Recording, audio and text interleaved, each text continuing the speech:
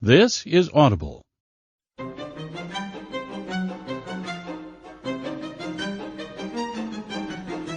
Simon & Schuster Audio presents Now or Never, a Stephanie Plum novel, Book 31, by Janet Evanovich. Read by Lorelei King.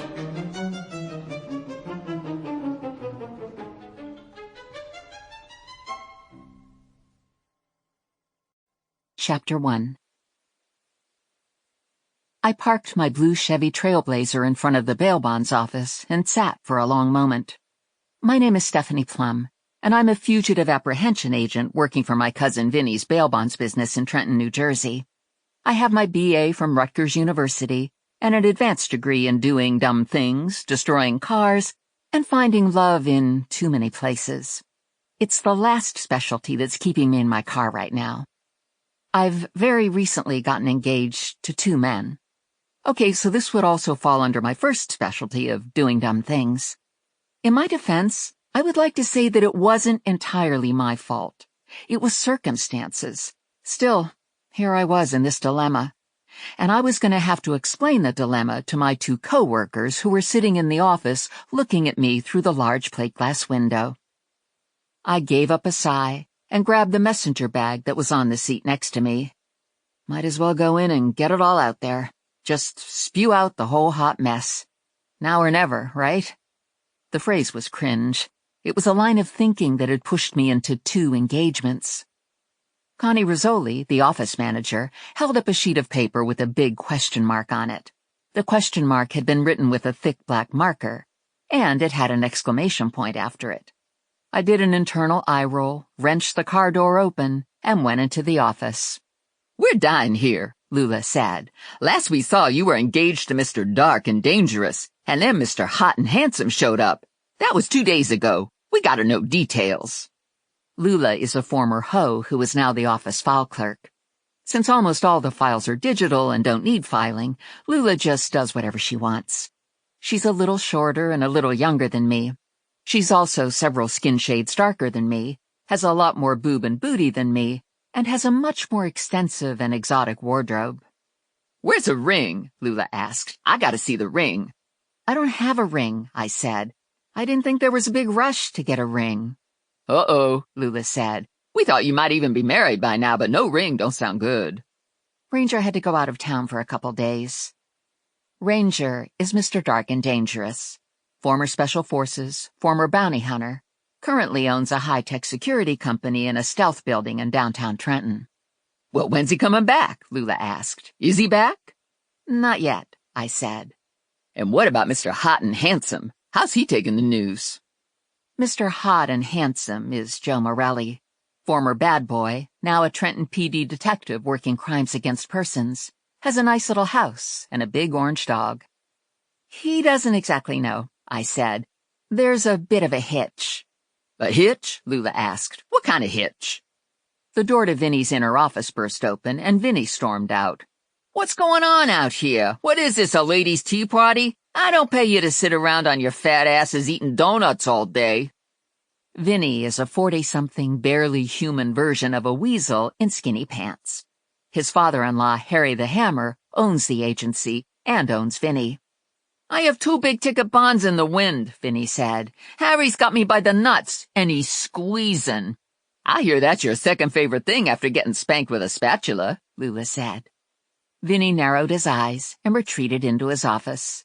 He slammed the door shut and threw the bolt. I hiked my messenger bag higher onto my shoulder. "I'm on the move. Gotta catch some bad guys." "What about the hitch?" Lula asked. "Later," I said. "Are you coming with me?" "Might as well," Lula said. "There's only 1 donut left in the box, and it's one of them plain cake ones. I'm the kind of girl that needs chocolate and extra sugar in the form of attached granules or creamy frosting." When Vinnie writes a bond, he guarantees that the bondee is going to show up for his court appearance. If the bondee doesn't show, Vinnie is out the bond money. So Vinnie sends me out to find the miscreant and drag their sorry body back to jail. Lula is on salary, but I only get paid when I make a capture. This ensures that I have incentive to go to work every day. We got into my SUV, and I pulled 2 files out of my messenger bag and handed them to Lula. Eugene Fleck and Bruno Jug. Which one do you want to go after first? Lula paged through Bruno Jug. It says here he's charged with tax evasion. That's what the feds use when they can't prove anything else on account of people involved keep getting dead. Previous charges were racketeering. That includes narcotics trafficking, extortion, and, here's my favorite, murder for hire. He don't sound like a lot of fun. Let's see what's in file number 2. She opened the second file and read down. This is a good one. Eugene Fleck, a.k.a. Robin Hoodie, on account of he always wears a hoodie, and he robs from the rich and gives his shit to the poor. The guy is a porch pirate first class. Looks like nobody was complaining too much until he got carried away with himself and hijacked a UPS truck. He made the 6 o'clock news for that, I said. He drove the UPS truck to a homeless tent city under one of the bridges and emptied it out. It was like Christmas in October with everyone ripping packages apart. I'm all about this guy, Lula said. Where do we find him? He's 26 and lives with Mommy and Daddy, Lula said. I'll plug the address into the GPS. Doesn't look like he's got a job. He lists his occupation as gamer. Guess when he's not stealing stuff, he's on the computer. Lula looked over at me. Are you sure you don't want to tell me about the hitch? It's complicated. I bet. I pulled out into traffic. I'm working on it. 20 minutes later, we were in front of the Fleck house on Elm Street. It was a medium-sized colonial, painted white, black shutters and red front door, 2-car attached garage, no car in the driveway. Nice middle-class neighborhood. Who are we going to be today? Lula asked. Good cop, bad cop? Pizza delivery? Church ladies come to say hello? Lula's hair was fluffed out into a big puffball, and the hair color of the day was fuchsia. She was wearing a navy spandex dress that would have been tasteful on a much smaller woman. On Lula, it was a traffic stopper. There was a lot of cleavage and excess breast struggling to be set free from the plunging scoop neck of the dress, and the skirt was stretched to its limit across her butt. The hem was inches below what should never be seen in public. Her feet were happy in 6-inch-high stiletto heels. I was in stark contrast in sneakers, jeans, a girly t-shirt, and a gray hoodie. My brown hair was pulled up into a ponytail, and I'd gnawed my lip gloss off worrying about my engagement dilemma. I learned early in our friendship that it was hopeless to try to compete with Lula. She was a birthday cake with sparklers, and I was a bran muffin. Okay, maybe that's too harsh. If I swiped on some mascara and lip gloss, I could bring myself up to an almond croissant, maybe even a cupcake. No sprinkles. Bottom line is that I didn't think either of us was going to pass as a church lady. I parked the SUV in front of the Fleck house and cut the engine. We're going to be ourselves, I said. 2 professional bail bonds enforcement agents. Are you sure that's who we are? Lula asked. That's what it says on my business card. I got to get some of them made up, Lula said. I rang the bell, and a young man answered, about my height, which was 5'7". Brown hair tied back into a low ponytail, slim, baggy jeans and beat-up sneakers and a red plaid flannel shirt untucked. Eugene? I asked. Yeah, he said, looking Lula over. Only I'm not interested in kinky sex. My mom's gonna be home any minute. Huh, Lula said. What makes you think we'd want to do you? I stepped in front of Lula so that my foot was halfway into the doorframe. I represent Vincent Plum, I said to Eugene. You failed to show for your court appearance, and I'm going to help you reschedule. Okay, he said. Go ahead and reschedule me. He made an attempt to close the door, but I was already inside. We need to go downtown to reschedule. It won't take long, and then we'll bring you home. I guess I could do that, he said, as long as it doesn't take too long. Truth is, he'd get booked in. And because it was early in the day and court was in session, he might be lucky enough to go in front of a judge and have his bail bond set and be given a new appearance date. Then, if he could get someone to secure his bail bond, he'd be free to go. If all of this didn't happen, he'd spend some time in lockup. I put him in the back seat of the SUV. I drove out of the neighborhood and avoided the center of the city by taking Marlborough Street. I stopped for a light by the Catholic church. There's a lot of people in front of the church, Lula said. Don't look like they're dressed up for a wedding. There's a homeless camp in the park on the next block, Eugene said. They come here to get food. The church gives out 2 meals a day. Some of them are waving at us, Lula said. And they're yelling something. She cracked her window. It sounds like they're yelling, Robin. It's because of all the publicity about Robin Hoodie, Eugene said. The police found my fingerprints on the truck and charged me with hijacking, and it got to be big news. My picture was all over the television and in the paper saying I was Robin Hoodie. Are you? I asked. No, of course not, but everyone thinks I am. I can't walk past a homeless person without them telling me they're one of my merry men. Looks like they're coming over, Lula said. Looks like all of them are coming over. In an instant, the car was surrounded.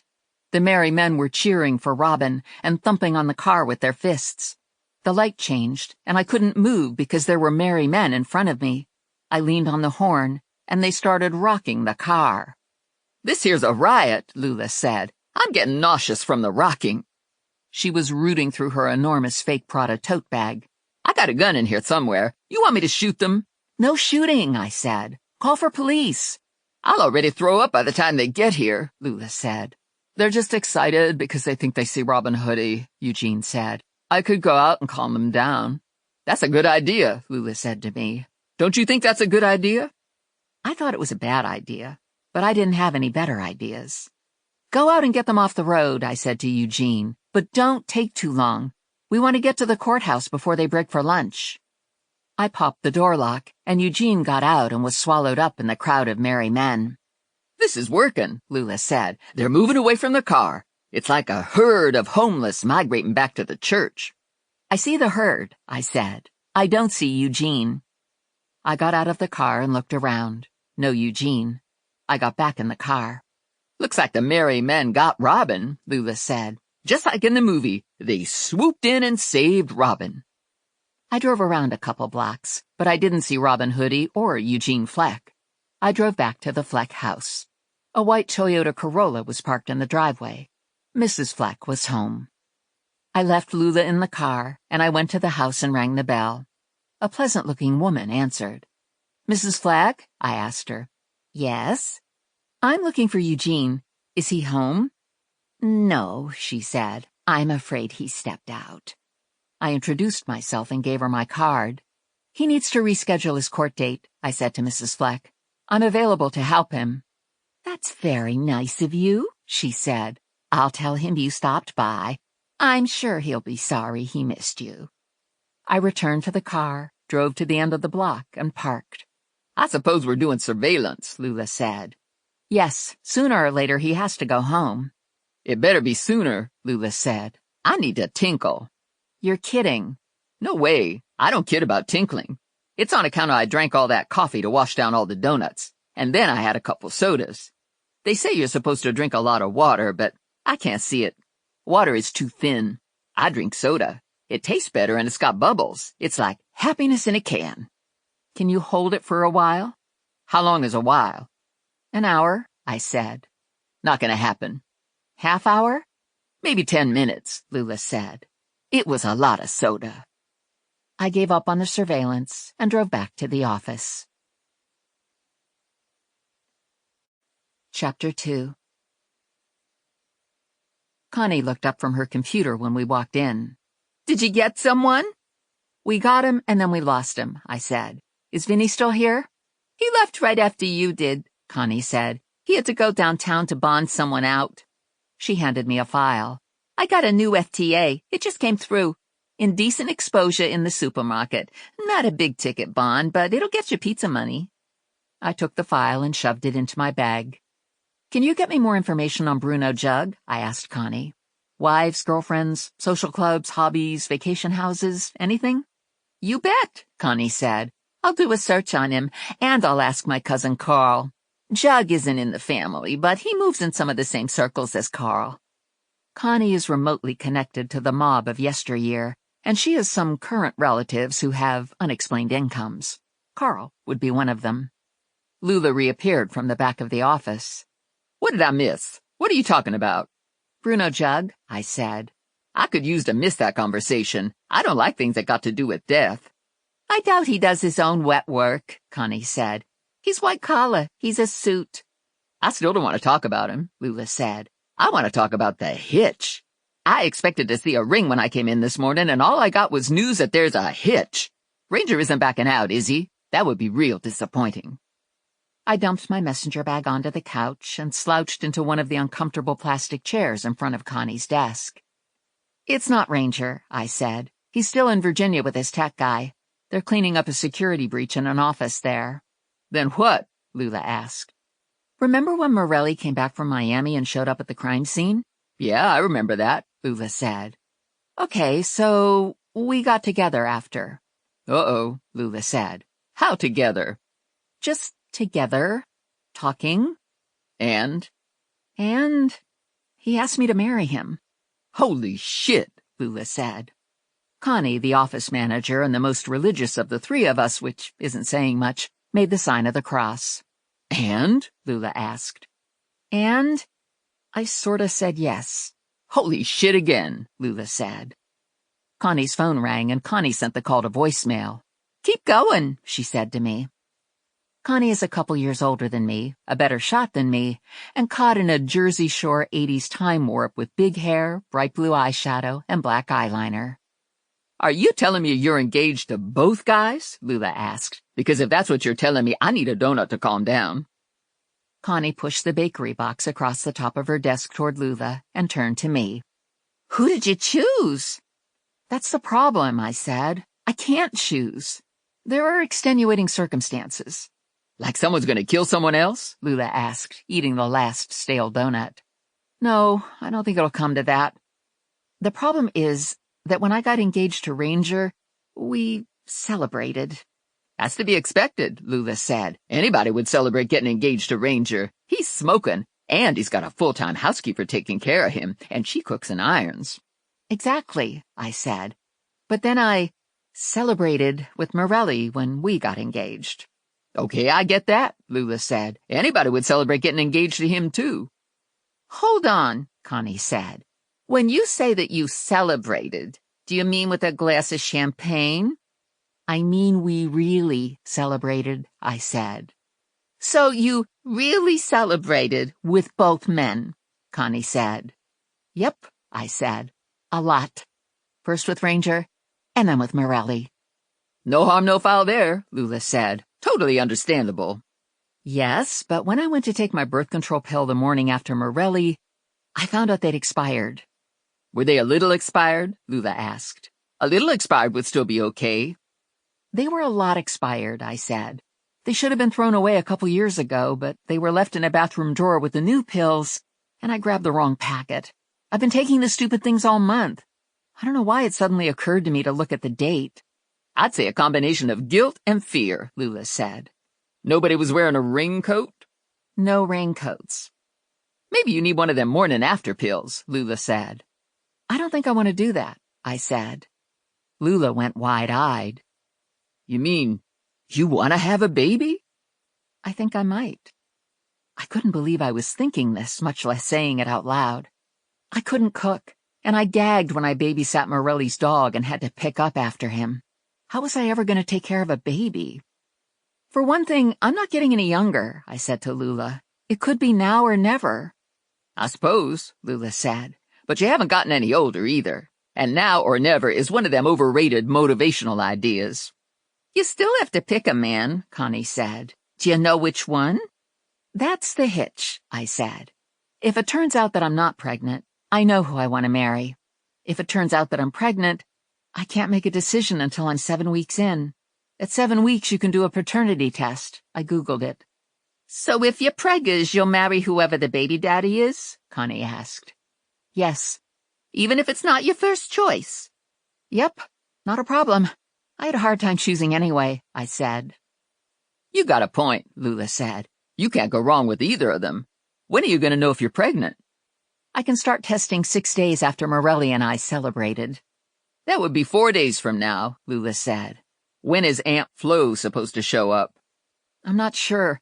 I have almost 2 weeks of pills left, but I've stopped taking them, so Aunt Flo might be confused." "Okay, so we have to wait until Friday," Lula said. "The 6 days after isn't a sure thing," I said. "The 10 days test is more reliable, and the best test is after you've missed a period." "I can't wait for 10 days, Lula said. "As it is, I'm going to be holding my breath until Friday." "What about your apartment?" Connie asked me. "I heard you got evicted." "I did, but I've been reinstated. The management company changed its mind. They realized the fire wasn't my fault. I mean, I can't help it if some wacko firebombed my apartment. Yeah, and we caught the wacko, so that has to count for something, Lula said. I glanced at the donut box on Connie's desk. Empty. Damn. Connie kept a flask in her bottom drawer, along with her gun and a can of hairspray. Probably it was too early to take a hit from the flask. I didn't usually drink hard liquor, but in the absence of a donut, it served a purpose. I gave up on the donut and the liquor and slumped a little lower in my chair. Most of the damage was cleaned up by the restoration team, I said. And if I can bring Jug in, I'll collect enough on his apprehension to buy new bedroom furniture, and maybe a television. Are you sure you want to do all that if you're getting married? Connie asked. I can get a mattress and frame overnight for under $300. Otherwise, I might be sleeping on my couch for a couple months. I see where you're going with this, Lula said. You've got to keep 2 guys on the hook, so it's not like you could live with one of them. I don't know how you're going to do this. It should be okay for a day or two, I said. I'll be busy getting my apartment set up, and I've got a couple FTAs that will be a priority. Ranger is out of town, so I only have to deal with Morelli. What happens after a couple days? Lula asked. I might get sick. Something contagious. That's good, Lula said.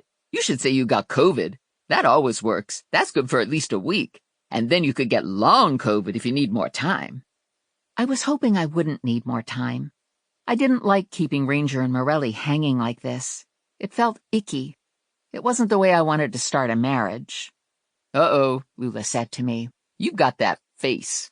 What face? The face like you're not happy, where your mouth turns down and your eyes don't have no sparkle. I shouldn't have celebrated with both of them. Yeah, well, that ship already sailed. You just need to take your mind off it. We should go get the indecent exposure guy. They're always fun, and they hardly ever shoot at us. My phone rang. It was Morelli. Hey, I said to him. Just checking in, he said. I'm still playing catch-up on paperwork, but I should be done at the end of the day. I thought we could get takeout, and you could spend the night.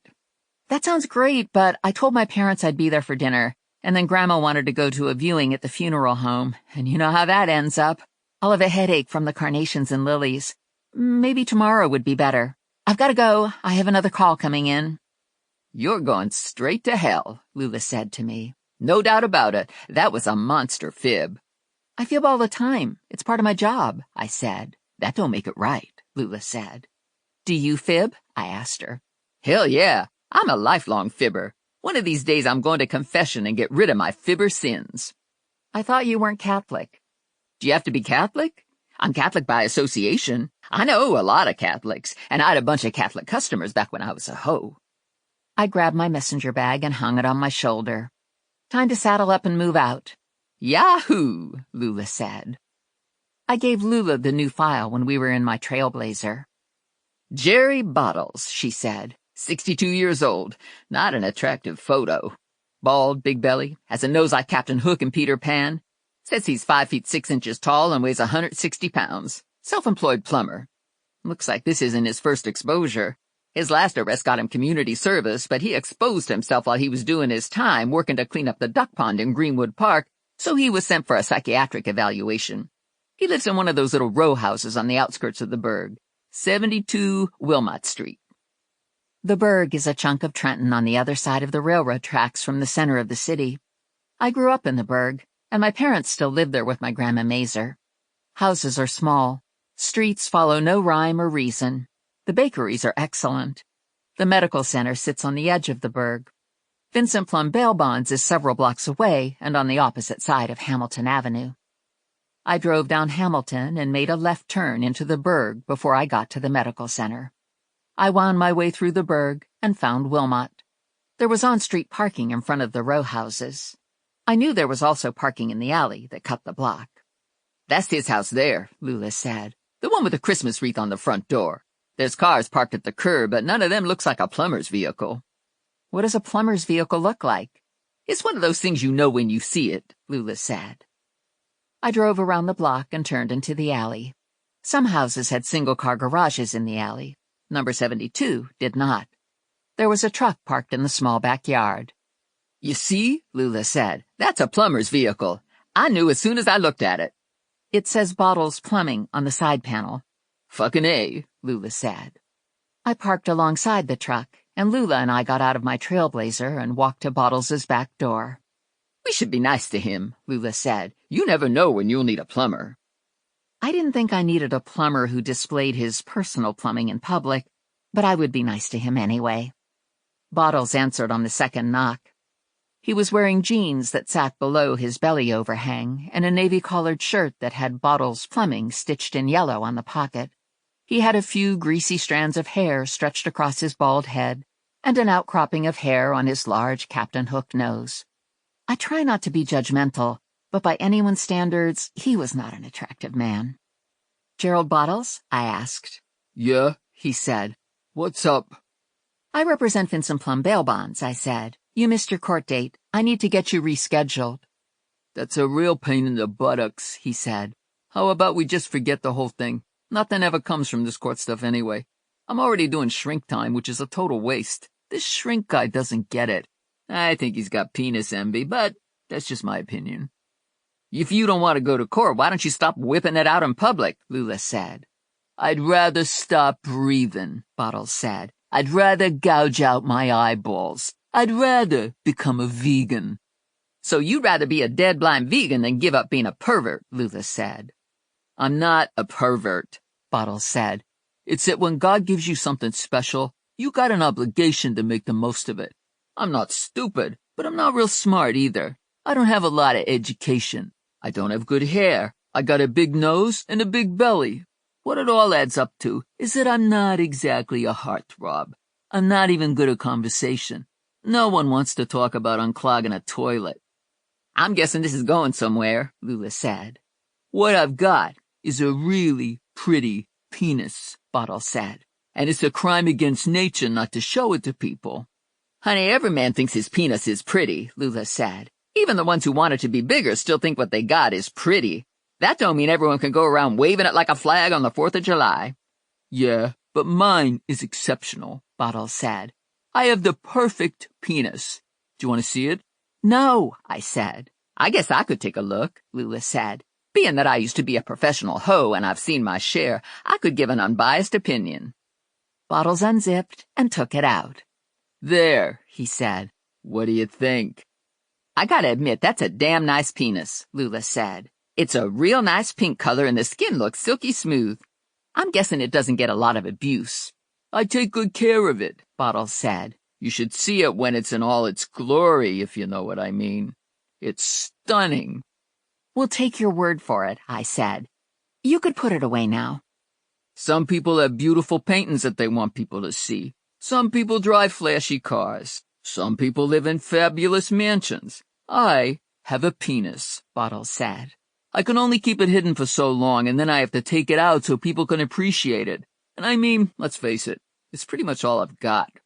"I see where you're coming from," Lula said, "but you're a nut."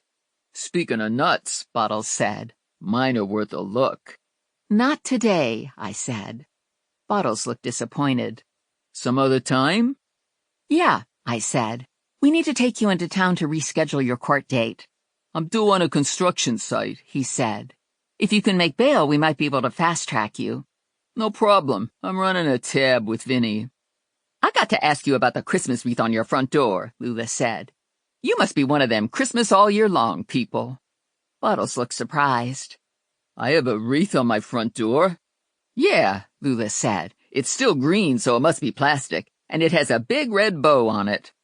"I never use the front door," Bottles said. "I didn't know there was a wreath on it. It must have been there when I bought the house 2 years ago." Chapter 3. I dropped Lula off at the office, walked Bottles through the legal system, and brought him back to his house. I stopped at Joe Vicini's deli, got a turkey club on a brioche roll, and took it to the office to eat. "Looks like everything worked out with Bottles," Lula said. "We saw that Vinnie bailed him out, so Bottles must not have exposed himself to the judge." I dropped my messenger bag on the floor, pulled a chair up to Connie's desk, and unwrapped my sandwich. "I was worried," I said. "I kept him cuffed up to the last minute, and then I rushed him out of the building as soon as the judge set his bail bond." "I've been thinking about Bottles," Lula said. "It doesn't seem fair that he got stuck with a special penis. I can relate, on account of some of my special things gotta stay covered up, too. I've got world-class nipples, for instance, and my opportunities to get them appreciated are limited.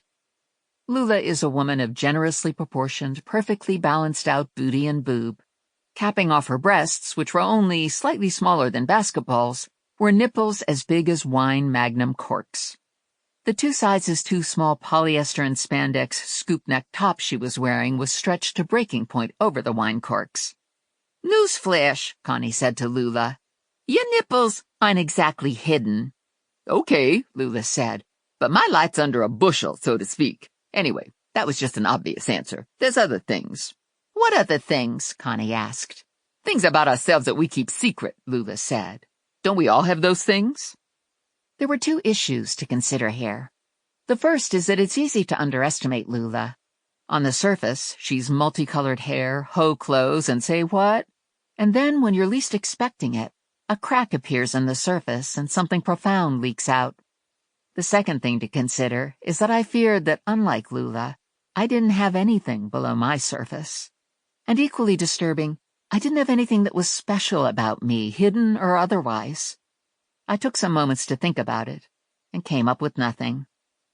"Anyway, I'm lucky that I got other possibilities going for me," Lula said. "I could be anything I want to be. Someday I might want to be a lawyer or a supermodel or an astronaut. Bottles don't seem to have anything on his agenda but being a plumber. Not that I'm downplaying the value of being a good plumber, but let's face it, it don't get the respect like a supermodel." I ate my sandwich while I read through the information on Jug that Connie had printed out for me. He'd been accused of a laundry list of crimes and convicted of none. Jurors, witnesses, and informants mysteriously died or had bouts of amnesia. Judges ignored evidence and ruled for acquittal. "I'm surprised he went FTA," I said to Connie. "There's no history of him doing that for any of his other arrests." "He has a new wife," Connie said. "He just got back from his honeymoon. I imagine the court date was inconvenient." "So this might be an easy bust," I said. "Maybe," Connie said. "I asked my mom about Jug, and she said there's rumors he's senile, got dementia, can't remember anything, combative, dribbles." "And he just got married?" "Yeah, she's 23 years old. True love." "That's nice," Lula said. "He's making the most of his golden years, even if he can't remember them." "Do we have an address for him?" I asked Connie. "His address has been the same for 40 years, Connie said. "He has a house in North Trenton and an office downtown. It's all in your report." "I'm going to do a drive-by on his house and his office," I said. "Get the lay of the land." "I'll go with you," Lula said. "Maybe we'll get lucky and he'll be out walking his dog and we can snatch him up and drive him to get rebooked." "There's no mention of a dog in any of the reports I pulled," Connie said. "Well, you said he's rumored to be senile. It could be a pretend dog," Lula said. "My Aunt Bessie was senile and she talked to an imaginary giraffe. She got arthritis in her neck from always looking up to the giraffe. She had to get a cortisone shot. And then there's that Jimmy Stewart movie about a giant imaginary rabbit named Harvey, except it's not clear if Harvey is imaginary or real." I remember seeing that movie for the first time when I was a kid, and the idea of a huge invisible rabbit scared the bejesus out of me. I wasn't comfortable about the Easter Bunny hopping around in our house either. As an adult, I've come to love Harvey, but I'm still creeped out by the Easter Bunny. I took North Olden Avenue, crossed the railroad tracks, and followed the GPS lady's directions to Marymaster Street. "This here's a nice neighborhood," Lula said. "It's real tidy and respectable with lots of big shade trees. I bet they hardly have any crime here. If I was married and had a kid and a real dog that was named Chardonnay, I would want to live here. Being that I don't have any of those things, I'd rather stick a fork in my eye than live in one of these houses." Lula rented a small apartment in a house that was currently painted lavender and pink.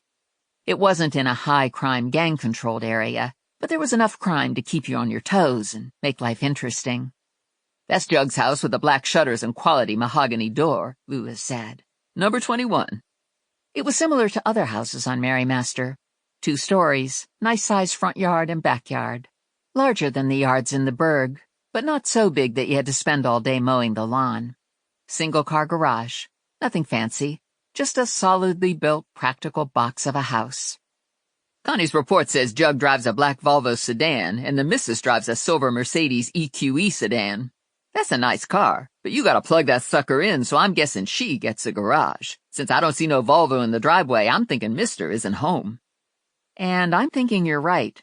Next stop is his office. We gotta go back to town. He's on East Gilbert Street.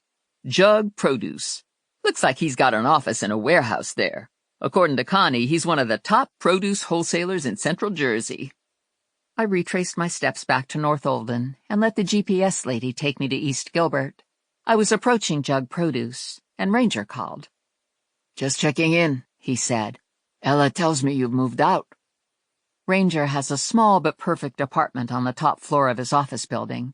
Gourmet food, Bulgari shower gel, fluffy towels, heavenly pillows, freshly ironed expensive sheets, and other niceties are supplied by his housekeeper, Ella. The one-bedroom flat has a neutral, slightly masculine color palette, with comfortable, clean-lined, softly modern furniture that Ranger didn't even buy second-hand. My hamster Rex and I had cohabitated with Ranger while my apartment was recovering from the firebombing. I moved out like a thief in the night when I went off the rails and got engaged to Morelli. Rex and I went back to my apartment, I said. I thought I'd take this time to organize since you're out of town. And now? Now I'm in the car with Lula, and you're on the speakerphone. Babe, Ranger said, and he disconnected. He's a man of few words, I said to Lula. Yeah, but he says babe like it's an invitation to an orgasm. Jug Produce was housed in a 2-story cement block warehouse. There was a front door on East Gilbert Street that served as a visitor's entrance with on-street parking. Windows on the second floor. Probably offices up there. Connie's notes indicated that the Jug property fronted Gilbert and backed up to the street behind it. I drove around the block and found the back gate to Jug Produce. It looks like there's a loading dock behind the building, Lula said. Everything's nice and secure with chain-link fence. Guess you want to make sure no one's stealing melons and such. I thought it probably was also handy for delivery of hijacked sneakers and human trafficking. I guess we're coming back here tomorrow, Lula said. I'd rather try to get him at home. I think it will be an easier apprehension. That's going to be early in the morning or at dinner time, Lula said. I'm thinking first thing in the morning. We'll stake out the house, wait for lights to go on, and then we'll go in. How early is first thing? 7 o'clock. Say what? In the morning? It takes half an hour just to drive there. That's like out of the house at 6:30. I got a beauty routine. I gotta accessorize. Plus, I'll miss my morning donuts at the office. It's part of the start my day ritual. My body won't know what to do without donuts. My body don't like surprises like that. I'll bring donuts. And coffee. Good coffee, not the kind you make. Yeah, I'll bring good coffee. I dropped Lula off at the office and drove to my apartment building. 3 floors of uninspired brick construction. Not new, not old, not luxury living, not a slum. Affordable and moderately comfortable if you were willing to lower your standards. I parked in the lot and looked up at my second-floor windows. The brick around the windows was still smudged with soot from the fire. I bypassed the unreliable elevator and took the stairs. Men were working in the hall on the second floor, replacing the water-soaked carpet. Some good things come out of a fire, right? Like new carpet. I let myself into my apartment and glanced into my kitchen. Apart from some smoke damage, it was untouched by the fire. My hamster Rex was asleep in his aquarium on my kitchen counter. I called hello to him, dropped my messenger bag on my dining room table, and returned to the kitchen to give Rex a snack. Half a Ritz cracker and a peanut still in its shell. The bedding stirred in front of his soup can den, and Rex poked his head out and twitched his nose. He rushed at the cracker and peanut, shoved them into his cheek pouch, and returned to his soup can. The perfect roommate, quiet, non-judgmental, small poop. The fire had wiped out my bedroom and most of my living room. The fire restoration company had done a decent job, but I needed paint throughout, new carpet, and furniture. So far, my redecorating efforts had gotten me a couch, a table lamp, a sleeping bag, and a pillow. I didn't want to spend any more than was absolutely necessary on the essentials. They were temporary. Probably. Hopefully. Maybe. I sat at my dining room table desk and opened my MacBook Air. After a half hour, I had a queen mattress and frame, an end table, a nightstand, a second table lamp, a quilt, and a set of sheets getting delivered in 48 hours. If I brought Jug in, I would be able to pay for it all. The obituaries were next up. I surfed funeral homes and hit gold right away. Larry Luger was having a viewing at the Berg's premier funeral home.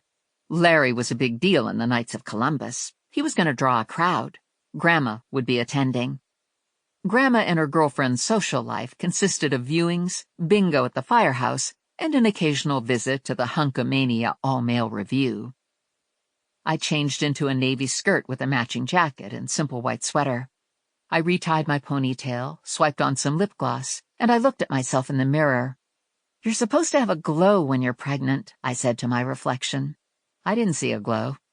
Maybe it was too soon. Maybe I wasn't glowing because I was a big fibber. Now I had to go to a viewing tonight with Grandma so I didn't get caught in my fib. I sniffed at my jacket sleeve.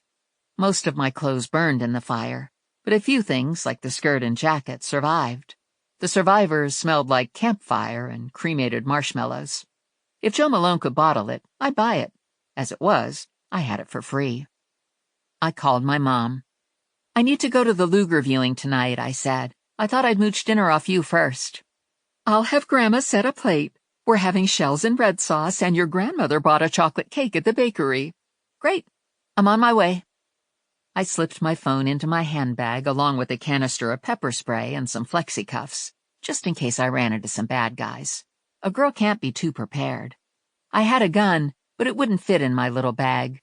And anyway, I didn't have any bullets.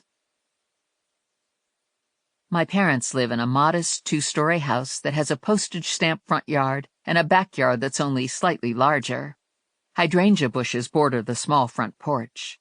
Trash and recycling receptacles border the small back stoop. The rooms inside are arranged shotgun: living room, dining room, kitchen. The furniture is overstuffed and comfy. The end tables are cluttered with framed photos of family.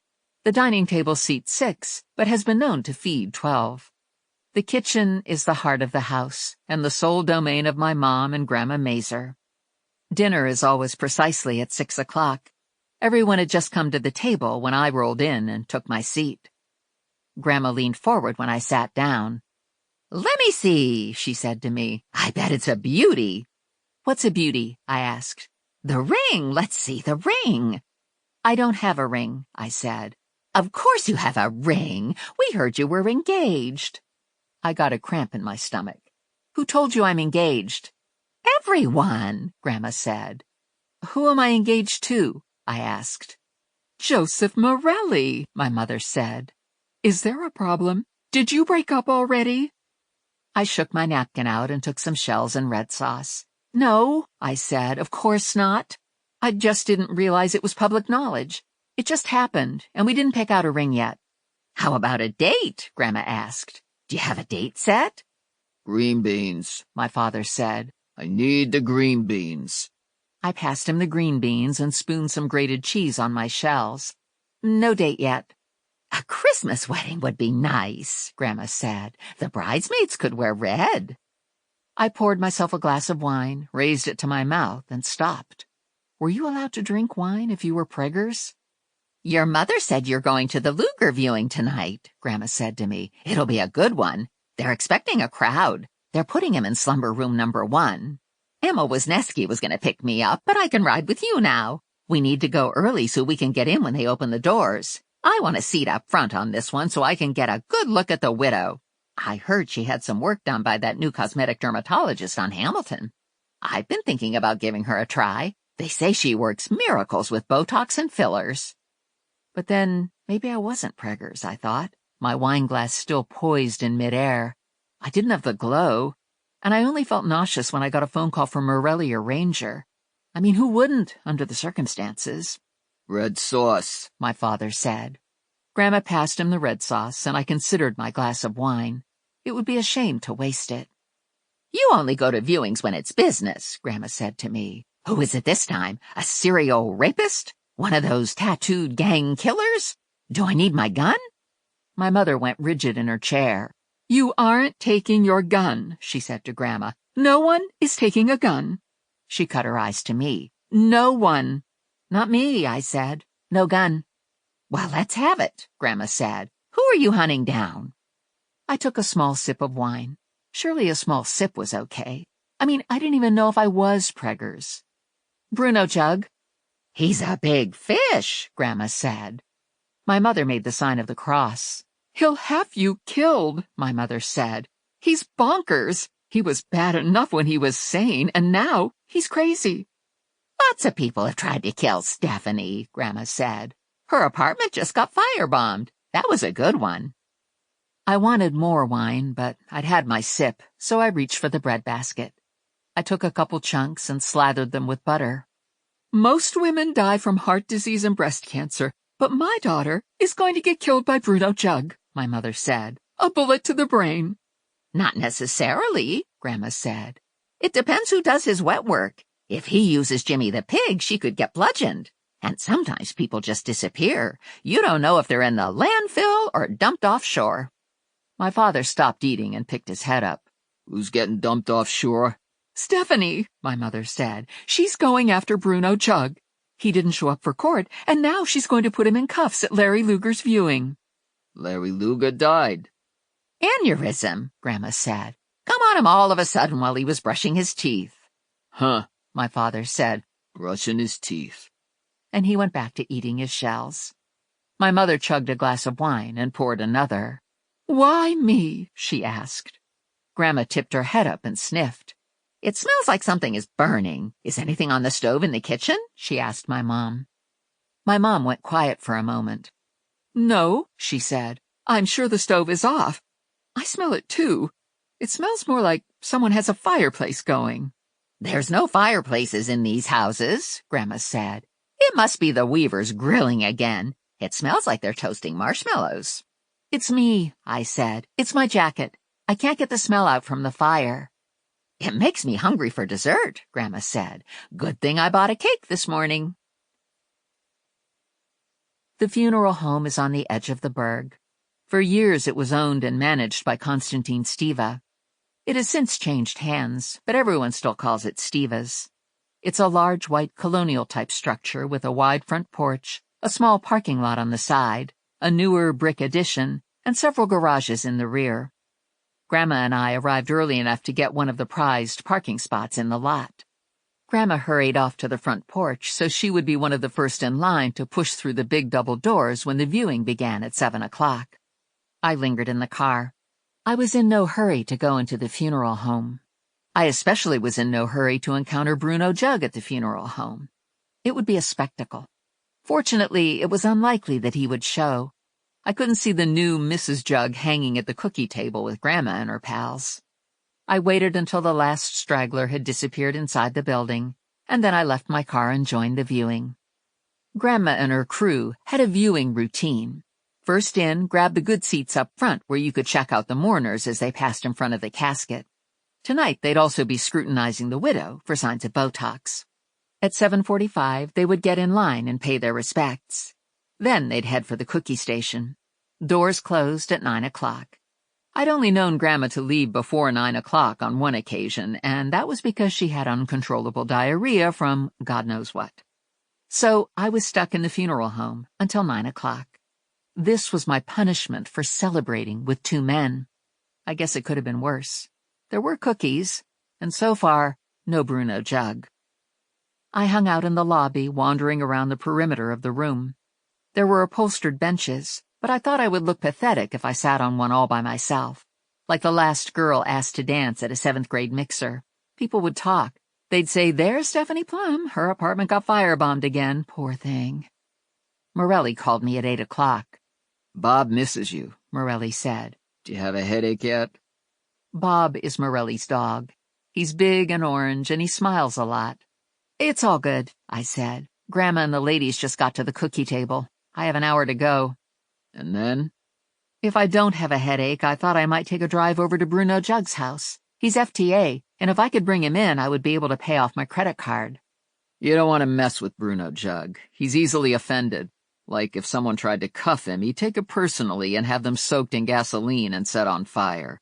Let Vinnie bring him in. Rumor has it that Jug's senile. I've heard the rumor. I've also heard a rumor that his new bride is pregnant by their chihuahua and that the world is coming to an end in 32 days. They have a chihuahua? I have to go, Morelli said. 3rd period just started. Rangers are down by 2 goals. I hung up, turned in the direction of the cookie table, and bumped into Herbert Slavinsky. I knew Herbert from high school.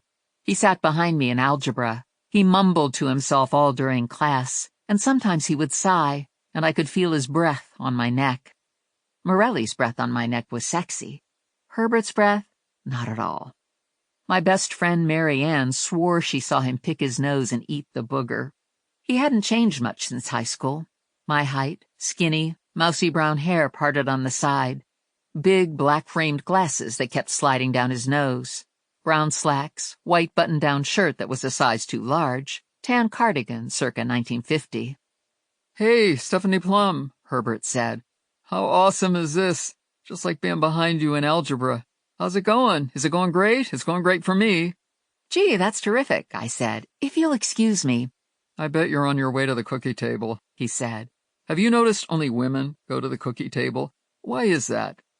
I never noticed. That's probably because you don't come here a lot. I come a lot.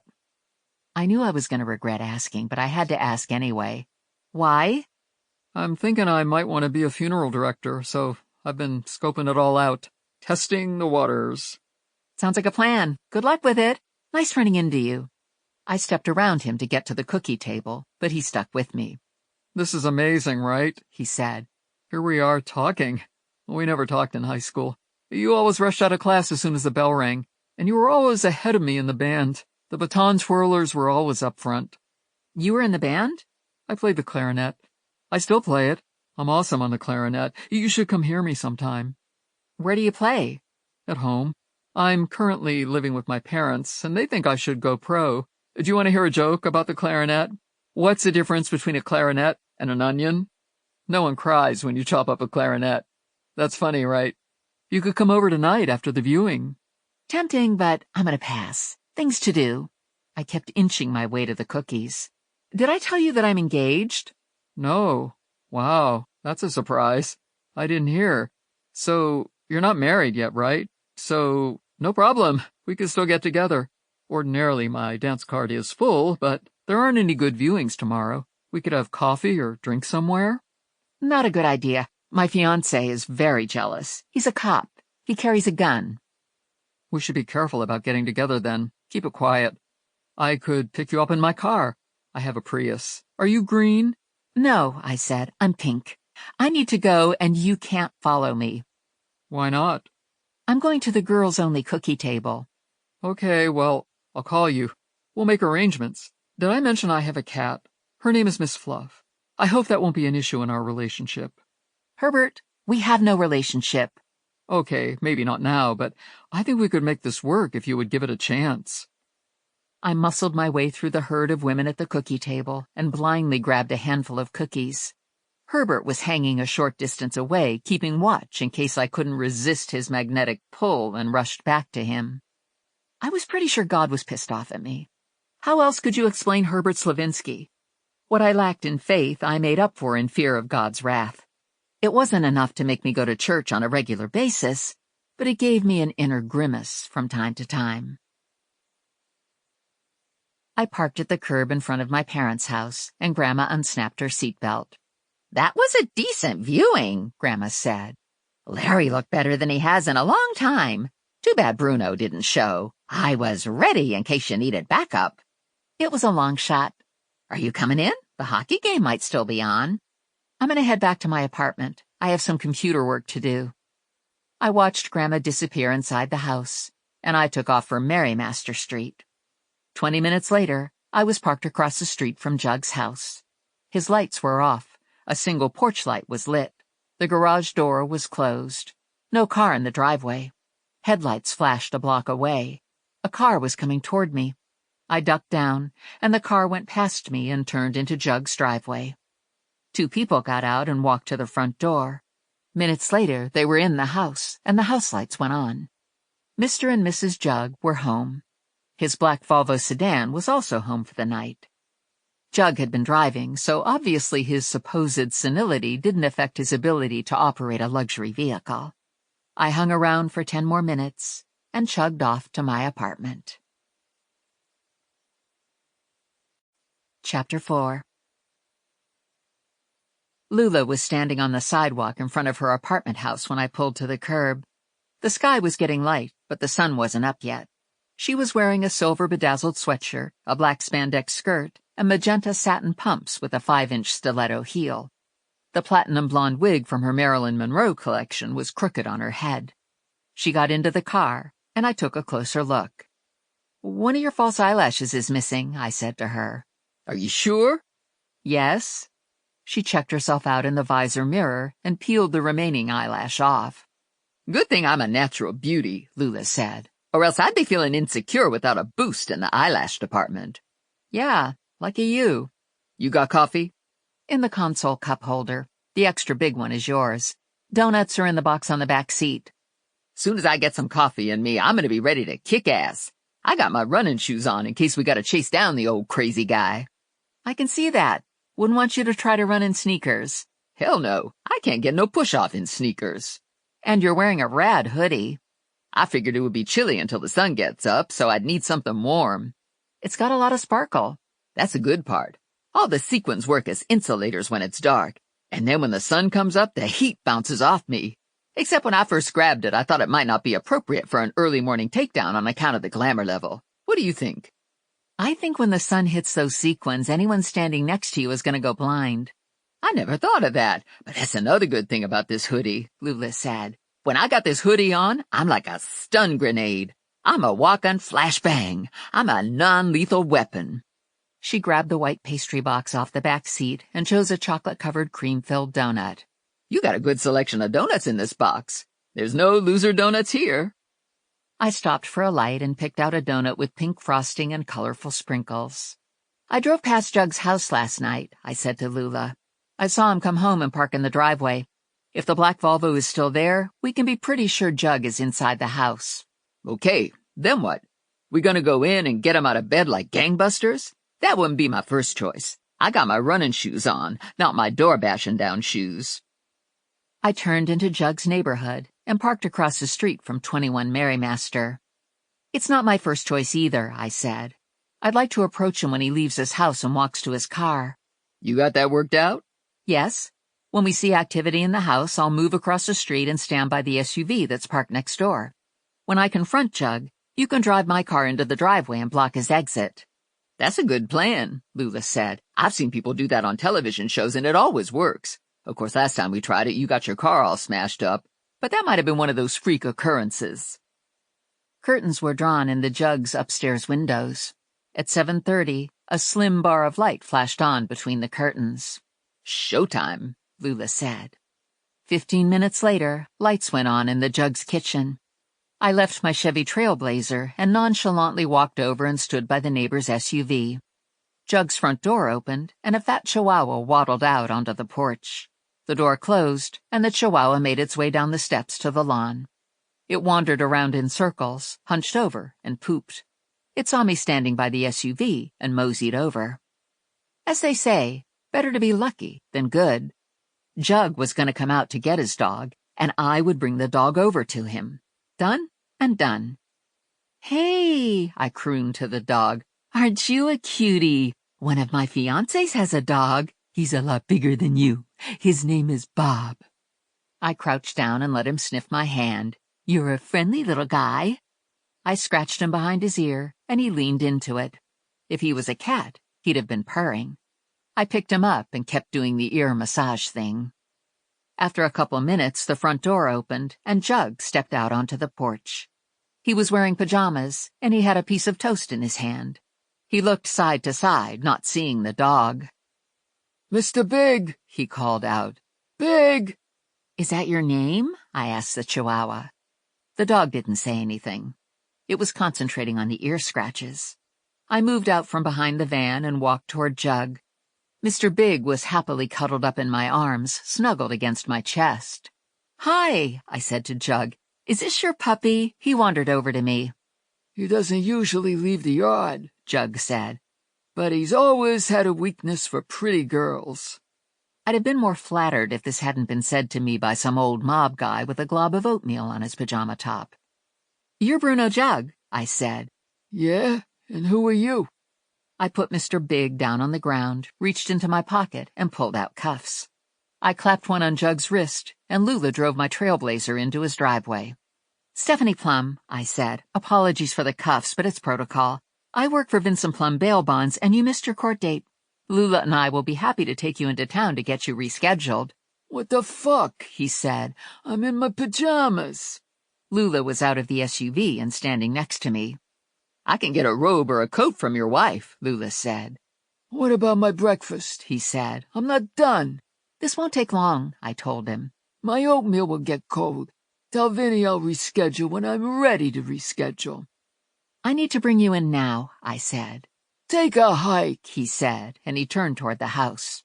I grabbed his pajama top and yanked him back, and 2 buttons popped off. Jug stared down at the damaged top for a beat, looked at the bracelet on his wrist, and shifted his full attention to me. "Uh-oh," Lula said. "He got crazy eyes." I took a giant step back. "Sorry about the pajamas." Jug unclenched his teeth and glared at Mr. Big. "Kill!" Mr. Big lunged at me and sank his chihuahua teeth into my leg, just above the ankle. I instinctively kicked my leg out. Mr. Big lost his grip, flew through the air, and bounced once on the lawn about 15 feet away. He jumped to his feet and came at me again. This time he snagged the bottom of my jeans. Mrs. Jug popped out of the house. "What's going on?" "Trespassers," Jug said. "Get my gun." Mrs. Jug turned on her heel and disappeared back into the house. "Guns aren't necessary," I said, using my most trust-inspiring, soothing voice. "This is a simple matter of rescheduling." "You ruined my breakfast and favorite pajamas," Jug said, eyes narrowed, jaw muscles bulging, precisely enunciating each word. "It's impressive how you can talk with your teeth gnashing together like that," Lula said to Jug. "And you might not know, but your face is real red. You might feel better if you take a blood pressure pill." "I'll feel better when I shove my foot up your pussy," Jug said, launching himself at Lula, his hands reaching for her neck. Lula stumbled back and swung her giant tote bag at him, catching him square in the face, knocking him off his feet. "What the hell?" Lula said. "What the freaking hell?" Jug was spread eagle on the ground, stunned. His nose was spurting blood, his fingers were twitching, his eyes were unfocused. "He's gonna be real unhappy when he comes to and sees all that blood soaked into his favorite jammies," Lula said. Mrs. Jug ran out of the house onto the porch, gun in hand, and gaped at Jug on the ground. "You killed him!" she shrieked, squeezing off a bunch of rounds in our direction. "You killed my Juggy!" Time stood still for a beat, and then adrenaline took charge, and we all went into save-yourself mode. Big ripped off a piece of my jeans and ran into the house with it, and Lula and I jumped into the trailblazer and hauled ass out of the driveway, out of the neighborhood. I checked my rearview mirror and saw that my back window was shattered. A couple bullets had pinged off my side mirror before I got out of range, but Lula and I were okay. "You don't think we really killed him, do you?" Lula asked. "No," I said. "He was just stunned." "He shouldn't have threatened my pussy like that. You know how sensitive I am to that sort of thing. I don't tolerate violence against my pussy." "Or any other body part," I said. "Damn Skippy. Good thing the missus is such a bad shot. There was bullets going everywhere. It's because she was all excited and rushing things in the beginning. She settled in once we were in the car. Still, even then she only took out the rear window and a side mirror, and it could have been by accident." Lula looked down at my torn jeans. "That vicious dog took a bite out of you. You got some blood dripping off your ankle." "I thought he liked me," I said. "Yeah, but he was a trained killer.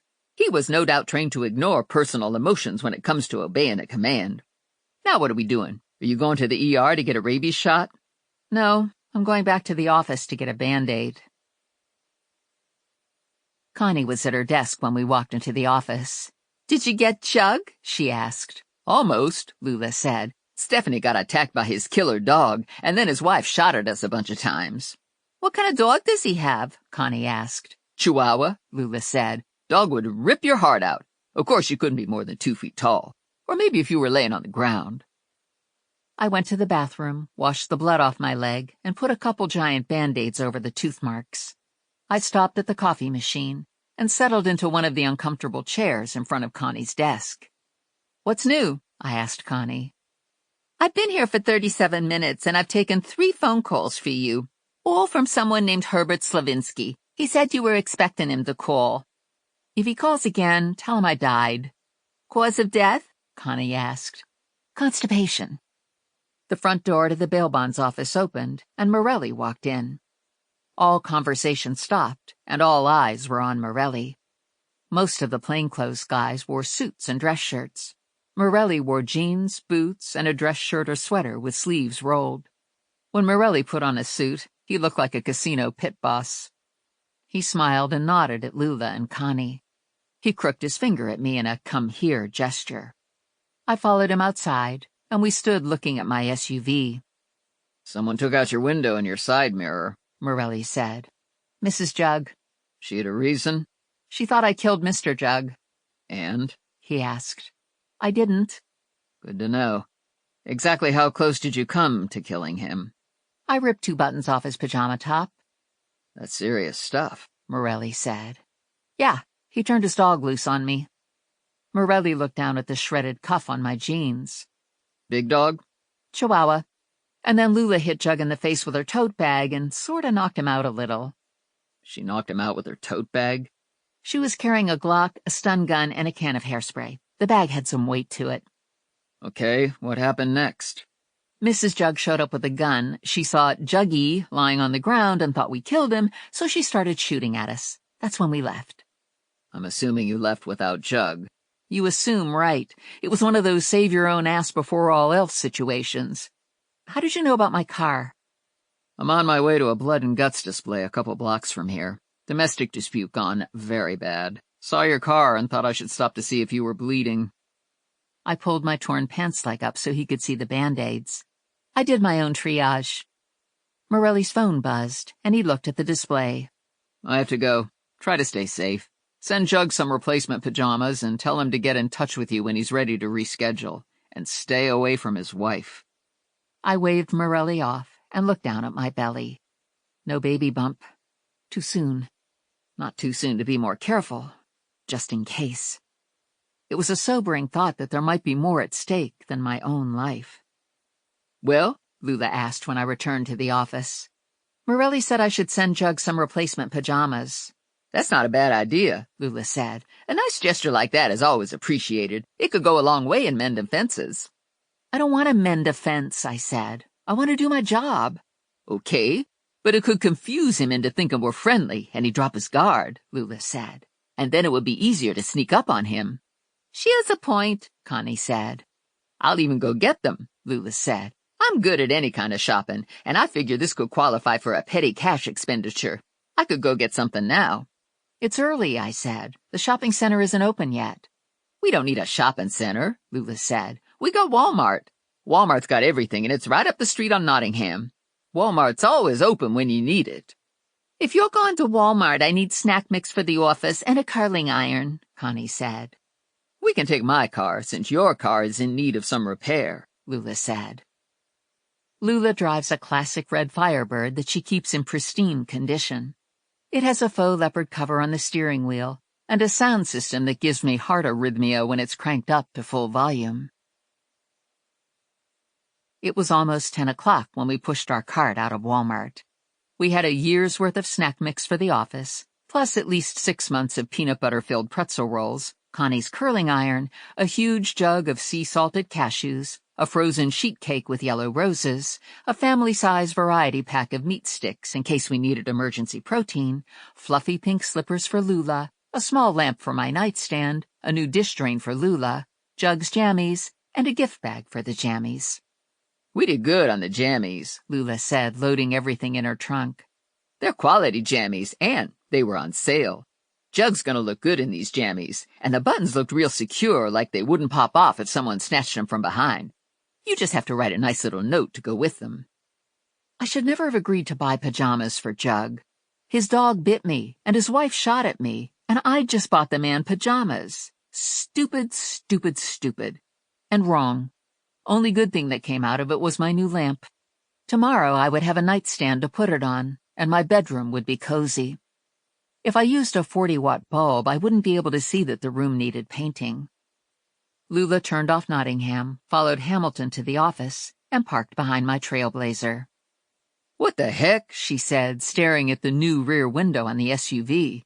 "Looks like the window fairy's been here." I unclipped my seatbelt and got out of the Firebird. Maybe Connie got it fixed. My phone rang with an unknown number. "Hi," the caller said. "Are you okay? Connie said you were dead, but I knew she was joking. She's a big joker, right? I can take a joke. It's one of my good points. I have a lot of good points. Are you back at the office? Did you see your car? I saw the broken window, so I had it fixed. I called one of those mobile glass people, and they came right out. I didn't know what to do about the side mirror. I can take your car to an auto body shop if you want." No, thank you for the window. That wasn't necessary, but it was thoughtful. Send me the bill, and I'll get a check out to you. "No way," Herbert said. "Heck, when I'm in a relationship, it's all the way." We aren't in a relationship. I'm engaged. I'm not interested in another relationship. I sent you flowers in case you really were constipated. It's always nice to get flowers when you're constipated, right? I have to go now because I'm at work, but I'll call you later when I get a break. I yelled no into the phone, but he had already disconnected. Lula had the carton of pretzel rolls in one hand, and she was holding the sheet cake with the other hand. "This cake is starting to defrost," she said. "We should eat it. Good thing we got those meat sticks and peanut butter pretzels so we can have a balanced diet." Chapter 5. Lula parked her Firebird in front of Jug Produce and cut the engine. I was sitting next to her with the gift bag on my lap and my seatbelt still cinched. "I feel sick," I said to Lula. "I can't do this." "Uh-oh, that's a sign that you're preggers. You got morning sickness." I thought it was a sign that I had to stop eating cake and washing it down with meat sticks and peanut butter pretzels. "I shouldn't have eaten that big yellow rose on the cake," I said. "You'll feel better once you get moving," Lula said. "You got a mission. You got cuffs in your pocket, right?" "Yeah." "And your stun gun in your other pocket?" "Yeah." "Then you're all set, and I'll be right behind you in case things get ugly." "Things aren't going to get ugly. This is going to be very civil, and I want you to stay here. I don't want this to look like a takedown." "Okay, I'm on it," Lula said. "You want me to keep the motor running in case you need to make a fast getaway?" "No, I won't need a fast getaway. I'm not delivering a bomb. I'm delivering a gift bag." I left the Firebird and walked into the building. The lobby was small and dated. The woman at the desk reminded me of Connie. I would bet money that she had a can of hairspray and a semi-automatic in her bottom drawer. "I have a gift for Mr. Jug," I said to the woman. "You can leave it here and I'll make sure he gets it," she said. "I prefer to deliver it in person." "He's a very busy man," she said. "Is he expecting you?" "No, but I'm sure he'll want to see me. I accidentally ripped his pajama top this morning and I wanted to apologize." I held the bag up. "I bought him some new pajamas." "There's a story here," she said. "Name?" "Stephanie Plum." Her eyebrows raised ever so slightly. "You want to let me see what's in the bag?" I gave her the bag. "It isn't a bomb." "Just checking," she said, returning the bag to me. "Hey, Lou," she yelled. "Stephanie Plum is here to see Mr. Jug." There were footsteps in the hall behind her, and a very large man walked into the lobby. He was in his 50s, with a fat roll stretching the fabric of his 3-button knit shirt hanging over the waist on his dress slacks. He was balding, and he had a face like a bulldog. "Mr. Jug is a busy man," Lou said. "She got a present for him," the woman said. "Pajamas." "You can give them to me," Lou said. "I'll make sure he gets them." "I'd rather give them to him myself," I said. "It's personal." Lou nodded at the desk woman. She made a phone call and nodded back at Lou. "He's gonna see you," Lou said to me, "but he's busy, so make it quick." I followed Lou up a flight of stairs and down a short hall. Jug's office door was open, and Jug was at his desk. 3 men were in the office with him. One was standing next to Jug, and the other 2 were seated on a large leather couch. "This is Stephanie Plum," Lou said to Jug. "She has a present for you." "I know who she is," Jug said. I handed him the gift bag. "Wear them in good health." Jug pulled the pajamas out of the bag and gave a bark of laughter. "Ha! Good one, but I still might kill you." I gave him my card. Let me know when you want to reschedule your court date. I'll give you a ride to the courthouse. If you kill me, you'll have to drive yourself. Ha! Another good one. He turned to Lou. Give her one of those fruit baskets we just got in. The one with the pears. Come on, cutie, Lou said to me. Visit's over. Mr. Jug is a busy man. Ha! Busy man, Jug said. I followed Lou down the stairs. He gave me a fruit basket, and I left the building. What's with the fruit basket? Lula asked when I buckled myself in. Jug gave it to me. It has pears. Pears are good. Personally, I only eat them if they're covered in chocolate or salted caramel. Still, he must have liked his pajamas if he gave you pears. She pulled away from the curb and made a U-turn. I guess he didn't want to re-up today? He's a busy man. Yeah, he's got a lot of irons in the fire, what with the human smuggling and money laundering and selling protection, not to mention selling fruit. Plus, he might not have all his marbles. That could slow you down. Connie called, and I put her on speakerphone. Are you returning to the office anytime soon? She asked. I have a new FTA, and Robin Hoodie is back in the news. What did he do this time? I asked. He stole a food truck and drove it to the big homeless encampment by the river. By the time the police arrived, he was long gone, and everyone was stuffed full of pulled pork sliders. You gotta give Robin Hoodie credit, Lula said. He's got some good ideas about helping the homeless. The owner of the food truck didn't think it was a good idea, Connie said. That's the unfortunate downside to Robin Hoodie's good deeds, Lula said. It's not like he's robbing Prince John and the Sheriff of Nottingham. Those guys deserved to get robbed. They were overtaxing the peasants, and Prince John didn't even need more money. He owned the castle free and clear. He didn't have a mortgage or anything. We'll drive by the Fleck house, I said to Connie. Eugene was next up on my to-do list anyway. The white Toyota Corolla was parked in the Fleck's driveway. Lula pulled in behind it, and we walked to the front door and rang the bell. Mrs. Fleck answered. Oh, dear, she said. I'm afraid Eugene isn't home. Do you know where he is? I asked. I don't know exactly, but I imagine he's with Kevin. Kevin picked him up this morning. Kevin is Eugene's best friend. They've been friends since grade school. They're both a little geeky. They're both gamers. Where does Kevin live? He has an apartment over his parents' garage. Martino Auto Body and Dog Wash. It's on Liberty Street. I know where that is, Lula said. It's next to Jenny Lou's tattoos. I was going to get a tattoo there once, but in the end I decided my skin was perfect as is without injecting ink into it. What kind of car does Kevin drive? I asked Mrs. Fleck. Goodness, I don't know, Mrs. Fleck said. It's always something different. Does Eugene have a car? No, she said. He has his driver's license, but he never had any interest in owning a car. He rides his bicycle everywhere. He'll probably be home for dinner if you want to try to talk to him then. We're having tacos tonight. Taco Tuesday. Eugene never misses tacos. Lula and I got back into the Firebird, and Lula drove to Martino Auto Body. The body shop consisted of 4 bays. A couple dented cars were parked in front of the bays. Another car was on a lift in one of the bays. There was a single door on the far side of the building. There were windows above the bays. Lula parked on a side street, and we went to the door on the end of the building. No doorbell, no window in the door. What do you think? Lula asked me.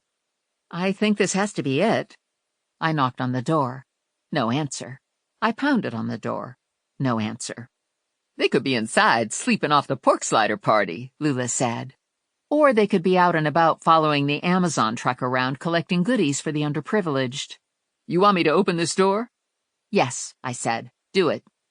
Lula put her hand on the doorknob and turned it. This is disappointing, she said. The door isn't locked. Takes all the fun out of doing it B&E. We took the stairs leading up to the second floor. There was a small landing and another door. The door was locked.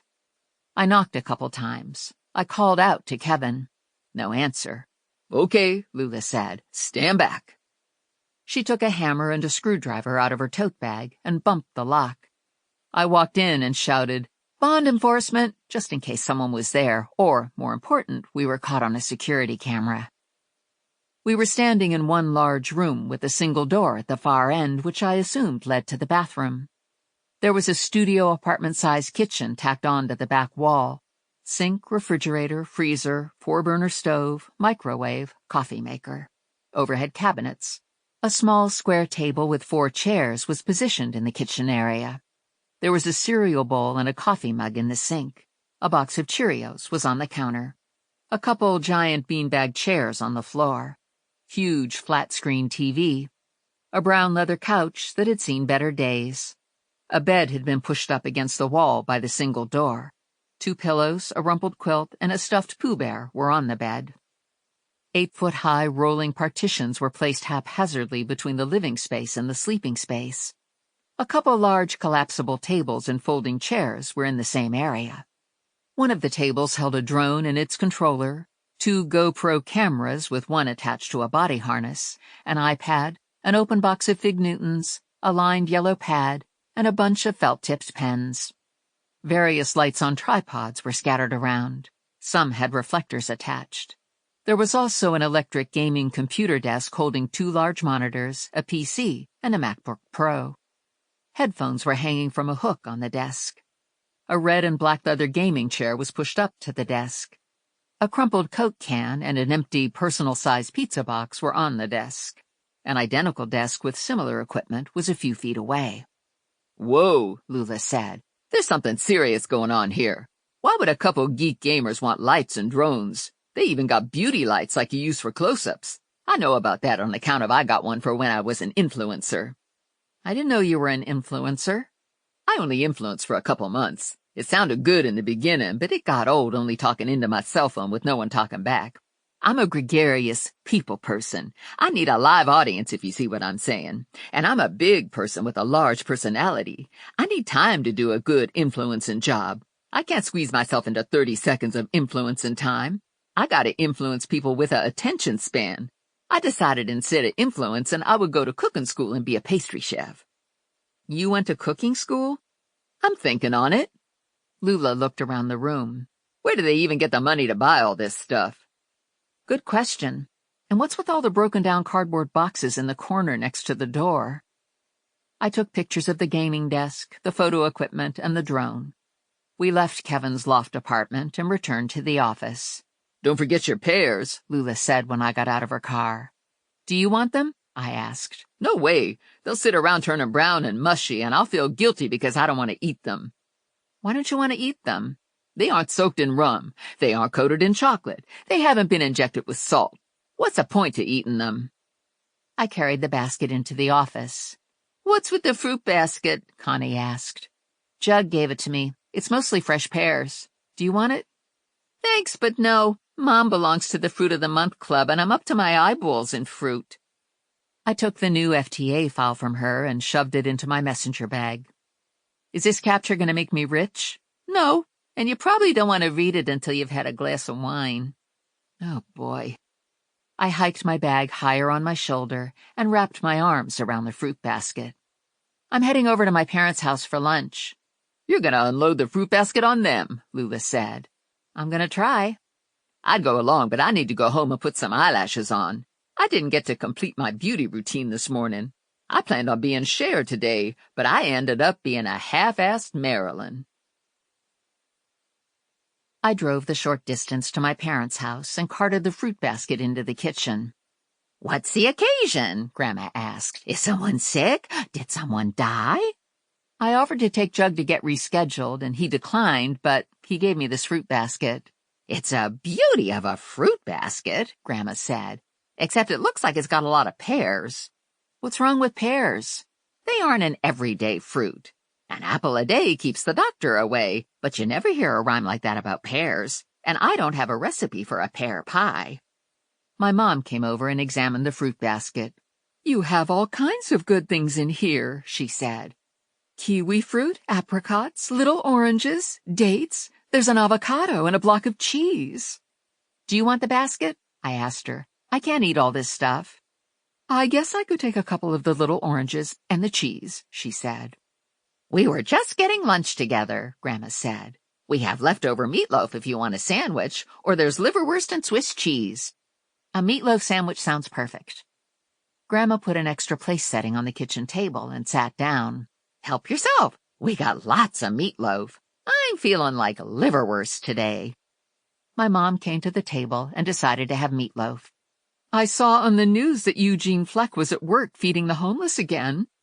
"They don't know for sure that it was Eugene Fleck," Grandma said. "He got arrested on suspicion of burglary for that delivery truck heist, but I heard from Angie Krasinski, who heard from her daughter, who does police dispatch, that it's not an open and shut case. Robin Hoodie fed the homeless today." Grandma assembled her sandwich. "I checked just before lunch, and there's no video up yet. It's going to be hard to top the UPS truck, but this should still be good." I tucked into my sandwich. "Are you talking about local news?" Grandma looked at me like I had sprouted two heads. "I'm talking about YouTube. Haven't you been following Robin Hoodie? Half the world is following him. Even your father is following him. Last week he broke into the Nike store at the mall, and then he live-streamed delivery of about 40 boxes of Nikes to a bunch of homeless drug addicts camped out on a sidewalk somewhere. I almost started bawling watching those addicts trying shoes on. I was happy they got shoes, but it was a horrible sight to see. One of them still had a needle stuck in his leg. I had to turn it off and watch BTS videos to get a grip on myself." I had a chunk of meatloaf sitting halfway down my throat, not going anywhere, thanks to the mental visual of an addict with a needle stuck in his leg. "It was an unusual video," Grandma said. "Usually Robin Hoodie's videos are more fun, with people opening packages and being happy like they're at a party." My next mental flash was of Kevin's loft apartment with the GoPro cameras and stash of cardboard boxes. "Do you get to see Robin Hoodie in these videos?" I asked Grandma. "Once in a while you get to see a glimpse of him, but you can't really see him because he's wearing a hoodie, and he always has a mask on under the hoodie." "So when Eugene was arrested and had his picture printed in the paper and flashed across the television screen on evening news shows, he became the face for Robin Hoodie," I thought. I finished my sandwich and skipped dessert for obvious reasons. After a morning of full-on donuts and Walmart cake, I was afraid I'd go into a diabetic coma if I had more sugar. I gave my mom the little oranges and the block of cheese and carried the fruit basket back to my car. I'd planned to stake out the Fleck house after lunch, but I went to my apartment instead. A glass vase holding a massive amount of cut flowers was in front of my door. A small pink envelope was tucked into the flowers. I opened the envelope and read the message. "Hope you aren't constipated anymore. Love, Herbert." I unlocked my door and shoved it open. I wrapped one arm around the flowers and tightened my grip on the fruit basket in the other arm. I staggered in and put the flowers and the fruit basket on my kitchen counter. I sliced off a small chunk of pear and dropped it into Rex's food bowl. Rex rushed out of his soup can, looked like he'd won the lottery when he spied the piece of pear, stuffed it into his cheek, and scurried back into his can. God bless Rex. I'd finally found a creature who appreciated free fruit. I brought my messenger bag into the dining room, sat at the table, and opened my laptop. I went to YouTube and searched for Robin Hoodie. Bam! There he was. I scrolled down and pulled up the UPS truck video.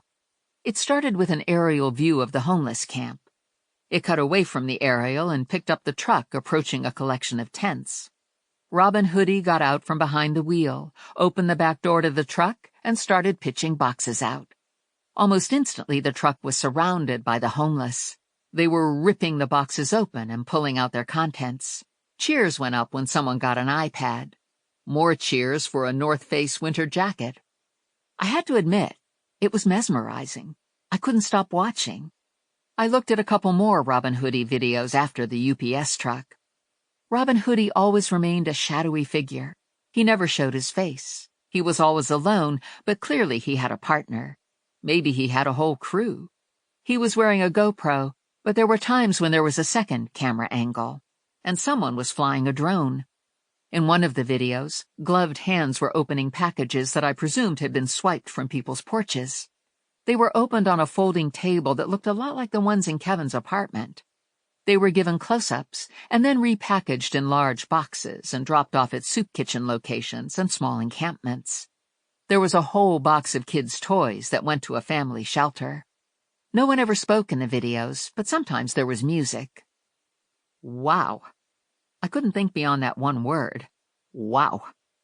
I pushed back in my chair and took a moment to step away from the videos.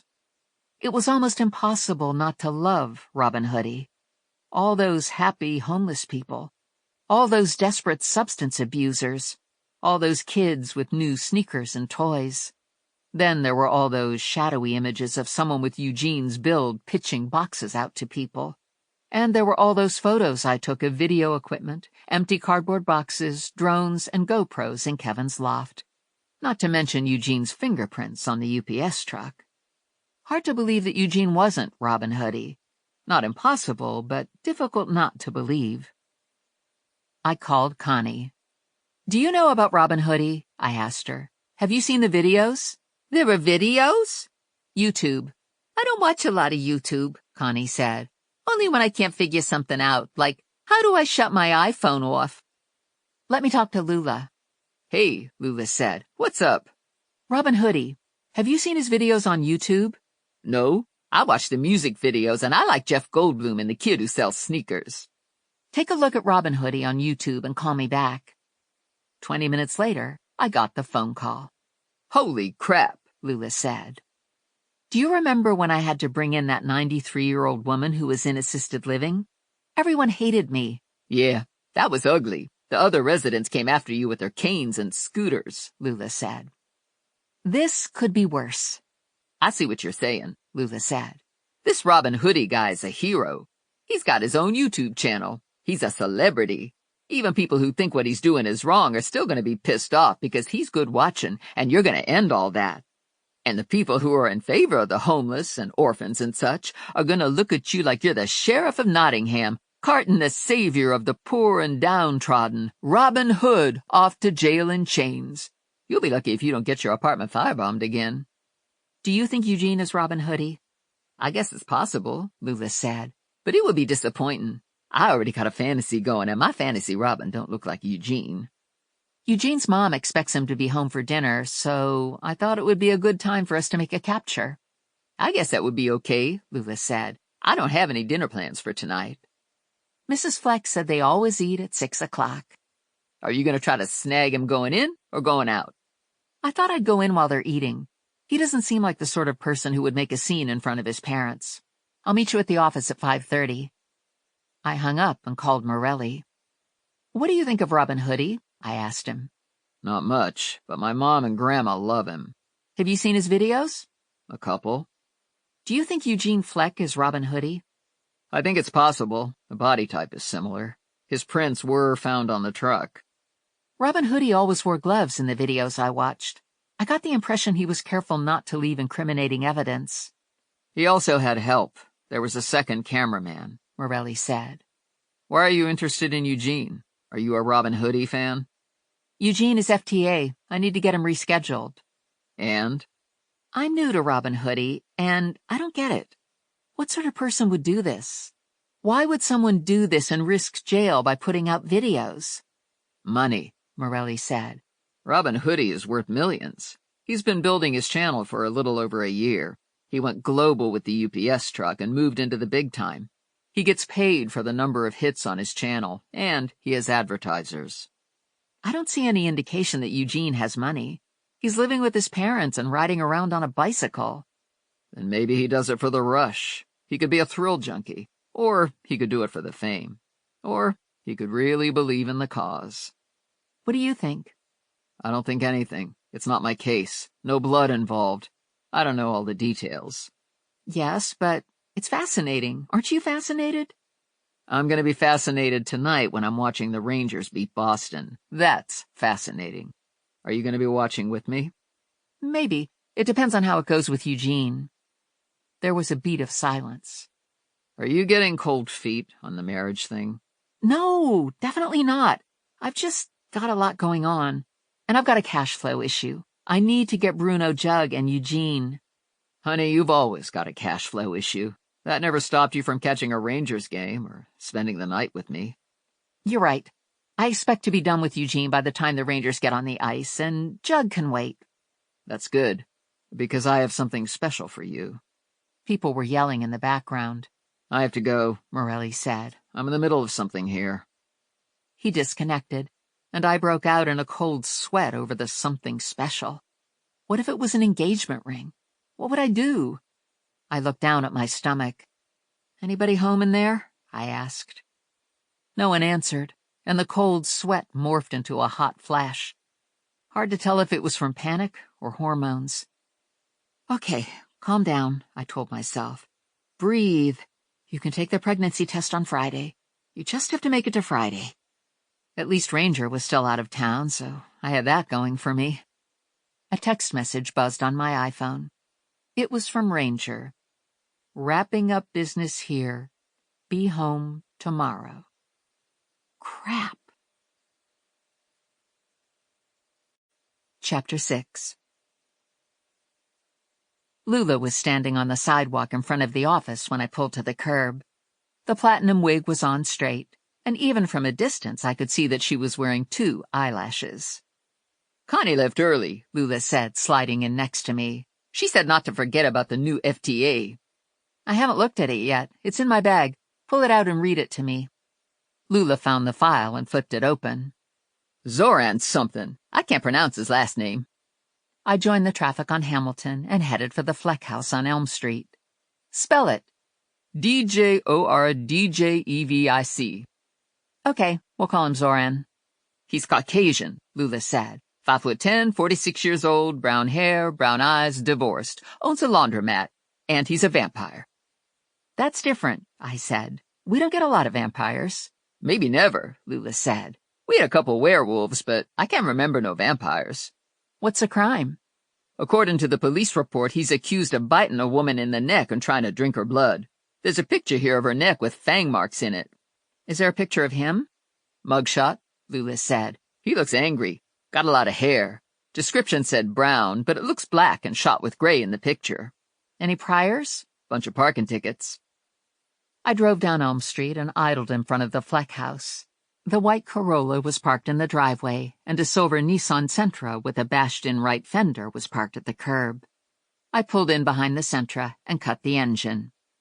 "Do you know what would be good?" Lula said. "We should have body cams, GoPros or something.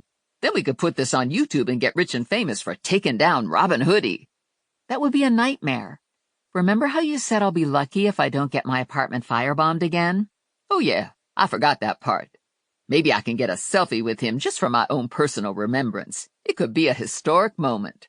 "No selfies, no request for an autograph, no sneaking a souvenir into your tote bag. We aren't arresting Robin Hoodie. We're arresting Eugene Fleck." "But he might be Robin Hoodie," Lula said. "Forget Robin Hoodie. Our job is simple here. Eugene is in violation of his bond, and we're bringing him back into the system." "Boy, you aren't any fun now that you're pregnant. You got a lot of rules." "We don't know if I'm pregnant." "Remember how you said you would marry the baby daddy? Suppose you have twins, and they each have a different daddy. It could happen, right? What would you do?" "I'm pretty sure that only happens with rabbits, but if it did happen, I guess I'd be a single mom with twins," I said. "I'd be their auntie," Lula said. That kind of choked me up. "Yes," I said. "You would be their auntie." "Okay, now that we got that settled, let's go ruin the Fleck's dinner time." I got out of the Trailblazer and went to the sidewalk. "It's our job." "Damn straight it is," Lula said, joining me. "Are you going to ruin their dinner big time with cuffs and everything, or are you going to try to be classy?" "I'm aiming for classy." "I got classy in fucking spades." I rang the doorbell, and Mrs. Fleck answered it. "Stephanie and Lula," she said. "What a nice surprise. We were just sitting down to dinner. It's Taco Tuesday. Would you like to join us? I always make extra." "Hell yeah," Lula said. "I love tacos." "Actually, we're here to reschedule Eugene," I said. "Of course," Mrs. Fleck said. "He's at the table. His friend Kevin is here as well. Take a seat, and I'll add 2 more place settings." Mrs. Fleck went to get plates, and I grabbed Lula by the back of her shirt. "We didn't come here for dinner," I said. "We came to arrest Eugene." "Yeah, but he hasn't eaten his dinner yet. You said we were going to be classy, and it seems to me it would be rude not to let everyone eat dinner before you drag Eugene's skinny ass out of here, especially after Mrs. F went to so much trouble. She's got sour cream and shredded cheese and lettuce and hot sauce and all kinds of stuff on the table. I can see it from here." I cut my eyes to the dining room. Everyone was watching us. Eugene did a little wave. That must be the mister at the head of the table, Lula said. He looks like he could eat a lot of tacos. Go with it, I told myself. Take a seat and wait for the moment. These are nice people. No reason to cause any more stress than is necessary. I went to the table and sat in the seat next to Eugene. I'm sure you know why we're here, I said to him. Not a problem, he said. I was going to get in touch with you anyway. I got swept away by the merry men. They were so happy to see me that I didn't have the heart to tell them I wasn't Robin. Are you sure you aren't Robin? Lula asked from across the table. I've been watching Robin on YouTube, and you look like you could be Robin. She turned to Kevin, sitting next to her. You look like you could be Robin, too. Put a hood on you and be hard to tell the two of you apart. Without the hood, it's easier, on account of you have all that curly red hair. I got a wig with hair just like yours. Kevin rolled his eyes up as if he could see his hair. This is mine, he said. Kevin's build was slim. His skin was pale and freckled. His voice was quiet, barely above a whisper. He looked like a red-haired ghost sitting next to Lula. Mrs. Fleck returned with plates and silverware. Everyone help yourselves. There's more in the kitchen. Lula filled her taco shell and did a taste test. This is real good chicken, Lula said to Mrs. Fleck. I bet you marinated it to get it this tasty.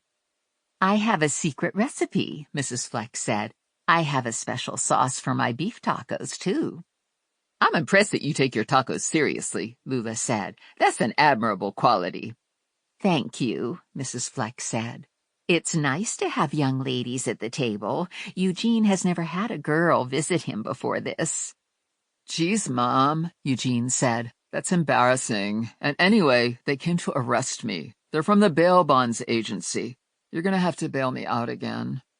You should have remembered your court date, Eugene's father said. This is going to cost us more money, and it's irresponsible. I had reasons, Eugene said. How does this rescheduling work? Mrs. Fleck asked. Is it done online? Do we sign more papers and give you a check? I have to go to the police station with them, Eugene said.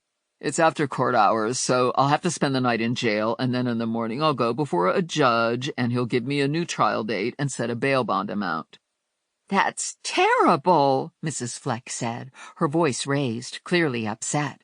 I had no idea. You didn't have to stay in jail last time. Court was in session when he was brought in last time, I said. We were able to write an immediate bail bond.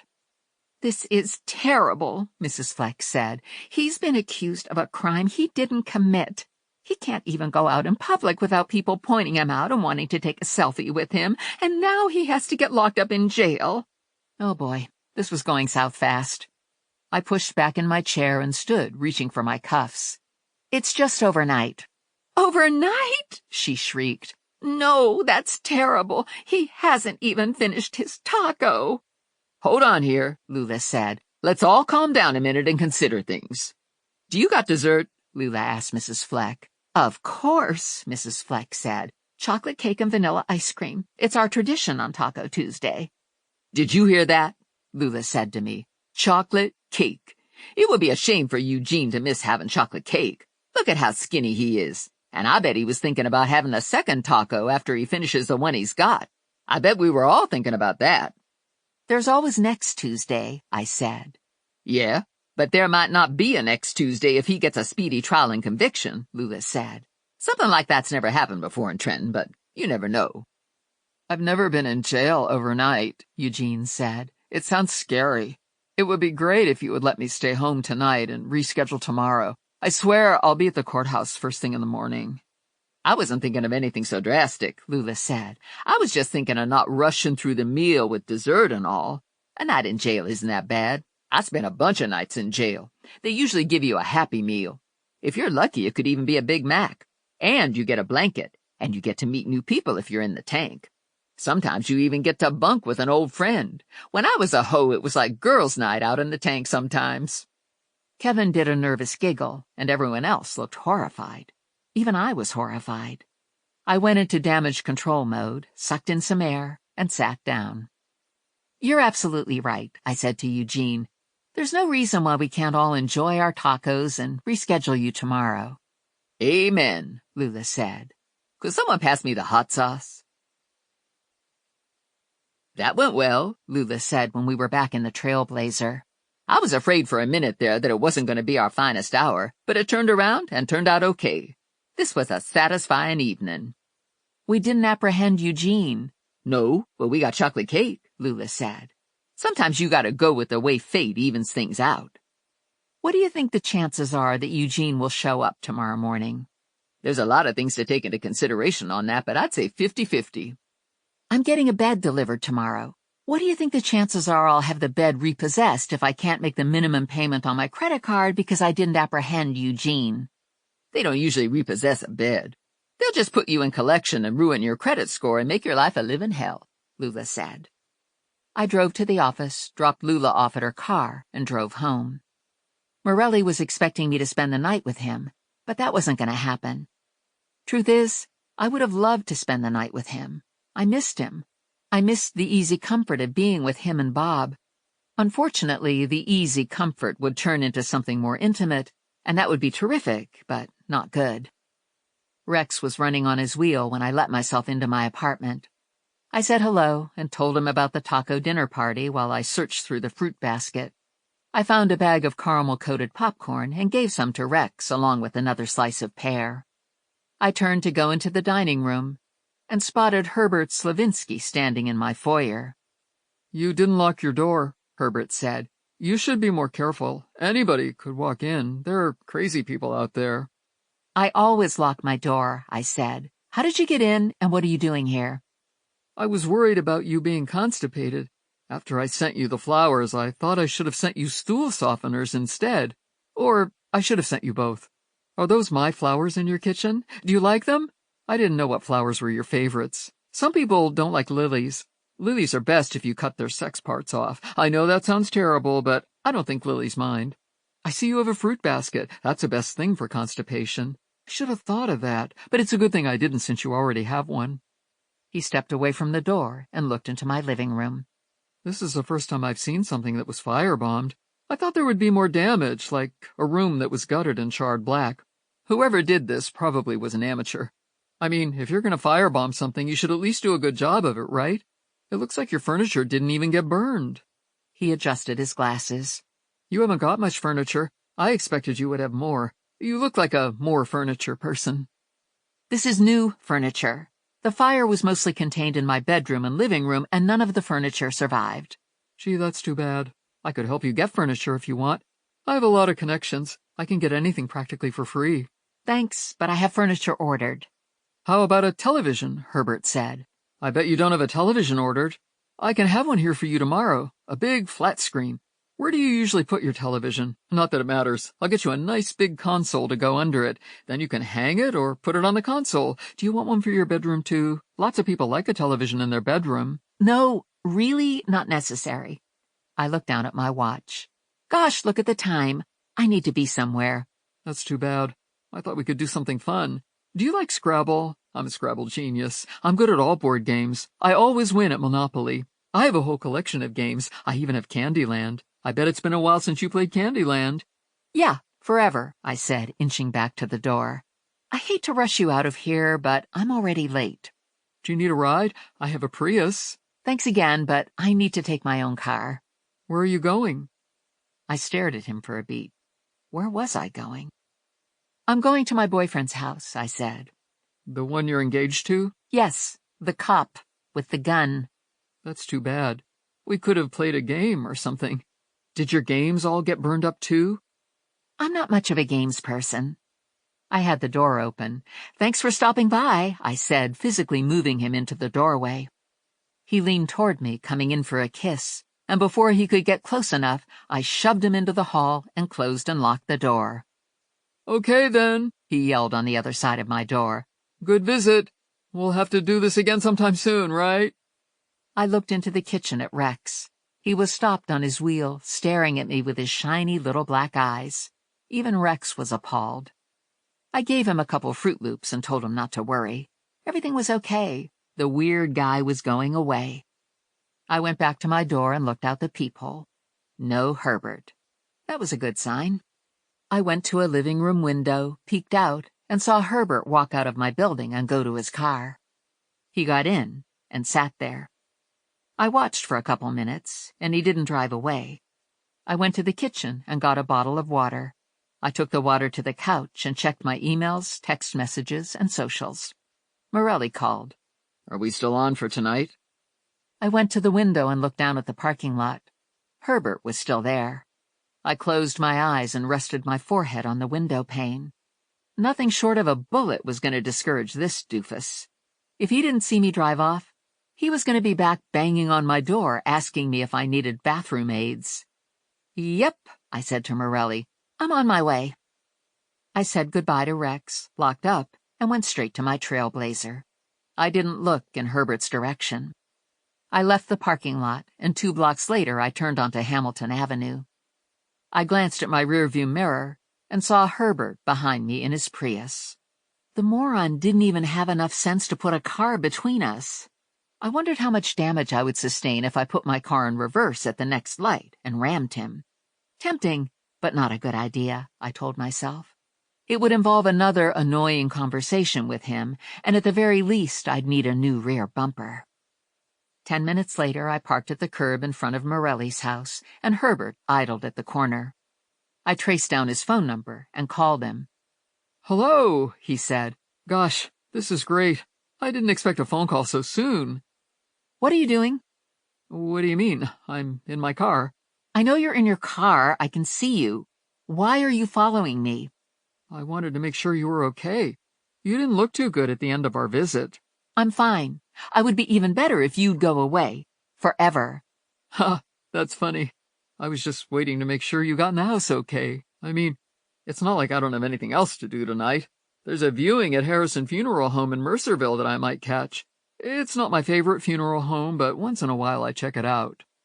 I hung up, got out of the trailblazer, and let myself into Morelli's house. Bob rushed at me, put his giant paws on my chest, and knocked me back against the closed door. "Good boy," I said. "Good Bob." Morelli sauntered over and took Bob's place against my chest. "Rangers are up by 1, he said. He kissed me, and I got all warm inside. Rangers are going to have a good year. "Yeah, me too," he said. "What would you like? Wine? Beer? Have you had any dinner? Want a quickie? Rangers are between periods." There it was, the ultimate out. "None of the above," I said. "Speaking of periods..." Morelli looked stricken. "No."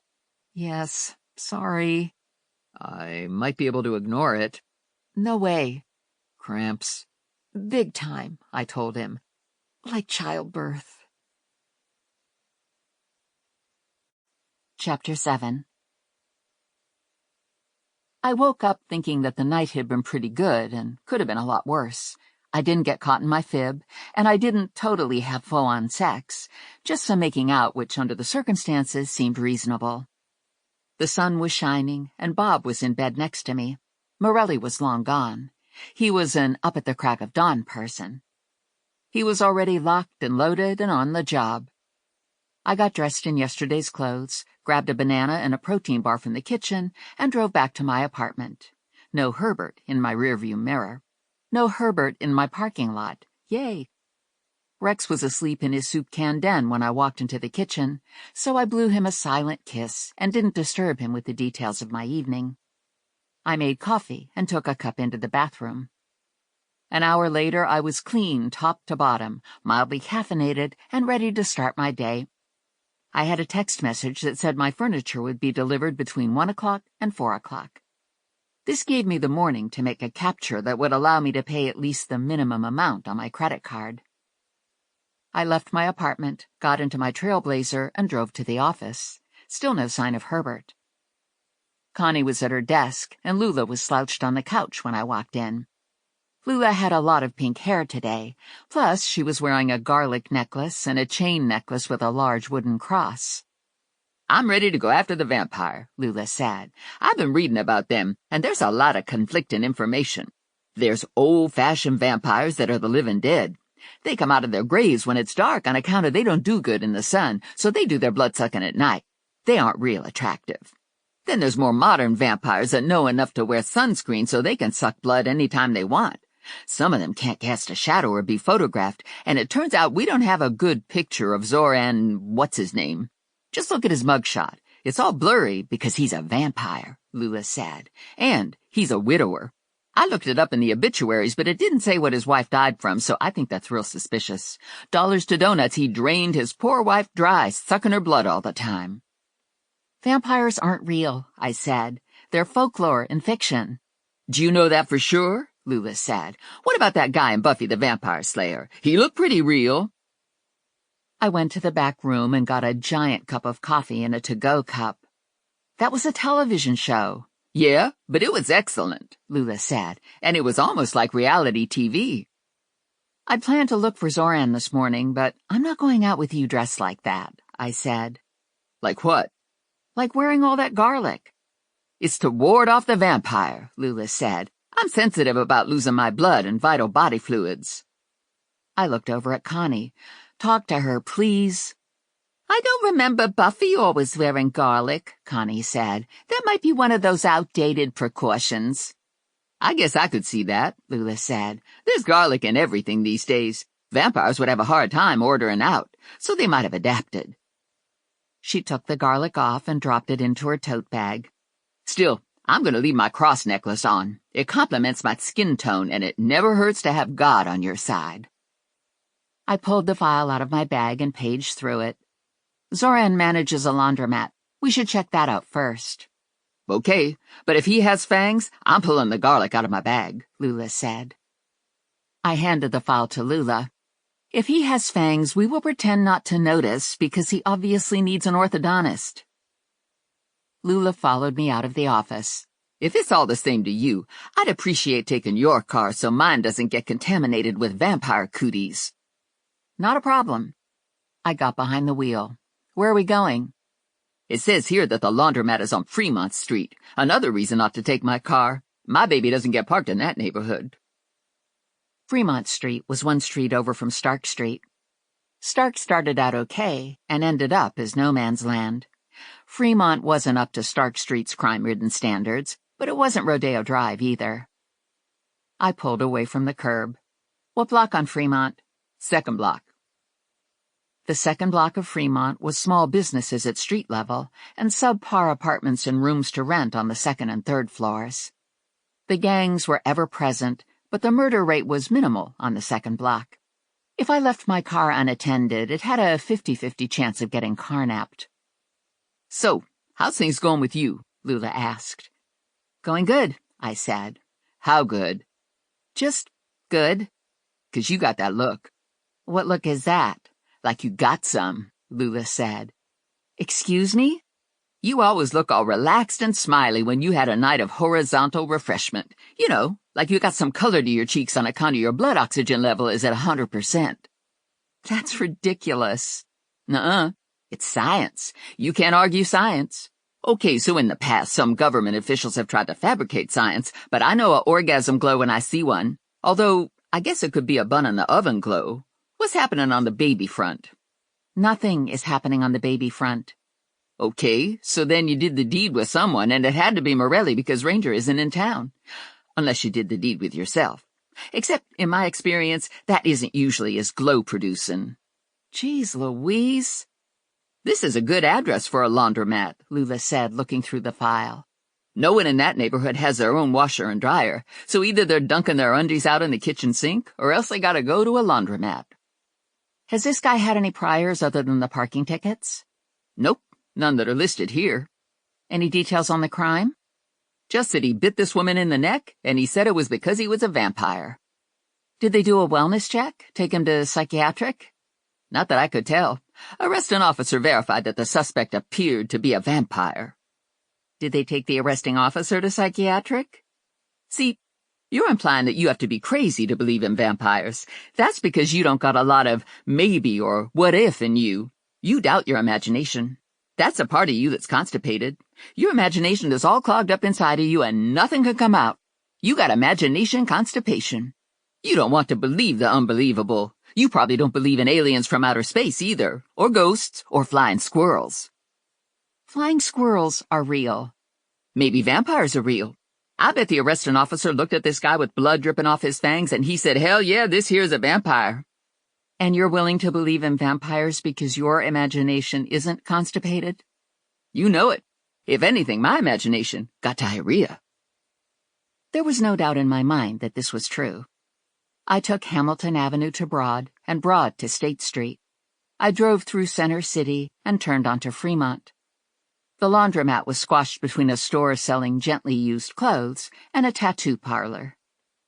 Look at this, Lula said. You could take your pick of parking spots. There's hardly any cars parked here. Only that one in front of the tattoo parlor. The one up on cinder blocks because its wheels have been removed? Yeah, that's the one. The one that's all spray-painted with gang slogans.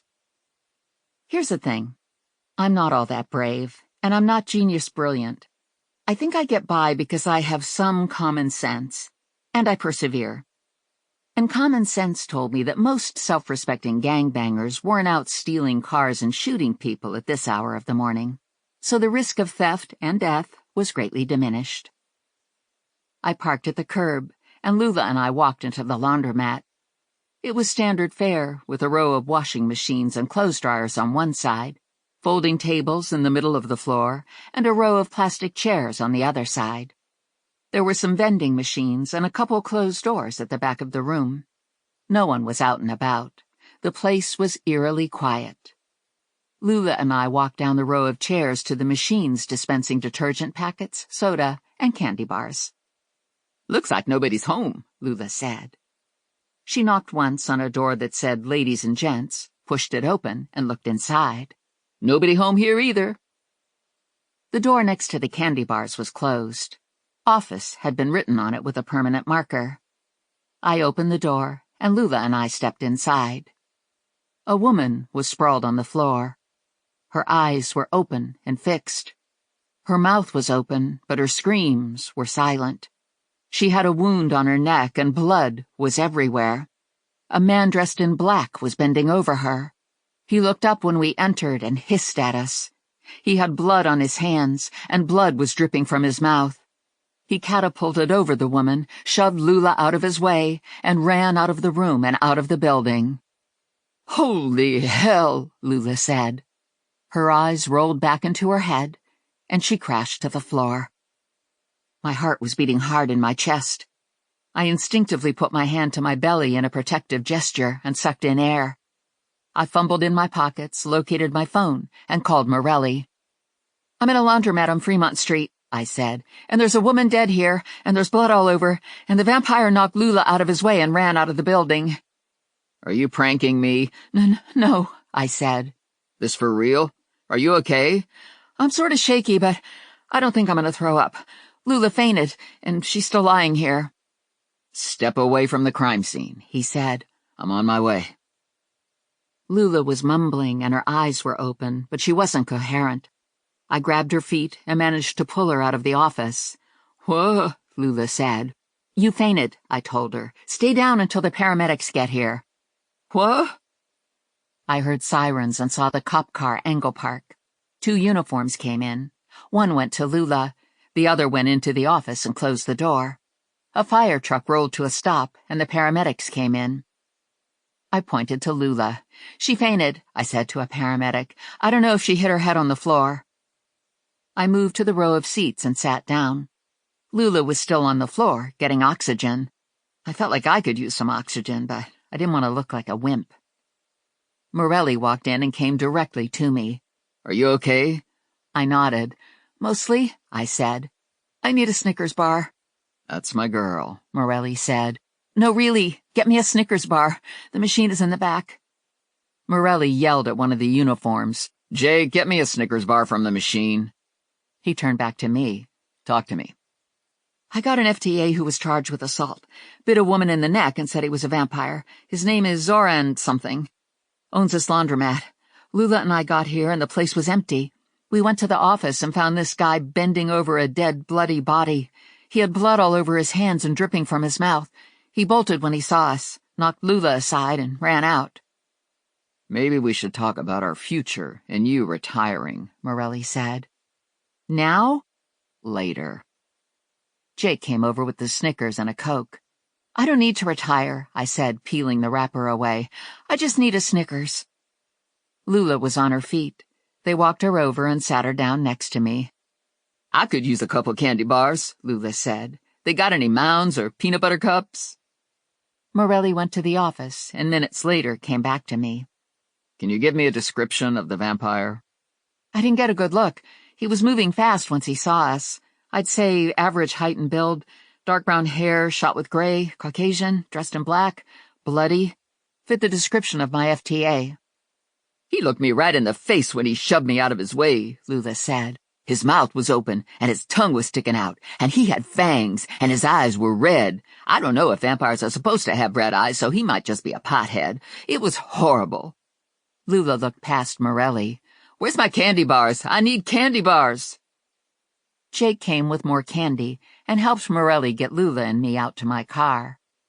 Are you okay to drive? Morelli asked me. Yeah, I said. I'm good. I just had a moment back there. Not every day you interrupt a vampire at feeding time, Morelli said. Do you think he's really a vampire? No, Morelli said. Do you? No, I said. I think he's a crazy person with large canines. I buckled myself in. Morelli kissed the top of my head and closed my door.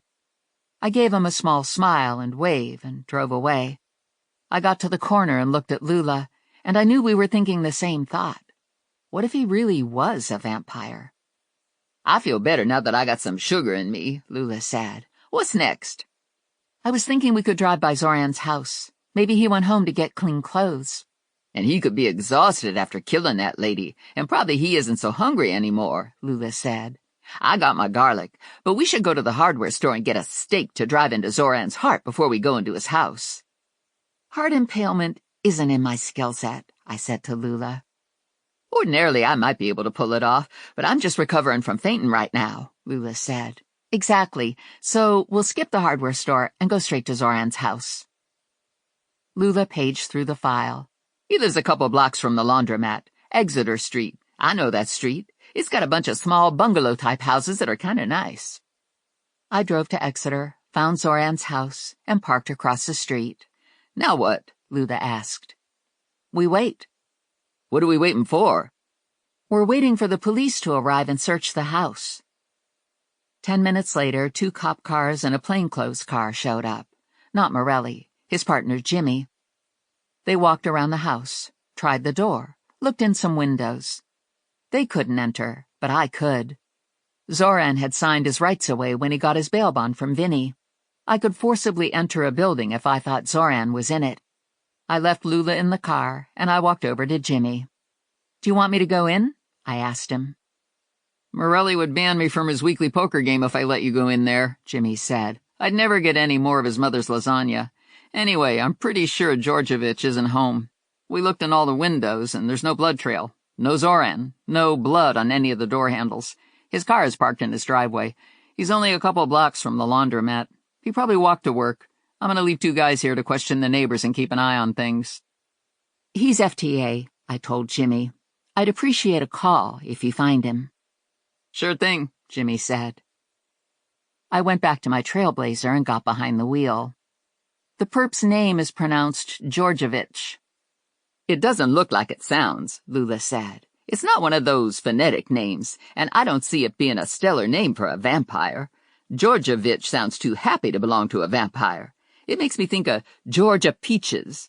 Zoran is a better vampire name. He should just go by Zoran. There's a bunch of people who just use one name. Dracula, for starters. Then there's Cher, and Zorro, and Chewbacca, and my favorite is Jungkook. Actually, it's Count Dracula, I said. Yeah, but his friends call him Dracula. I started the car. Jimmy said there's no sign that Zoran is in the house. He's leaving a couple guys here to canvass the neighborhood, so we might as well move on. I'm thinking I need to move on to lunch, Lula said. You just ate 5 candy bars. They may be jittery. I need some bread and grease to even out the sugar. I need anti-vampire food like a Taylor pork roll sandwich and fries and slaw. Taylor pork roll is anti-vampire food? Hell yeah. You want to be Jersey strong? Eat Taylor pork roll. It's made in Trenton. It's full of nitrates, so it increases your shelf life. You eat enough, and you could live forever. Pino's makes pork roll on a bun with a fried egg and cheese. I could probably kill a vampire with my bare hands after eating a couple of those babies. That seems like a stretch. I might have exaggerated, Lula said. I drove to Pino's, and we were able to get a booth in the family section. We ordered, and I leaned forward, elbows on the table. Just to review, I said, we have Eugene Fleck. He was supposed to show at the courthouse this morning. I looked at my watch. There's still time. He's got 30 minutes before the court breaks for lunch. Then there's Bruno Jug, waiting on a call from him. Could be a long wait, Lula said. I nodded.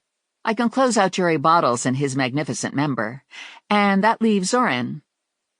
I can't get excited about our to-do list, Lula said. Eugene Fleck is a sweetie pie, but then you've got a mobster who kills people and a vampire who kills people. I'll probably feel better after I eat my pork roll, but right now, a job driving Uber sounds pretty good. I called Connie and asked her to check on Eugene. She called back just as our lunch was set on the table. Eugene didn't check in at the courthouse, Connie said, and he isn't answering his phone. I moved the call to speakerphone so Lula could hear. Anything new on Robin Hoodie? He posted a short video this morning. He hijacked a truck filled with cookies last night and unloaded the cookies at 2 encampments. The police said the truck was full when it was driven off the Blue Moon Diner lot at 10:30 p.m. and found empty in the Walmart parking lot at midnight. Do you know about Zoran? I asked Connie. Only the dispatch sent all hands to the laundromat. Lula and I walked in on a man bending over a dead woman who was bleeding profusely from a wound on her neck. He bolted when he saw us. And you think it was Zoran? The man fit Zoran's description, and they were in Zoran's office at the laundromat. Was Lula wearing her garlic? No, it was in her tote bag. Just saying, Connie said. I hear you. I hung up and dug into lunch, starting with the slaw. It sounds like Eugene and Kevin were busy last night, I said to Lula. Yeah, but you didn't ask any of the right questions, like how big was the truck, and what kind of cookies are we talking about? If it was a Keebler's Elves 18-wheeler, that would be one thing, and I would expect there were some Chips Ahoy and Oreos and Lorna Doones. Or it could have been a Famous Amos truck, and then it would have been just chocolate chip. If I was going to hijack a truck to feed to the homeless, I'd look for the Keebler truck because of the variety. Some of the homeless might get migraine from chocolate chips. It's a common allergy. Although, I have to say, Amos makes a good cookie. Lula finished her sandwich and moved on to the French fries. What's next on our schedule? I'm voting we go after Eugene, being that he's the only one who might not want to kill us. And you can see how it all worked out for the best. If we dragged Eugene off to jail last night, he wouldn't have been able to redistribute the wealth to the needy today. I glanced at my watch. I have a furniture delivery coming between 1 and 4 o'clock. Eugene will have to wait until I get my bed. I'm okay with that, Lula said. You can drop me at the office. I want to catch up on Robin Hoodie handing out all those cookies. And it's better when you watch his videos on Connie's big monitor. He's more heroic looking on her monitor than when you see him on your phone, and he's only a half-inch tall. Chapter 8. It was a little after 2 o'clock when my furniture arrived. I made my bed, plugged my nightstand lamp in, and put my living room lamp on the new end table that was placed next to the couch. I told myself that it was cozy and it was home. But the truth is, it didn't feel like home. Home had been firebombed one too many times. I went into the dining room and packed up my messenger bag, and Ranger called. "What's the status report?" he said. "I'm in my apartment, and I'm about to go out looking for fugitives." "Anyone interesting?" "Robin Hoodie, Bruno Jug, and a vampire." "Nice. Do you need help?" "Not at the moment." "Babe," Ranger said, and he hung up. I called him back. "Are you in Trenton?" "Yes." "Excellent." And I hung up. Ranger doesn't usually need to say a lot because I get all the information I need from Babe. It can be loving, sexy, questioning, cautionary, or simply hello. And in this instance, the less said the better, because I wasn't forced to fib or explain my absence. Unfortunately, this get-out-of-jail card wouldn't last long. When my number came up on Ranger's list of priorities, he'd want answers. I grabbed my messenger bag and a sweatshirt, and I left my apartment. It was still early enough in the day that court would be in session. So there was a chance that I could get Eugene bonded out without an overnight stay if I could find him fast enough. I got all green lights on my way to the office, a sign that maybe my luck was changing and there wouldn't be any more bloody bodies in my immediate future. I parked in front of the office and Morelli called. "Just checking in," he said. "Are you okay?" "I'm good. I'm at the office. I need to find Eugene and get him rebonded." "And tonight?" "It's Wednesday," I said. "It's your poker night. We don't usually get together on poker night." "Yeah, but it's at Marty's house. His wife kicks us out at 10 o'clock. "And you want me to take up the slack time after that?" Think of the poker game as the opening act." "And then I'm the main act? The big event?" "Yeah." I'm flattered, but I'm gonna pass. I'm not up to the big event. I'm going to bed early. I need my beauty sleep. Anything new on the vampire? The ME lists cause of death as head trauma and loss of blood. It looks like you walked in on a fresh kill. Time of death was placed at about the time you were parking your car. My stomach turned at the memory. Morelli faced this sort of thing every day and had learned how to deal with it. I was barely holding it together. Truth is, I didn't want to learn how to deal with it. I didn't want that kind of horror to be a regular part of my life. "I ran into Jimmy earlier," I said. "Did he turn anything up on Exeter Street?" "Nothing useful. The neighbors all agree that Zoran is a whack job, but he keeps his lawn cut and doesn't play loud music, so there's never been a problem." "Did his neighbors mention to Jimmy that Zoran is a vampire?" "Yeah, but Jimmy said they were just glad he didn't think he was the Easter Bunny and hopped around leaving chocolate eggs on their front lawn." Or he could think he was Robin Hood and swipe their Amazon packages off their porch. "Exactly," Morelli said. "I have to go back to work. Let me know if you change your mind about tonight." Lula was on the couch surfing on her phone when I walked into the office. I nodded at her and took a seat in front of Connie's desk. "Lula told me about the scene at the laundromat," Connie said. "She told me she fainted." "It was terrifying and disgusting and beyond description," I said. "Are you okay?" "No," I said. "I can't stop seeing it." "Did you get your furniture?" "Yes, I made my bed and plugged my lamp in, and it's starting to look more homey." I heard the front door open, and I turned to see Eugene push his bike into the office. "I'm sorry I'm late," he said. "I had stuff to do this morning." He shrugged out of his backpack and removed a round tin. "My mom baked some cookies for the office. They're chocolate chip. They're her specialty."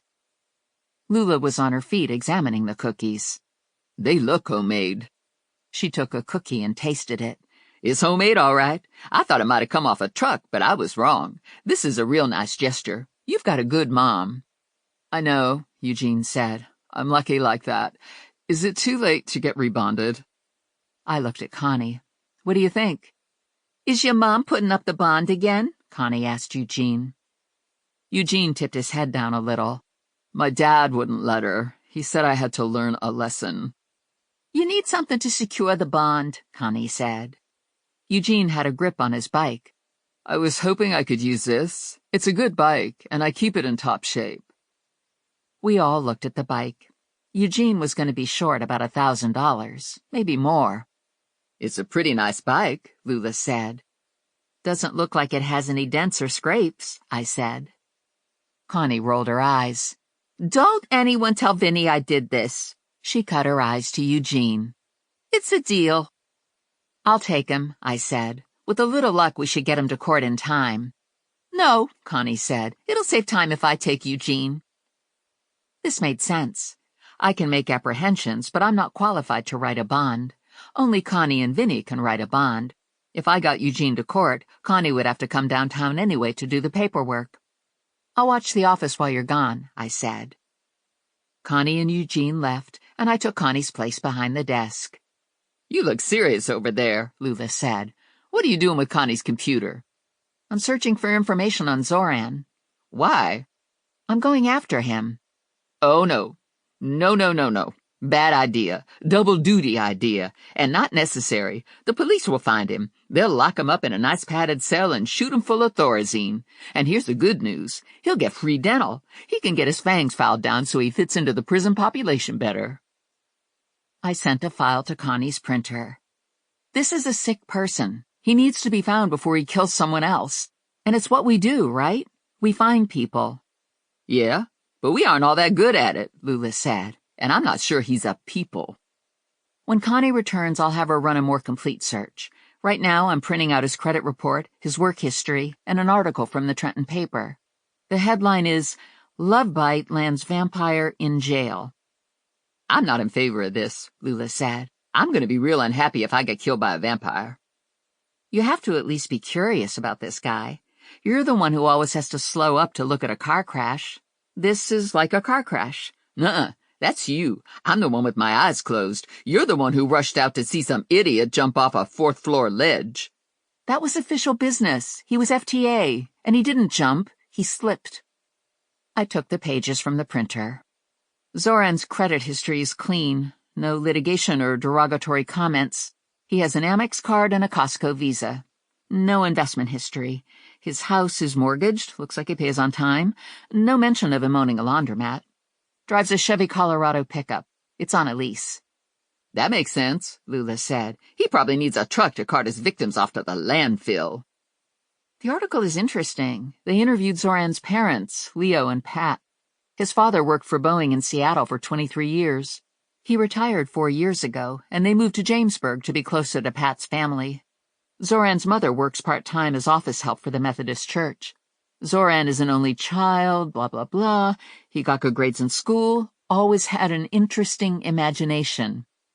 Maybe he didn't have an imagination, Lula said. Maybe his parents thought he was imagining being a vampire, except he wasn't imagining. I'm at a dead end until Connie returns and I can go to Jamesburg. I don't have any other leads. Lula dragged one of the plastic chairs over next to me. Connie won't be back for at least an hour. Pull up the Robin Hoodie videos. I want to see the new one about the cookies again. And there's another good one where he opens the back of the truck and it's full of toilet paper. That's a fun thing about hijacking. You don't always know what you're going to find inside. It was almost 4:30 when Connie returned. I had to do some fast talking, but I managed to get him rescheduled and bonded, Connie said. I dropped him off at his parents' house. His new court date is in 2 weeks, and we're going to track him down the day before and lock him in his room until it's time to escort him to the courthouse. He hasn't got any wheels, Lula said. He's going to have to loot a bike store. That's going to be a good video, watching all those homeless guys who are probably still jacked up on cookies riding around on a bike. Geez, Connie said. Maybe I should give him his bike back. No way, Lula said. Bikes for the homeless is an excellent idea. It's a way for them to get exercise instead of nodding off on the sidewalk at all hours or sitting around in their tent all day. I don't know why people didn't think of this sooner. It'll let them get to a variety of soup kitchens and detox clinics, and it'll enlarge their panhandling ability. I narrowed my eyes at Lula. And the real reason you want to give bikes to the homeless? Okay, so I want to see the video, but you can't blame me for that. Admit it, you'd want to see the video. I mean, who wouldn't want to see that video? It would be an award winner if there was an award for YouTube videos. Lula's eyes almost popped out of her head. OMG, that's my best idea yet. A YouTube award show. They might have one, Connie said. Sort of. I hiked my messenger bag onto my shoulder. I'm out of here. I'm going to Jamesburg to talk to Zoran's parents. I turned to Connie. I got a credit report, a work history that didn't say much, and a newspaper article off the net. I could use more info on Zoran. I'll see what I can dig up, Connie said. I looked at Lula.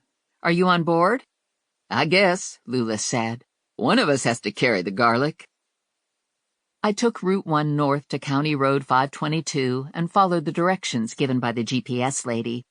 We rolled into Jamesburg in 35 minutes, start to finish. This is kind of nice, Lula said. Lots of grass and trees and white houses with black shutters and front porches. And there's a sign for a country club. I wouldn't mind joining a country club. I would fit right in. I could learn how to play golf and tennis. I could see myself in one of those little tennis outfits. I'd be looking good, whacking the ball in my little white skirt and thong. They probably wouldn't let you wear a thong. What do you mean? Everyone wears a thong. Not on a tennis court. How about in France? I don't know about France. They probably got naked tennis in France, Lula said, and Denmark. The GPS lady told me to turn left into Green Garden Estates. A sign said that it was a community for active senior living. What's active senior living? Lula said. How active do you gotta be to live here? Did they give you a test? Like, could you get in if you could only do 2 or 3 jumping jacks? Suppose you're in a coma. You probably couldn't live here. I turned onto Whippoorwill Lane and stopped in front of number 25. This is it. These are all one-story ranch houses on this street. I'm guessing this is a street for people who have low activity expectations and can't climb stairs, Lula said. So when they say active seniors, I'm thinking the bar might be set pretty low. Here are the rules, I said to Lula. When we go in to talk to Zoran's parents, you will let me do the talking. You will not take your garlic out of your bag. You will not ask them if someone in a coma can live here. There you go with the rules again. It's like you don't trust me to say the right thing. Exactly. And I also would appreciate it if you didn't shoot anyone or threaten to shoot someone. Okay, I guess I could see that. We went to the door, and I rang the bell. A woman opened the door a crack and peeked out. She looked to be very fit and in her 60s, with a short brown bob and minimal makeup. Yes, she asked. I'm looking for Zoran, I said. Is he here? No, she said. What is this about?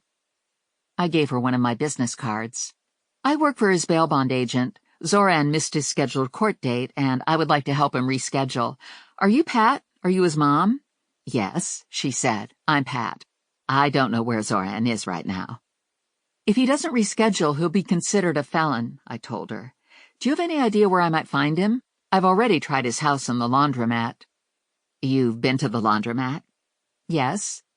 The police were just here. They said there was an accident at the laundromat. I nodded. A woman was killed. Terrible, Zoran's mom said. Just terrible. I don't feel good, Lula said. I don't like talk about killing. I feel dizzy. I gotta sit down. Lula staggered in front of me, leaned against the door, pushing it wide open, and stumbled into the house.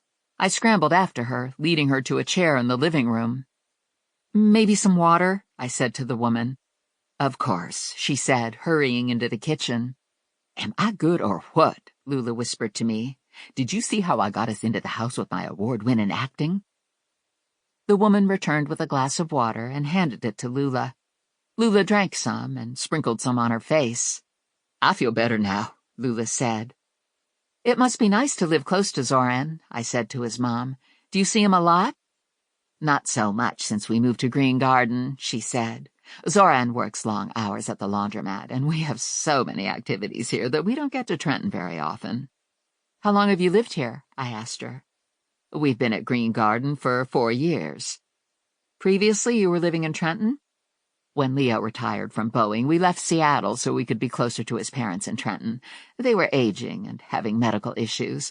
We really were full-time caregivers for a couple years, and then when they passed, we moved here. Did Zoran move to Trenton with you? Yes, he was also working for Boeing, but there was the tragedy with his wife, and he wanted to move away from the memories, so he came east with us. He wanted a new start, and the laundromat seemed to be a good fit for him. He has an engineering degree, you know. He's very smart, but he wanted to try something different from engineering. Zoran owns the laundromat? Oh, no, he doesn't have that kind of money. His uncle owns the laundromat. Zoran is the manager. Do you know any of Zoran's friends? I might be able to get in touch with him through one of them. He had a friend named Goofy. He would talk about him sometimes. He said Goofy always made him laugh. I don't know Goofy's real name, but I think he must live close to the laundromat. Any girlfriends? Nothing serious. There was a girl named Rosa that he was seeing for a while, and a very pretty girl named Julie. He never brought any of his friends home to meet us, but I saw a picture of Julie on his phone. This has been helpful, I said to Pat. If Zoran gets in touch with you, please tell him that he needs to reschedule his court date. Lula stood and hiked her tote bag onto her shoulder. Was there anything unusual about Zoran? She asked Pat. I couldn't help but notice the picture of him you got on your end table, and he has a couple big sharp teeth. It's a family trait, Pat said. The Georgievich men are very proud of their unique teeth. She took a second framed photo from the end table and handed it to Lula. This is Zoran's dad when he won the tennis tournament last year. It's a little blurry, but it's still a good picture. It's hard to get a picture of the Georgievich men. They're always on the move.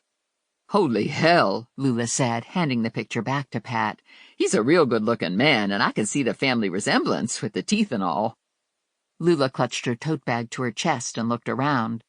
Where is the big guy? He isn't home, is he? He ran out to the store for a few things. He should be back any minute.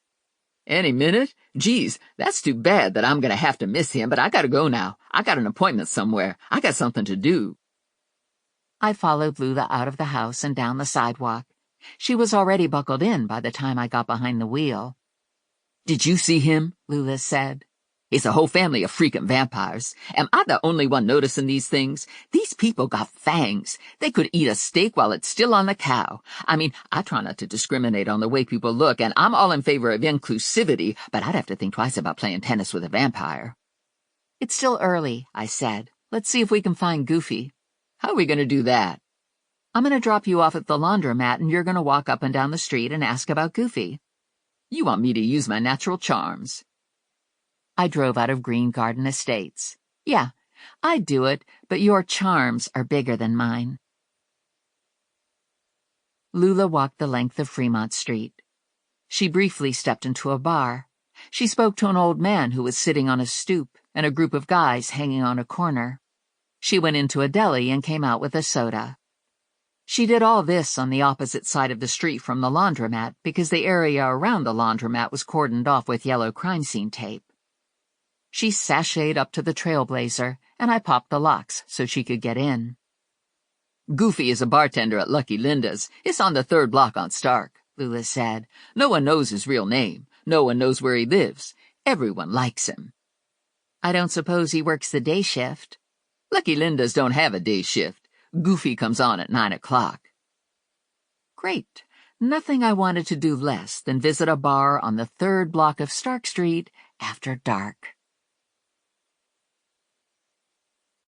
Chapter 9. Connie was getting ready to close up shop when Lula and I rolled in. Just in time, Connie said, handing me a folder. I printed the background reports for you. The laundromat is owned by Zoran's uncle, Sergei Georgievich. He owns 7 other laundromats in central Jersey and 4 car washes. I gave you his address. He lives in North Trenton, Ludlow Street. There's also some information on Zoran's deceased wife, and just for giggles, I ran a search for missing women in Zoran's neighborhood and came up with 3 in the past 6 years. Any of them named Rosa or Julie? Connie froze for a beat. Rosa Sanchez and Julie Worley. The 3rd is Marianne Marconi. I included the police report that was filed for missing persons. Sanchez and Marconi were hookers working Stark Street. Rented rooms in a tenement on Fremont, 1 block from the laundromat. Worley was a schoolteacher, 2nd grade, lived with her parents 2 houses down from Zoran. I'm not liking this, Lula said. This is freaking me out. We got a serial vampire on the loose. I need to close the office, Connie said. Mom needs a ride home from Mahjong at the senior center, and then we're going to House of Chen for dinner. Vinnie came by while you were out, and he's making noise about bringing Bruno Jug in. Apparently he's getting pressure from Harry. Turns out Vinnie shouldn't have bonded Jug out in the first place. From what I could piece together, Harry made a remark about Jug's dog, and as a result didn't get invited to Jug's Christmas party. The result is that Harry and Jug make the Hatfields and McCoys look like best buds. It also seems that they're now stepping on each other's toes crime-wise. The bail bonds office was a legitimate business, but Harry had his finger in other pies that were questionable, and some that were not even close to legitimate. I'm waiting for Jug to call me, I said. We have an arrangement. If Jug doesn't call in the next 2 hours, that arrangement is going to have to be reorganized, Connie said. I tucked the folder into my messenger bag. Got it. It's my quitting time, too, Lula said. I got a dinner date tonight with my honey. Are you still seeing the guy who renovated your apartment? I asked her. You bet I am, Lula said. He might even be the one. What about the guy who lives next door to you in your apartment house? Connie asked. The one who looks like Sasquatch. He's the other one, Lula said. So far, I didn't have a dinner date, and that was the way I wanted it.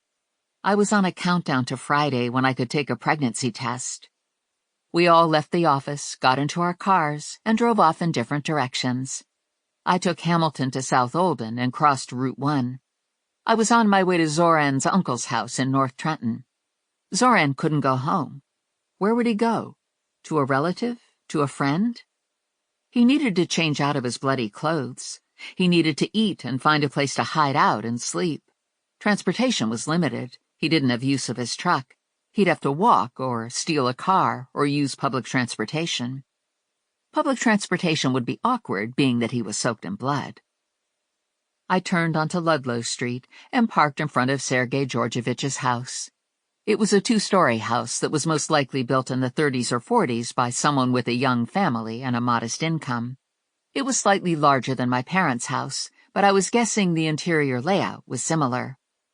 The house next door was an exact structural replica, but the owner had fancied up the front of his house by adding a fake brick exterior. Lights were on in all the houses. The occupants were in pre-dinner mode, kids doing homework, television spewing news. Dinner was in the microwave. I knocked on Georgievich's door, and a man answered. He was wearing a dress shirt with the top button open, no tie, drink in his hand, some kind of whiskey on the rocks, fangs showing. "Sergei?" I asked. Yes. "If I could have a moment, I'd like to talk to you about your nephew, Zoran." Are you police? Newspaper? I've already talked to the police. I have nothing more to say. I gave him my card. "I know this is a bad time, but Zoran missed his court date. If he doesn't reschedule, he'll be considered a felon." Is that a problem? "It's a reason to arrest him." The police told me that Zoran is a person of interest in the laundromat tragedy, Sergei said. I'm sure you already know this. "I knew there was a murder. You're his uncle, and he works for you. I thought he might have come here to get away from everything." Not on a Wednesday, Sergei said. Everybody knows we have pot roast on Wednesday. He cut his eyes in the direction of the kitchen. My wife burns it black. She says it makes dark gravy that way. He sipped his whiskey. She's a terrible cook. "Do you know where I might find Zoran?" No, he's a loner. Doesn't share a lot, but he's a good man and an excellent employee. Keeps the laundromat clean and the machines in order. He's been my manager for almost 6 years. I'm sure he had nothing to do with what happened to that woman. I knew he had everything to do with what happened to that woman, but I wasn't going to argue with a man who had fangs.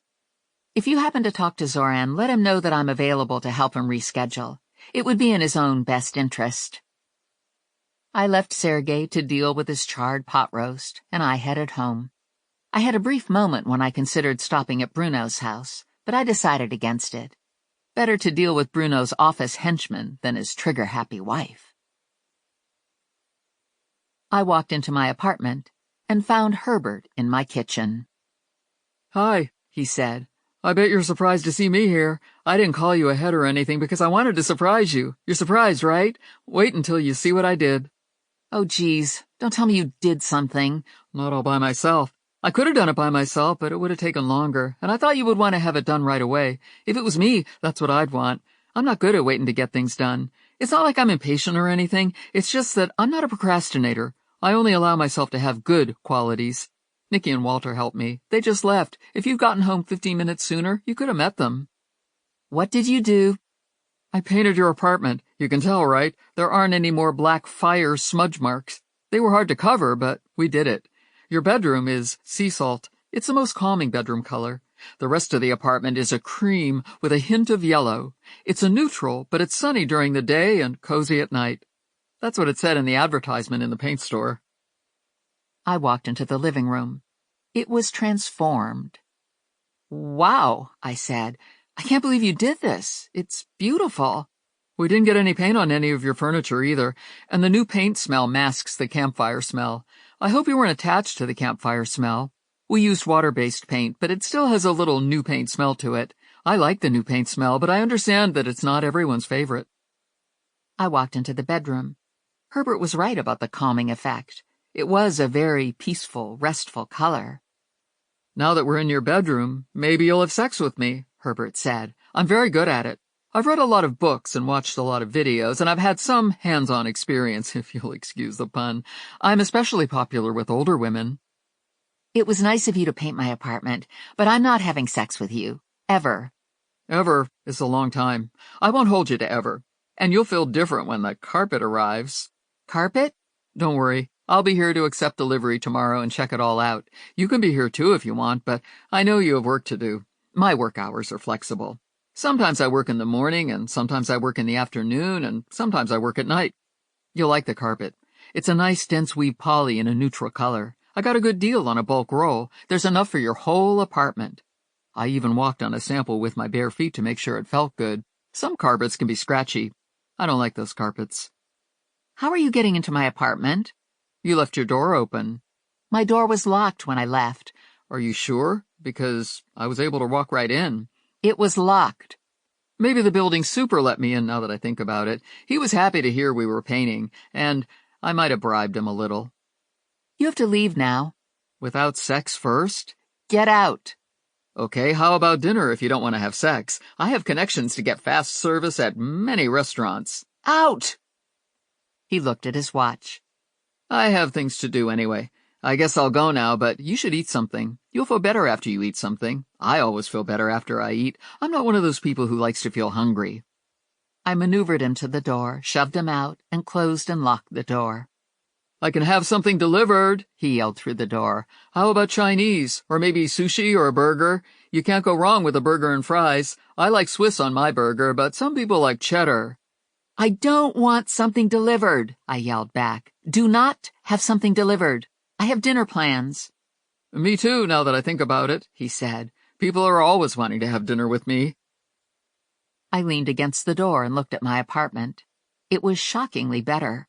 Herbert and his friends did a really good job. Probably I should have been more grateful. I mean, would it have killed me to have dinner with him? The answer was maybe. Maybe a bullet in the brain would have been less horrible than dinner with Herbert. I went to the kitchen and looked in the fridge. Stale bread, peanut butter, and olives. Perfect. I had dinner on my dining room table while I read the information Connie had printed out for me. Rosa Sanchez disappeared a year ago. She was working the night shift on Stark Street and never returned to her two-room apartment. It was as if she vanished into thin air. No sign of violence on the street or at her rooming house. Marianne disappeared 3 years ago. Same deal, just vanished. No clues left behind. Julie Worley was a different story. 6 months ago, her parents came home from dinner out with friends and found a trail of blood from the couch in the living room to the back door and out into the backyard. Forensics came back positive that the blood belonged to Julie, but her body was never found. No murder weapon was found. The case was still open, but inactive. I needed to talk to Morelli about Julie Worley. I checked the time. It was almost 7 o'clock. Morelli would be at the poker game. Not a good time to call him. It would have to wait until the morning. Zoran's deceased wife was up next, Elena Stockard-Georgievich. She lived in Seattle all her life, graduated from Caltech, worked at Boeing.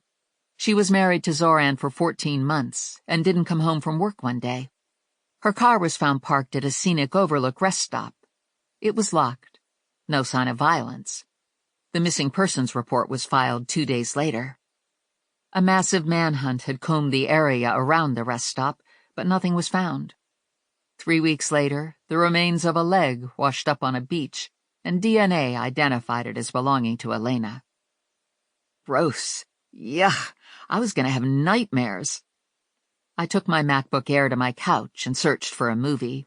I settled on Coneheads, one of my all-time favorites. After Coneheads, I watched some Bridgerton episodes.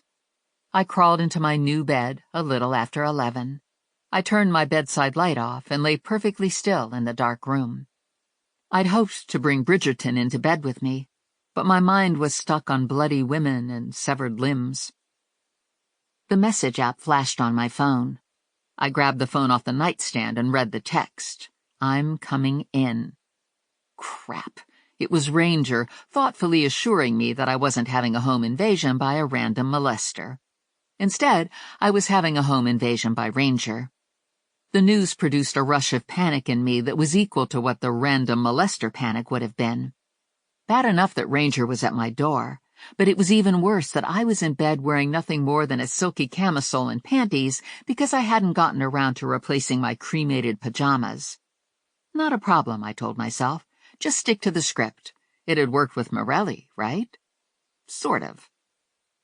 I didn't have to get up to let Ranger in, and I couldn't keep him out. The man of mystery was a security expert. He was able to open 2 deadbolts, a slide chain, and a bump-proof lock without breaking a sweat. I switched my light on and sat up in bed. I heard my front door open and close, and I heard all the locks click back into the locked position. Moments later, Ranger walked in. He was wearing rangeman black fatigues, a Kevlar vest, and a gun belt. "Long day?" I asked him. There was an incident at one of my accounts. And? It's been resolved. I was in the area, so I thought this was a chance to get together. I wasn't going to stay long. I have paperwork backed up on my desk, but now that I'm here, I'm thinking the paperwork can wait one more day. He tossed his vest into a corner of the room and dropped his gun belt on top of it. I'm assuming we're still engaged. Sure, I said. Do you still want to be engaged? At this exact moment, I'm 100% in. Ranger removed his shoes and unbuttoned his shirt. He was of Hispanic descent and had skin the color of a deep tan. His body was perfect, hard muscle in all the right places, 6-pack abs, nice butt, exquisite privates. He took the shirt off and unzipped his cargo pants, and I felt my nipples tingle. I looked down and saw that they were standing at attention, poking into the silky camisole. Geez Louise. I grabbed the quilt and pulled it up over my tinglers. "Hold on," I said. "There's something I have to tell you." Ranger's phone buzzed, and he checked the screen. It's going to have to wait. The incident I just resolved has turned into an explosion and raging inferno. I need to get back there. I was saved by the inferno. Huge relief. I didn't have to tell another fib. I watched him get dressed and had a twinge of regret that he hadn't gotten past the cargo pants. Chapter 10. It was 5 in the morning when Ranger returned to my bedroom. He smelled slightly smoky, and he had a 5 o'clock shadow that was a combination of beard and soot. "Is there anything left of your account?" I asked him. It's now a vacant lot. This was a major screw-up on my end. We obviously missed an incendiary device when we cleared the building. I have an early morning briefing, but I need to talk to you. Okay, I said. Talk. Do we have a marital schedule? No. Do you want one? Not right now, I said. I've a lot going on. That works for me, Ranger said. I'm behind at Rangeman. I need to hire 2 more men and an office assistant, and now I need to find out what went wrong tonight. To be honest, a wedding ceremony isn't important to me. Having you in my apartment when I finish my day is important. It's important to me, too, I said. I miss Ella. If I fired Ella, would you still want to marry me? I'd have to think about it. That made him smile. His teeth were very white in his dark, sooty beard. Are you making any progress with Bruno Jug and the vampire? I have an agreement with Bruno. The vampire is disturbing and complicated. Do you need help? Yes. I want to interview a bartender on Stark, and I don't feel like enough of a brute to do it alone. So you need Rent-A-Brute? Yes. I'm your man. When do you want to do this? Anytime after 9:30 tonight. I'm not sure of my schedule. I'll text you a half hour ahead. It'll probably be around 10. Ranger left. I went into the kitchen and stared into the fridge. The bread had grown a blue splotch of mold while I'd been sleeping. No milk, no juice, small amount of peanut butter. I got a spoon and ate the remaining peanut butter. I'm pathetic, I said to Rex. I might be pregnant, and the major food group in my diet is donuts. That's irresponsible. I looked around my kitchen. What's worse is I don't even have any donuts. Rex was asleep in his soup can and didn't respond.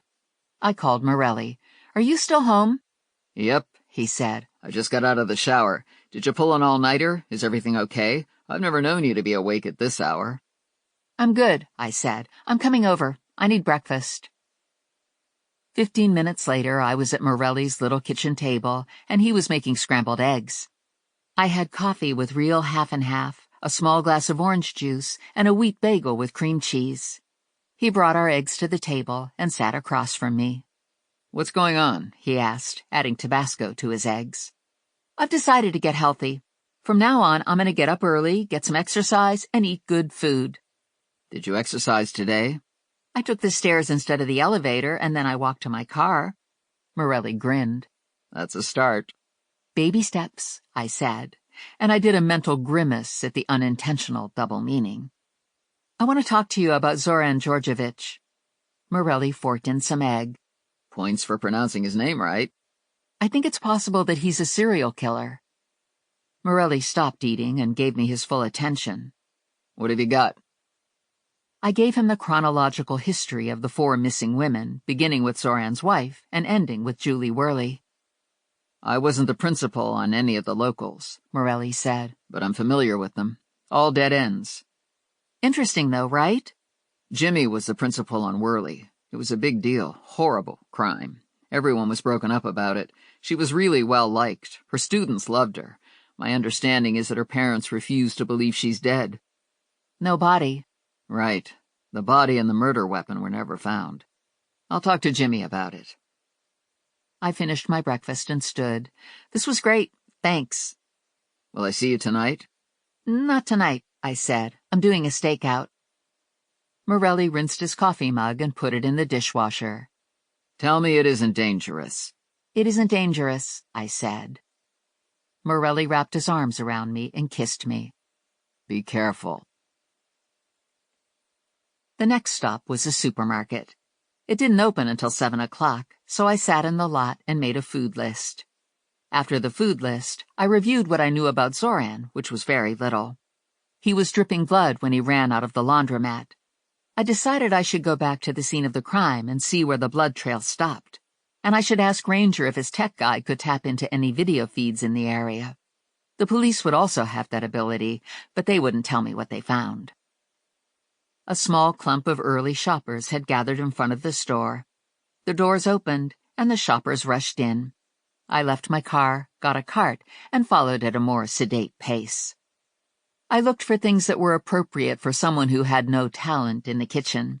Baby carrots, snap peas, green beans, all pre-washed and sealed up in bags, and I could share them with Rex. Salad greens, pre-washed and sealed up in a plastic box. I was on a roll. I could do this. I added blueberries, strawberries, bananas, a couple apples, and cherry tomatoes. I considered buying potatoes, but decided it might be beyond me first time out. I got shelled walnuts and almonds for Rex and me. Swiss, cheddar, provolone, and American cheese slices. Instant oatmeal, Pop-Tarts, lots of them. Peanut butter and almond butter, honey, lots of olives, wheat bread that said it was healthy and full of seeds, burger buns that had no real nutritional value, a variety of condiments, milk, half and half, vanilla yogurt, Irish butter, orange juice, eggs. I got to the meat counter and drew a blank.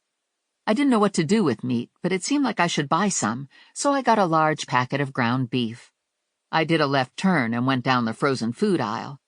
I couldn't cook, but I could defrost and reheat. Frozen veggie burgers, frozen beef patties, frozen chicken nuggets, bags of frozen vegetables, frozen rice and pasta meals, frozen waffles and bagels. Seemed like a good start. I checked out, took all my groceries home, and put them away. I spent a moment staring at the inside of my fridge, thinking it looked nice with food in it. I took a shower, blasted my hair with the hairdryer, and got dressed in the usual uniform of t-shirt, jeans, and sneakers. Lula and Connie were already in the office when I strolled in. "We still got some good donuts left," Lula said. "Connie got extra Boston cream today." "I'm going to hold on the donut. I already had breakfast this morning. I want to take a look at the laundromat crime scene." "I guess I could go with you," Lula said. "Not much going on here." I drove to Fremont and parked across from the laundromat. The crime scene tape was still in place. The street was empty. "What are we looking for?" Lula asked, following me to the taped-off area. "Blood.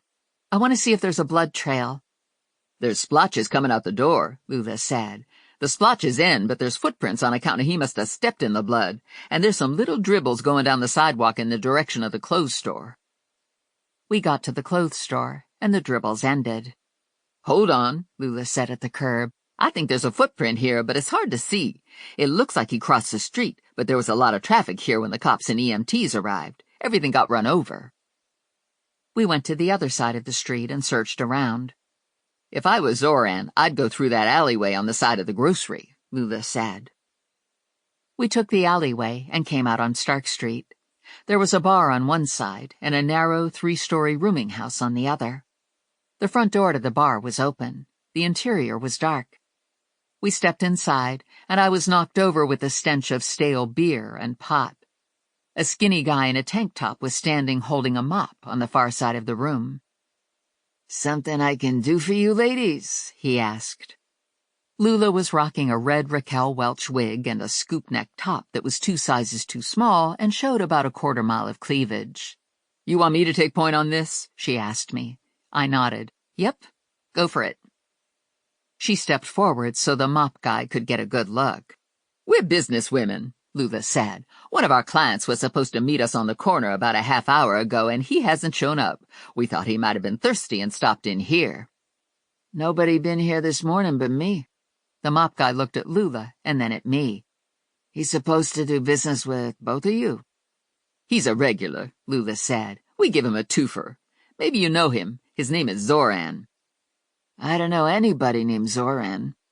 "He works at the laundromat on the next street," Lula said. "White guy with weird teeth." "That's Fang," Mop Guy said. "Everybody knows him as Fang. You make a comment about his teeth to his face and he tells you he's a vampire, like he's real proud of it. I heard he got hungry during work hours and killed a customer."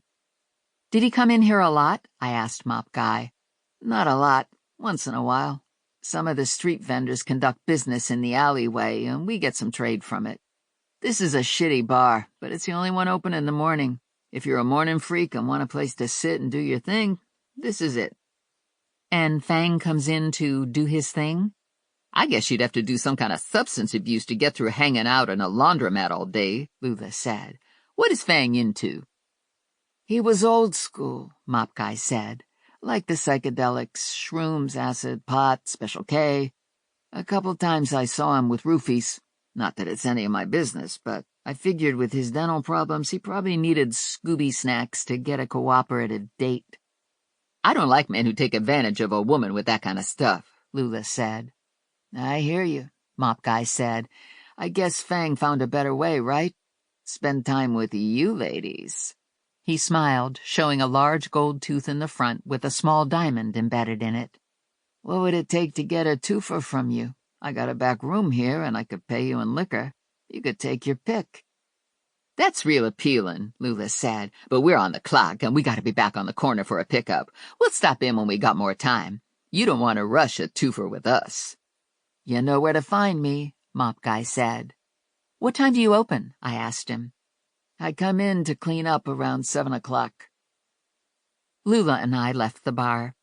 We moseyed around a little looking for signs of blood, but we didn't spot any dribbles or footprints. We gave up on the tracking project and took the long way back to my SUV, avoiding the alleyway. The state's mobile crime lab was parked in front of the laundromat. A squad car was parked behind it in the exact spot where we'd seen a footprint. "Looks like the cops are busy obscuring evidence," Lula said. Morelli and Jimmy had both been on the scene yesterday. They were good cops. They were smart. The initial blood trail was obvious, and I was sure that the footprint had already been documented. I was also sure that they knew about the alleyway drug market. The twofer ladies had the advantage over Morelli and Jimmy when it came to getting information out of the mop guy. "I've still got some friends on the street," Lula said. "One of them might know something, but they don't get up this early. I could talk to them after lunch." "Good thinking," I said. "In the meantime, I'm going to visit Bruno Jug." "Are you sure that's a good idea? He said he'd call you. Do you at least have a present for him? Last time you brought him a present." "No present, just me offering him a ride." "Maybe you should get dressed up a little," Lula said. "Spruce up your makeup. What kind of makeup are you wearing anyway?" "Eyeliner and a little mascara," I said. "And lip gloss?" Everyone's wearing false eyelashes now. You should try it. It would add drama to your face, and you'd look good with eyeshadow with some glitter to it. Anything else? A dress would be good, and heels. Heels with your jeans might be a good look if you put on a tank top and maybe a little leather jacket over the tank top. I'm not asking him out on a date. I'm offering him a ride to the police station. Just saying, sometimes you want to sweeten the deal. I thought Lula raised a good point about my clothes. I couldn't see myself doing the job in a dress and heels, but I thought I could look more professional. I was wearing the few emergency things I bought after the fire. A comfortable hoodie, sneakers, and some inexpensive girly t-shirts. The jeans were nice. I'd spent money on the jeans. If I could bring Jug in, I could buy some clothes, I told Lula. As I see it, that's a lot of motivation, Lula said. Let's go get the crazy old coot. I drove to East Gilbert Street and parked in front of Jug Produce. I hope you aren't planning on leaving me in the car again, Lula said. I want to see what a fruit tycoon's office looks like. It's not that impressive. I imagine it's not as fancy as the Oval Office where the president works. I saw a picture of the Oval Office, and it had a big blue rug with an eagle in the middle of it. I don't know if I could live with an eagle in the middle of my rug, but I guess if you're the president, you have to put up with that sort of thing. Like, it's his cross to bear. I had my own carpet cross to bear. It was named Herbert. He was going to be in my house today supervising rug installation. I did a mental head slap. I should have been more adamant about not wanting the carpet. Stupid, stupid, stupid. Are you okay? Lula said. You're making a funny face like you just ate something awful and you might throw up. I'm good, I said. Just a touch of indigestion. That's on account of you didn't have your usual donut in the morning. Once you get your body used to donuts, it's not happy with anything else. I suspected Lula was right about the donuts, but this morning my gastric reflux was being caused by Herbert. I got out of the SUV, crossed the sidewalk, and went into the building with Lula tagging along. The small foyer was empty, no one behind the desk. I could hear voices not far off. I walked past the desk and took the stairs to the second floor.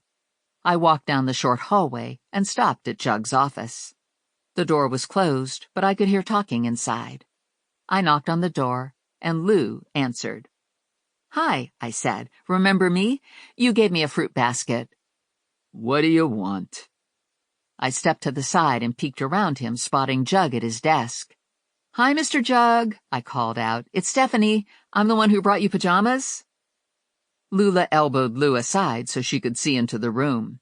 And I'm Lula, she said. I picked the pajamas out. You got a real nice office here.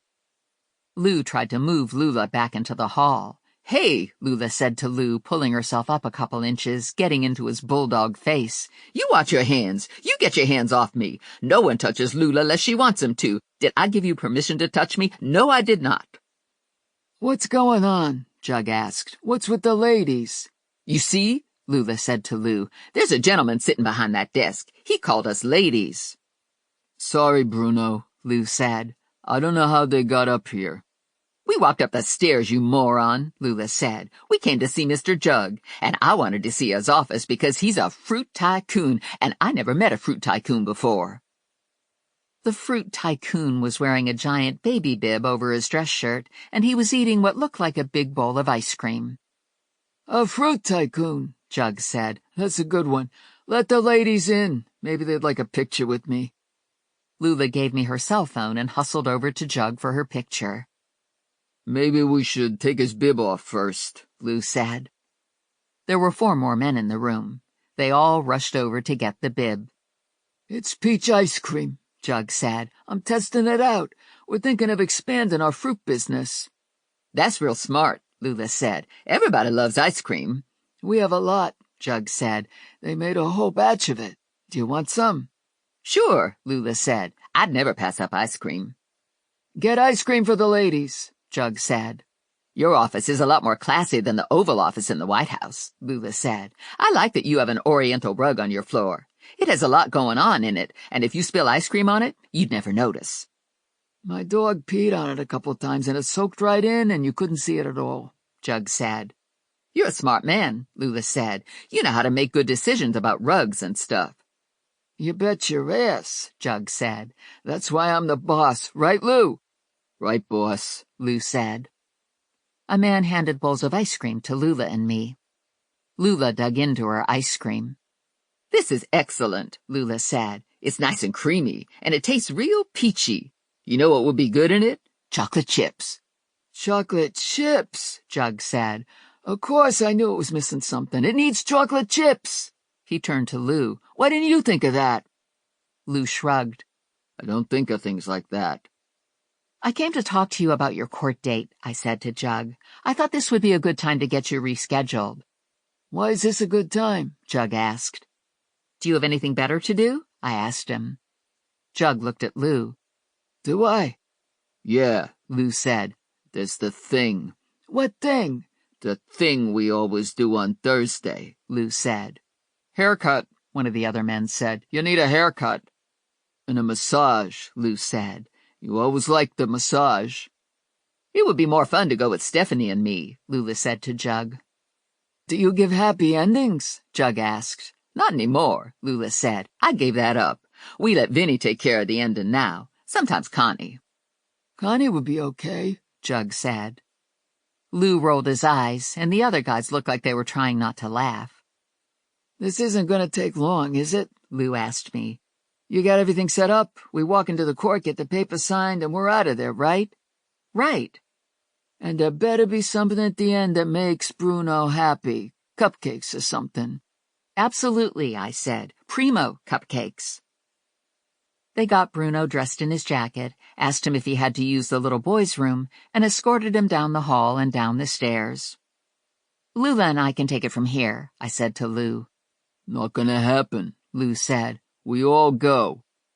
All 5 of you? Yeah, we're going out the back way. We'll take our car. That isn't necessary, I said. This is a simple procedure. It's necessary, Lou said. This is the way we do things. You're going with us.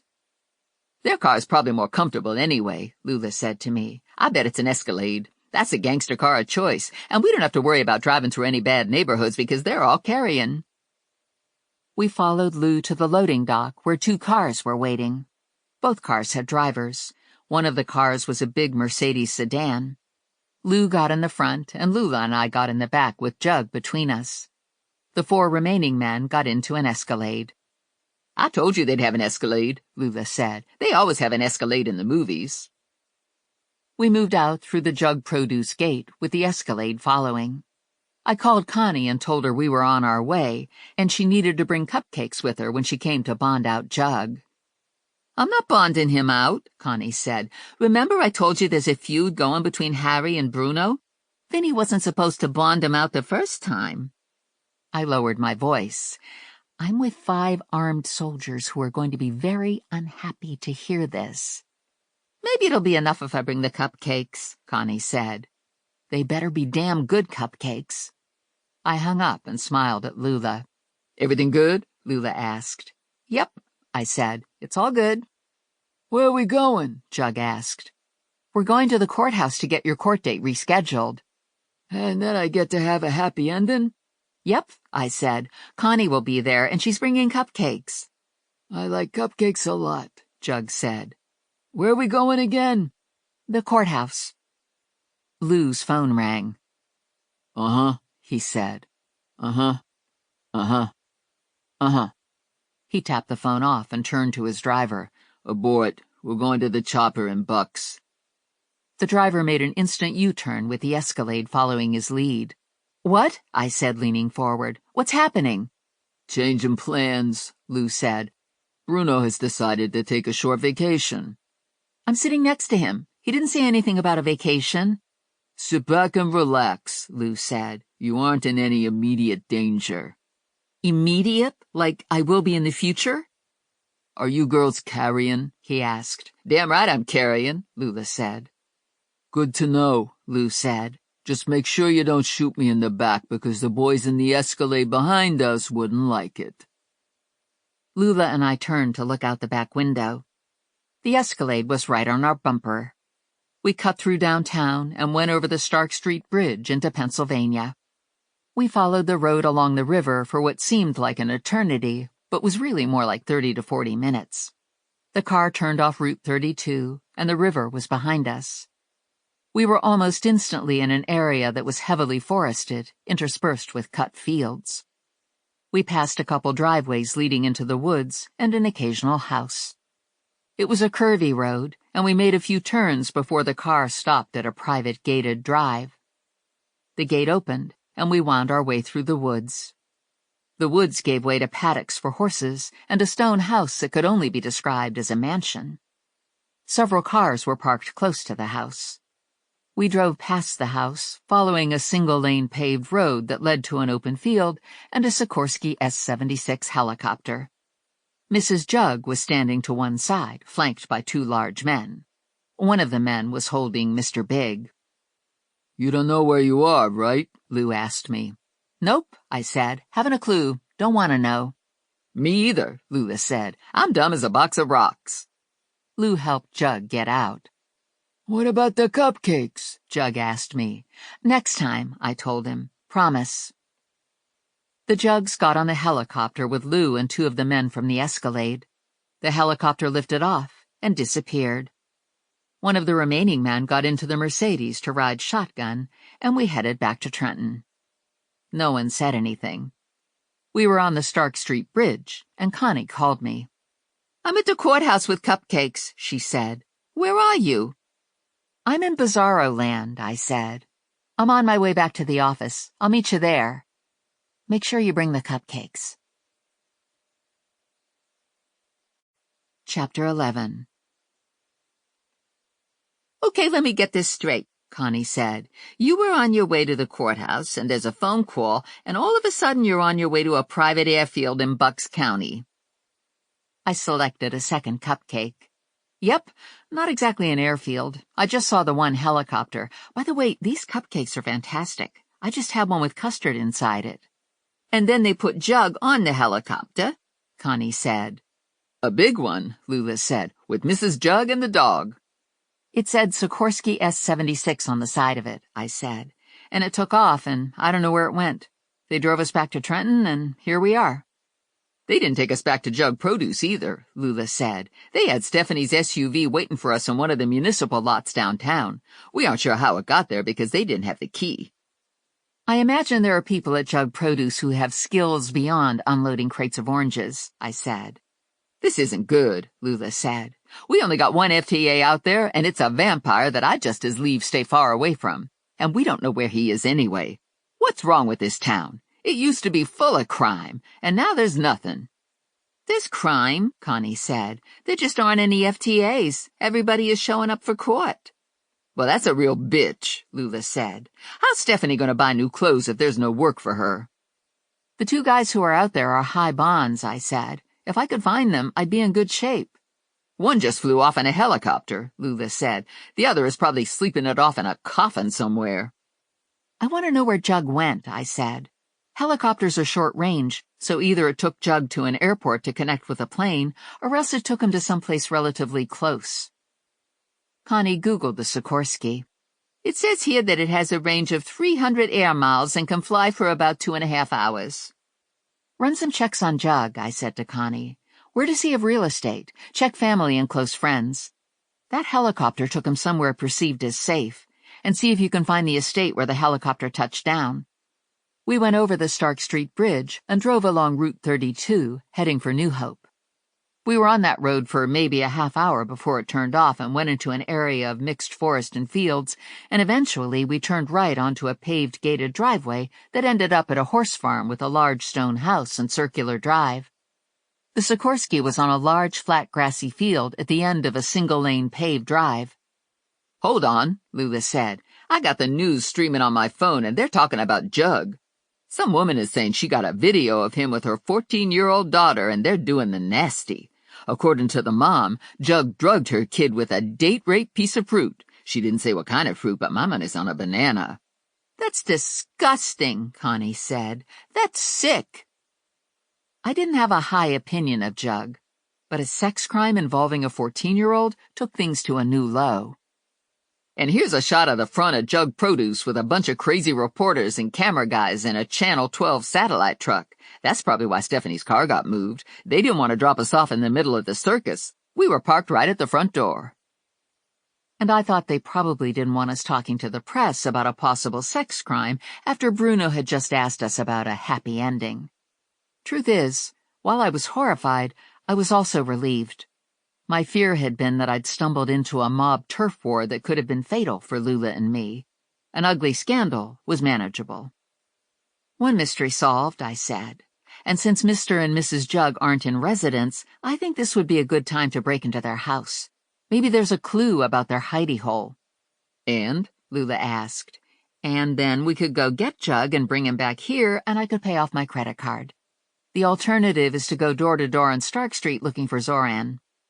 Okay then, Lula said. Let's do some B&E. I drove to Marymaster Street, parked around the corner, and Lula and I walked back to Jug's house. I went to the front door and realized that the house had a Ring doorbell. We were on camera. There were glass panels on both sides of the door. I looked in one and saw an alarm unit with a blinking light. "Nobody home," I said to Lula. "We'll come back some other time." We left the house and walked back to the car. "That was a bust," Lula said.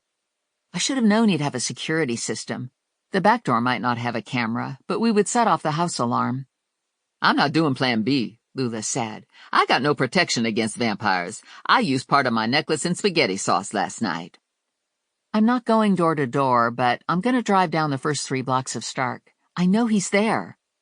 "I guess that would be reasonable as long as we aren't getting out of the car. And then after we drive down those 3 blocks, we're going back to the office, right? It's way past lunchtime, and I'm thinking about those cupcakes we left behind. Not that we would have them for lunch, but we could have them after lunch. I know you're trying to be healthy for the little tyke. Have you thought of a name?" No, I'm not even sure I'm pregnant. "When can you take the test?" Tomorrow is the earliest to see if I'm pregnant. I can't take a paternity test for 6 more weeks.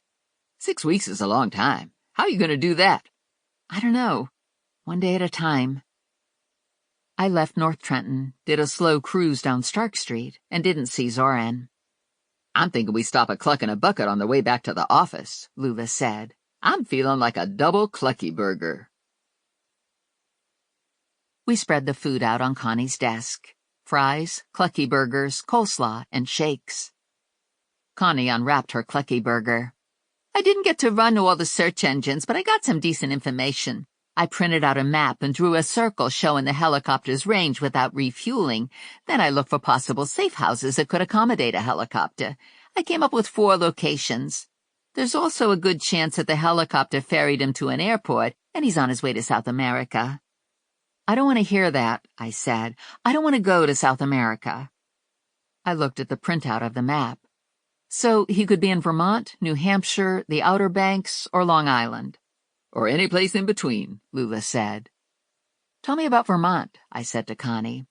"Jug has a cousin in Dorset. She lives in a school bus with her husband and 5 cats. They have 10 acres of flat field where, theoretically, a helicopter could land. I think this one is a long shot." "Yeah, I think we can cross the cousin off the list. What about New Hampshire?" "Jug has a son in Portsmouth. He grew up with his mother, wife number 2. He gets along okay with Jug. He's a chef, single, works at a restaurant in town, rents a little house out in the country.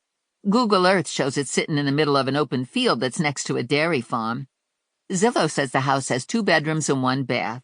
Wouldn't be ideal for the new Mrs. Jug." "Agree. Outer Banks is next up." "This ties with Long Island," Connie said. "It's a big house on the ocean with some property around it. Got a tennis court, pool, 4-car garage. A helicopter could easily land on the lawn leading up to the house. Jug grew up with the guy who owns the house. The guy's in real estate. Jug and wives number 1 and 2 used to visit. Zillow says the house has a 4-bedroom guest wing, and I found a picture of Jug on the guy's boat. 75-foot Hatteras. Jug was holding a fish, some kind of tournament 2 years ago. I have a report for you with more information on the guy, including his address." "And Long Island?" I asked. "It's a small vineyard on the North Fork. It's owned by Jug's lawyer.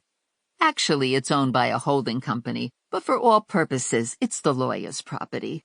I found an article about it in one of those food and wine magazines. The lawyer uses it as a weekend getaway, has a large stone house and a 2-bedroom guest house. The vineyard isn't open to the public, but it does some private tasting parties to benefit local charities. It sits on a good-sized chunk of land, and it has a helicopter pad. It gets my vote, I said. It's also the closest, Connie said. It's a 3.5-hour drive, 149 miles by helicopter, well within the Sikorsky's range. Do we know anyone on Long Island who can check it out for us? Connie finished her burger. I'm working on it. Did you have any luck locating the house in Bucks County? I haven't gotten to that yet. If you have time, you might go to Google Earth and see if you could zero in on it. My afternoon is crammed. I have an appointment with the bookkeeper in 15 minutes. In that case, I might take a cupcake and go have my nails done, Lula said. They don't match my mood anymore. I got Trenton nails, and I'm thinking I might need Long Island nails. I had do-it-yourself nails, at least until I paid off my credit card. They were currently short and wearing Kyoto Pearl quick-dry polish. They matched my toes. My hair was also professionally neglected, but there was no way I was cutting my own hair. Good thing God invented the ponytail. I drove to my apartment building on autopilot, thinking about Bruno Jug. Suppose I actually found him on Long Island. Was it unrealistic to think that Lula and I could bring him back to Trenton? He'd gotten on the Sikorsky with Lou and 2 men from his office. If they'd stayed on the property with him, it would make things much more complicated. I parked in my building's lot and took the stairs to the 2nd floor. I got a shot of adrenaline when I got to my apartment and found the door unlocked and open a crack. The adrenaline rush was replaced by a knot in my gut when I remembered that Herbert was installing carpet today. The fact that he was in my kitchen did nothing to ease the cramp in my intestines. "Did you come home for lunch?" he asked. "You have lots of good food here now. I made myself a sandwich. I hope you don't mind. You got healthy bread. I like to eat things that are healthy. I eat a lot of carrots. I saw that you bought carrots. I washed them and put them in a plastic baggie. It said they were pre-washed, but I always wash them anyway. I gave one to your hamster. That was okay, right? I Googled it first to make sure it was okay. I could make you a sandwich if you're hungry. I make good sandwiches. I'm good at almost everything. You probably already noticed that. Except ice skating. I can't ice skate because I have weak ankles." I already ate lunch, I said. I came home to do some work. "It looks like you work on your dining room table. I noticed your computer there. I could get you a desk if you want. I have connections. You could put it in your living room area. I noticed you still don't have a television. I could get you one of those, too. Then we could watch television together, except sometimes I work at night. And if I decide to go into the mortuary business, I suppose I would be working a lot of nights, but only until 9 o'clock. I felt my shoulders slump. Herbert was exhausting. He was one more problem on top of all my other problems, and I was having no luck getting rid of him. It would have been easier if he was a horrible person, if he was mean and abusive and violent. Unfortunately, he was just obnoxious and annoying and clueless. I walked out of my kitchen and into my living room and was gobsmacked. The living room and dining room had been carpeted. It was amazing. The carpet was a neutral cream that made my inexpensive couch look wonderful. It felt soft underfoot, and the carpet didn't even have any stains. It was new. The door to my bedroom was open, and I could see 2 men working in there. "They're finishing up in your bedroom," Herbert said. "It's beautiful," I said, "but I can't afford this." "No problem," Herbert said. "Sometimes in my business I come across things that are looking for a home, and I do favors for people who would like to return the favor, and this is one of those things." "What is your business?" "I'm an entrepreneur," Herbert said. "Is that another way of saying you don't exactly have a real job?" "I've never thought of it that way. Entrepreneur is such a great word. It sounds European." "You live with your parents." "They like me, and it cuts down on my overhead. I could live someplace else if I wanted to. I have lots of money. Not as much as Jeff Bezos or Oprah. I might be in the Martha Stewart range. I don't really know exactly how much money I have, but it's a lot." Okay, I get this. Chances of Herbert finding someone other than his parents who likes him are slim to none. "I have work to do," I said to Herbert. "I'll make sure no one bothers you." "Thanks, that would be great." I moved into the dining room and sat at the table. I opened my laptop and waited while it came to life. Herbert sat across from me. "What are you doing?" I asked him. "I'm watching you." "No, you aren't going to watch me. That's creepy." Suppose I watched you from the living room. I could sit on the couch and watch you. No. Okay, then, I'll watch Mike and Manny finish the carpet. I'd watch television, but you don't have one. Don't you have something to do? Entrepreneurial stuff? Not at the moment. I did some work this morning. I get up early. I don't need much sleep. I pulled up a map of Trenton and zeroed in on the Stark Street Bridge in Pennsylvania. I imagined myself being driven over the Delaware River into Bucks County. We turned right onto Route 32. We drove past Washington Crossing, and after maybe a mile we turned off 32 and moved away from the river. I had a satellite view on my map so I could see trees and fields and houses. Jug was talking, asking Lula questions about ice cream while we were driving through this area, and I wasn't always paying attention to scenery details. I slowly scrolled through the map, looking for the house with the circular drive, horse paddocks, and an open field. I could see why Connie passed this over to me. There was a lot of ground to cover, a lot of circular driveways, and a lot of open fields. And after we left Route 32, I hadn't been sure of the direction. The road had twisted, and we made a couple turns. Finding the house was like looking for a needle in a haystack. This was going to take time and require some luck. I stood and stretched and walked into the kitchen. I ate a couple baby carrots and returned to my laptop. Carrots were okay, but they'd never replace a whoopie pie. I continued to search, and I heard the men leave my bedroom. There was some chatter at my door. Herbert told one of them that he'd see him later tonight.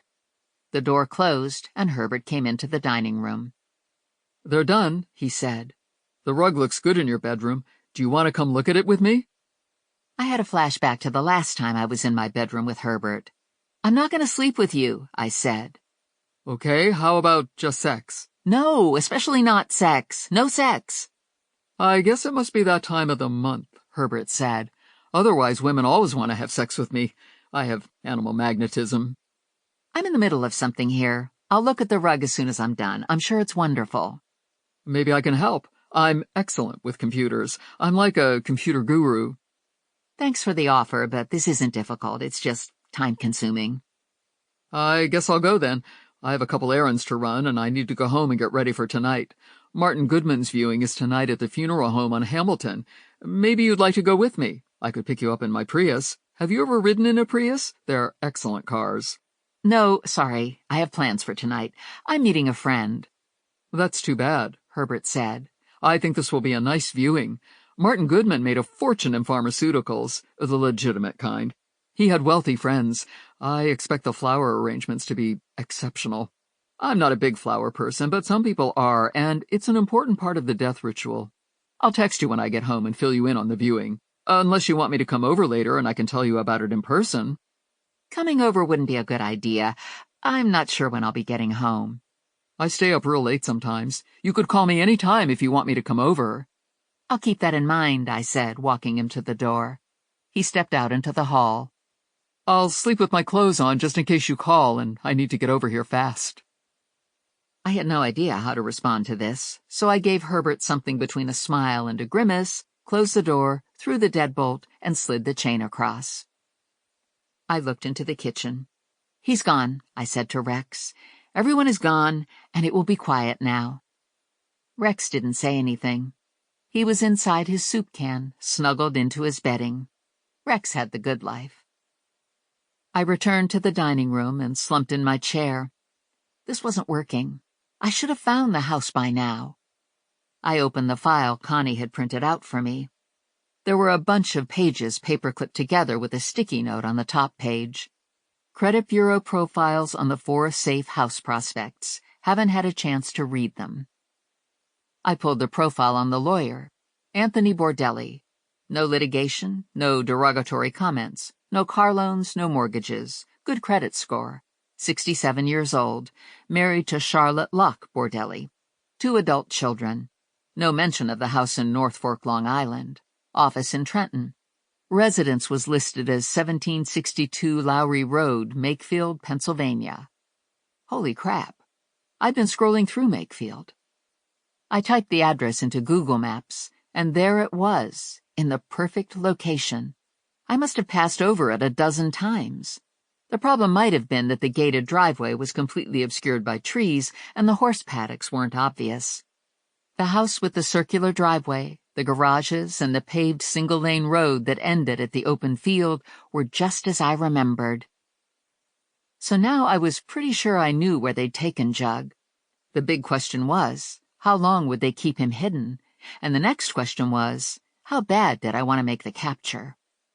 If I could grab the vampire, I could afford to wait a while for Jug. If I didn't bring one of them in, I was looking at financial disaster. I went to a couple streaming news feeds. Nothing helpful there. It looked like everyone was still camped out in front of Jug Produce. Just for giggles, I mapped out the drive from Trenton to the vineyard on Long Island. It was no surprise that it was an ugly trip with horrible traffic. At least it was manageable in one day if everything went right. It was too late to go today, and I had Ranger scheduled for tonight. If by some stroke of luck I found Zoran tonight, I was golden. If not, I'd set off for Long Island tomorrow morning. I read through the rest of Connie's background material and did some research on the vineyard and the lawyer. At 5:30, I pushed back from the dining room table and went into the kitchen to make myself a nutritious meal. After 5 minutes of staring into the refrigerator, I called my mom and said I was coming over for dinner. My father looked at the casserole dish in the middle of the table. "What's this?" "We tried something new," Grandma said. "It was on television on one of those cooking shows, and it won the award." "It looks like dog food," my father said. "It's all brown. Where's the potatoes? Where's the meat?" "That's the good part," Grandma said. "It's all there, mixed together. It's a one-pot wonder recipe." "Food isn't supposed to be mixed together," my father said. "It's supposed to be all separate on the plate. You got the meat, the potatoes or pasta, and the corn or peas or beans. That's the way it is, and there's supposed to be gravy. I like gravy." "What about lasagna?" Grandma said. "It's all mixed together." "It's in different layers," my father said. "You can see the meat and the pasta, and the peas are separate." "There's peas in the casserole," Grandma said. "If you look close, you can see them." "I don't want to look close," my father said. My mother was at the other end of the table, self-administering anesthesia in the form of whiskey. The casserole was directly in front of me, so I took my father's plate, spooned food onto it, and gave it back to him. "Good news," I said to my father. "I saw an apple pie in the kitchen." I helped myself to some mystery meal and passed the casserole dish to my mother. "What's this called?" I asked Grandma. "Humdinger helper," Grandma said. "You're supposed to make it in one of those giant iron skillets, but we don't have any." I took some for a test drive. "It's good," I said. "Actually, it's delicious." "It has elbow macaroni and cheese and lean ground beef in it," Grandma said. "It's got all the essential food groups." My father had his head down, forking in the humdinger. "Have you been watching the news about Bruno Jug?" Grandma asked me. "They say he's missing. Is that because you put him in jail?" "No, he disappeared before I had a chance to deliver him," I said. "Nobody knows where he is," Grandma said. "I think he's in the landfill. Did you look in the landfill?" "Ketchup," my father said. "I need ketchup."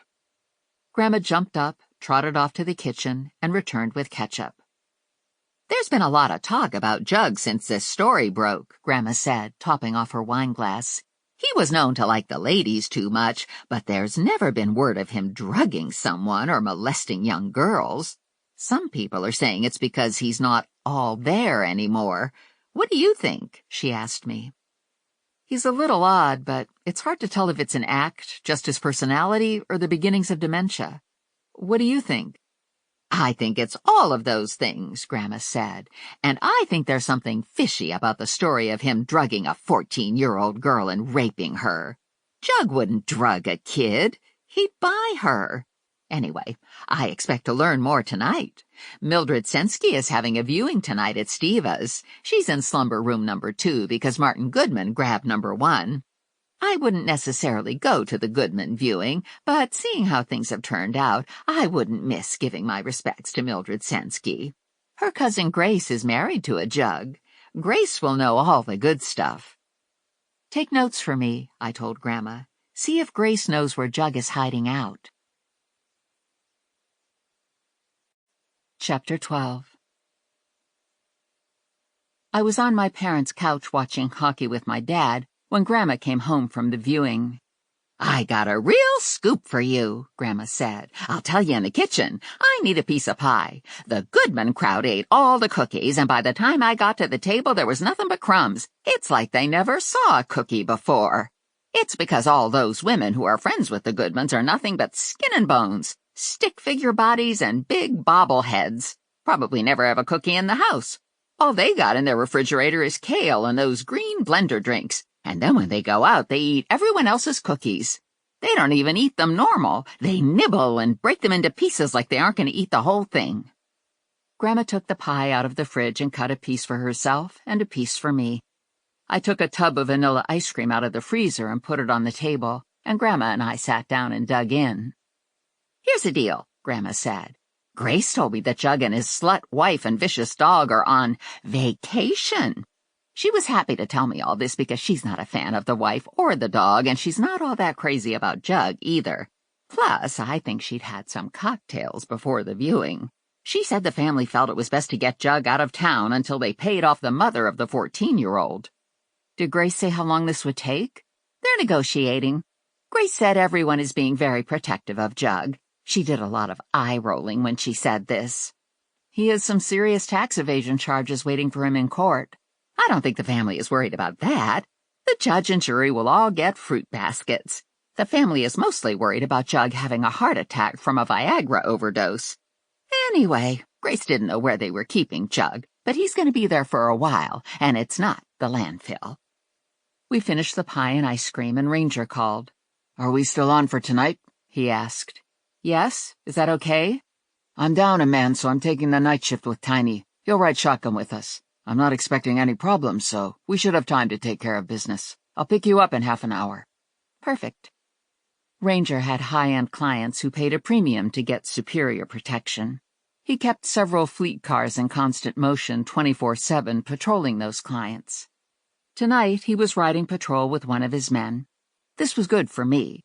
There would be no pressure tonight, and tomorrow I could take my test. I left my parents' house, pulled into my building's parking lot, and saw lights flash behind me. I parked and went to the rangeman SUV. Ranger was driving, and Tiny was in the back seat. If Tiny was green, he could easily pass for the Hulk. I got in next to Ranger, said hello to Tiny, and buckled myself in. "We're going to Lucky Linda's on the 3rd block of Stark Street," I said to Ranger. Zoran, the vampire, seemed to be friends with, or at least an acquaintance of, the bartender. Ranger pulled out of the lot and headed toward the center of the city. "What's a bartender's name?" "Goofy. No one seems to know his real name." "Do you have any other Zoran contacts?" "Yes, but they all dead-ended. He hasn't gone back to his house on Exeter Street. His parents say they haven't seen him. His uncle who owns the laundromat says he hasn't seen him. This morning, Lula and I followed blood tracks from the laundromat. They crossed the street and took us through the alley to Stark Street. That's where they stopped." "That alley is used as a drug market," Ranger said. "It was empty when we went through it, but we talked to a guy on Stark who remembered Zoran as Fang. He said Fang shopped in the alley." Ranger stopped for a light. "Fang's drug of choice?" "Shrooms, acid, pot, Special K, occasionally roofies." "He likes to trip out," Ranger said. "Needs help getting a date." "I think he's still on Stark Street somewhere."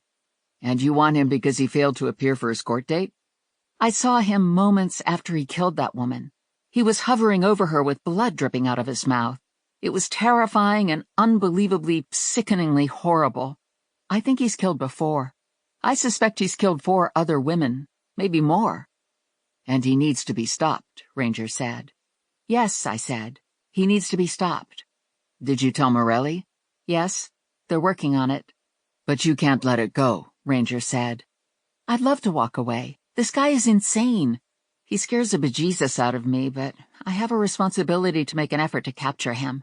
I only have 2 FTAs right now. It's not like I'm on case overload."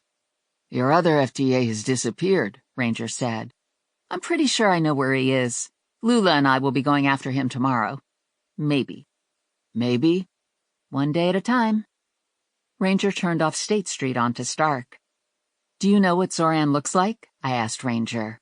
More or less. His mugshot was blurry. "That's because vampires don't photograph well." Yeah, Ranger said. I thought it was something like that. We cruised past the drug alley and did a slow drive-by on Lucky Linda's. "It's early," Ranger said. "Not a lot going on. I'll make one more pass, and then we'll park." When we came around the second time, there was a Lincoln Navigator in front of Lucky Linda's. Ranger parked behind the Navigator, and we all got out. Tiny took point, standing guard in front of the Rangeman SUV, and Ranger and I went into the bar. It was appropriately dark, with a bunch of high-top tables in the front and a horseshoe-shaped bar toward the back. A small raised stage with a couple of poles had been placed inside the horseshoe. Two mostly naked women were writhing and twerking against the poles. Bump and grind music competed with a televised ball game at one end of the bar. A wasted couple nursed drinks at one of the high tops, and 4 men were at the bar, hands wrapped around their bottles of beer. They had a lot of gold chains and tats, and I assumed the men arrived in the Navigator. Ranger and I slid onto bar stools at one end of the horseshoe, and Ranger signaled the lone bartender. Ranger doesn't wear his weight in gold. He doesn't have a tattoo. He doesn't have a diamond stud in any of his teeth. His hair is perfectly trimmed. His body is perfectly muscled and toned. His gun is perfectly hidden under his perfectly tailored jacket. He only wears black.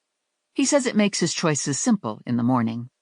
I think it's for effect, because it's a power look, and it's sexy as hell. He's former Special Forces, and if you're foolish enough to mess with him, he's deadly. The bartender was young, medium height, and had a lot of curly red hair and a show-stopping brilliant white smile. "What can I get you?" he asked. "Are you Goofy?" I asked him. "Usually," he said. "I'm looking for someone. His parents said you might know where to find him." "What's his name?" "Zoran," I said. "I understand he also goes by Fang. He works at the laundromat on Fremont." "Whoa, yeah, I know the dude. He thinks he's a vampire." "Have you seen him lately?" "Not since he sank his canines into one of his customers. Are you cops?" "No," I said. "We're working for his family. They want to find him." This wasn't a lie. His parents had put up his bond money, so in a way I was working for them. "His family," Goofy said. "Are they like vampires too?" "Let's just say they have dental problems and leave it at that," I said. "Look," he said, "I don't want any trouble. This dude is scary. I only know him as a customer. I entertain him just like everybody else. It's my thing. I'm Goofy. I'm everybody's friend. I can laugh like Goofy. That's pretty good," I said. Yeah, it gets me a lot of tips, especially after people get drinking. On a good night, I can make more than the girls." "He comes in here and he drinks and sometimes he's high and he talks to you," I said. "Think about it. What have you got for me?" Ranger put a $50 bill on the bar under a coaster. Goofy reached for it, and Ranger very quietly said, "Not yet." "Okay, why not?" Goofy said. "It's not like I'm a lawyer or a doctor with client privilege. He lives close, in a house. I don't know the street. He has a truck, but he never drives it. He walks from his house to the laundromat in here. He's always alone. I don't think he has any friends. I started working here 2 years ago, and he's sort of a regular. He comes and goes. I think he goes back to check on the laundromat, and then he comes back here and has tequila. Always tequila. Once he said he liked blood. He liked the way it smelled and tasted. He looked over at the girl on the pole and licked his lips, and I almost threw up. Then he gave me a $10 tip and left." "What about your other regulars? Did he ever talk to them?" "He might have tried, but talking about blood is pretty much a turn-off even for the gangbangers and dopers. It's just weird. And then there are the fangs. It's not a good look." "Let's assume he didn't go far. Where would he be hiding?" I asked him. "I don't know. There are some condemned buildings when you get farther up the street. Housing is sketchy on this block. There are dopers who would take him in. Maybe you should just go door to door and see if you smell rotting flesh." That got a very small smile out of Ranger. He gave Goofy a business card with a phone number on it. No name, no address, just a phone number. "If you have more information," Ranger said. "Who do I ask for?" "Just identify yourself as Goofy. We left the bar and returned to the Rangeman SUV. "Thanks for being Brute Man," I said to Ranger. "I didn't learn anything new, other than that he drinks tequila, but it's possible that you'll get a phone call." "It's a process," Ranger said. It was almost midnight, but I couldn't sleep. I was freaked out over the whole vampire thing, the ugliness of it, the insanity. I got out of bed, put my sweatshirt on over my t-shirt, and went into the kitchen. Rex was awake and running on his wheel, oblivious to everything awful. I gave him fresh water and refilled his food cup. I went into the dining room and checked my email and text messages. I downloaded the GPS directions to the North Fork of Long Island to my iPhone. I studied the satellite picture of the vineyard. I was ready to give sleep another try when I heard noise in the parking lot. Car radio, I thought. Some drunken idiot coming home, blasting his lame music. I shut my computer down and got myself a glass of milk and a Pop-Tart. I ate the Pop-Tart and drank the milk, and the noise continued. High-pitched squawking. Sounded a little like Paul Simon's Graceland, followed by Do-Re-Mi from The Sound of Music. I walked into my dark living room, looked out my window, and sucked in some air. It was Herbert, standing in the parking lot under one of the overhead lights, playing his clarinet. A cop car turned into the parking lot and stopped just short of Herbert. 2 cops got out and walked over to him. There was a short conversation. Herbert pointed up at my window, and I instantly jumped out of sight. The jumping away from the window was instinctive and most likely not necessary since my living room was dark and I wouldn't be visible from the parking lot. I peeked out and saw Herbert get into his Prius and drive away. I felt kind of bad that someone called the cops on Herbert, but at the same time, I was happy to see him leave. I padded back to my bedroom, crawled into bed, and fell asleep with Do-Re-Mi playing in my brain. Chapter 13.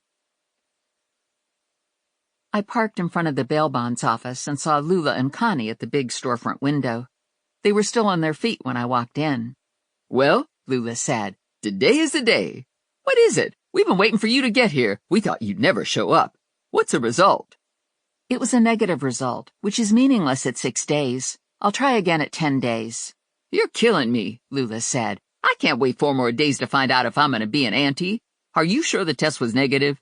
Maybe you should take another one just in case you got a defective pee stick." The tests are expensive, and anyway, I don't have time. I'm going after Jug today. I'm 99% sure he's at the vineyard on Long Island. I want to get on the road at 9 or 10 o'clock, so I miss the worst of rush hour traffic.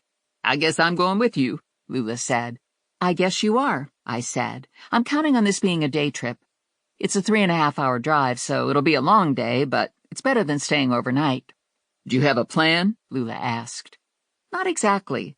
We need to find out how many people are in the house with him, and we need to do surveillance, but the way the house is set on the property is going to make it difficult to see anything."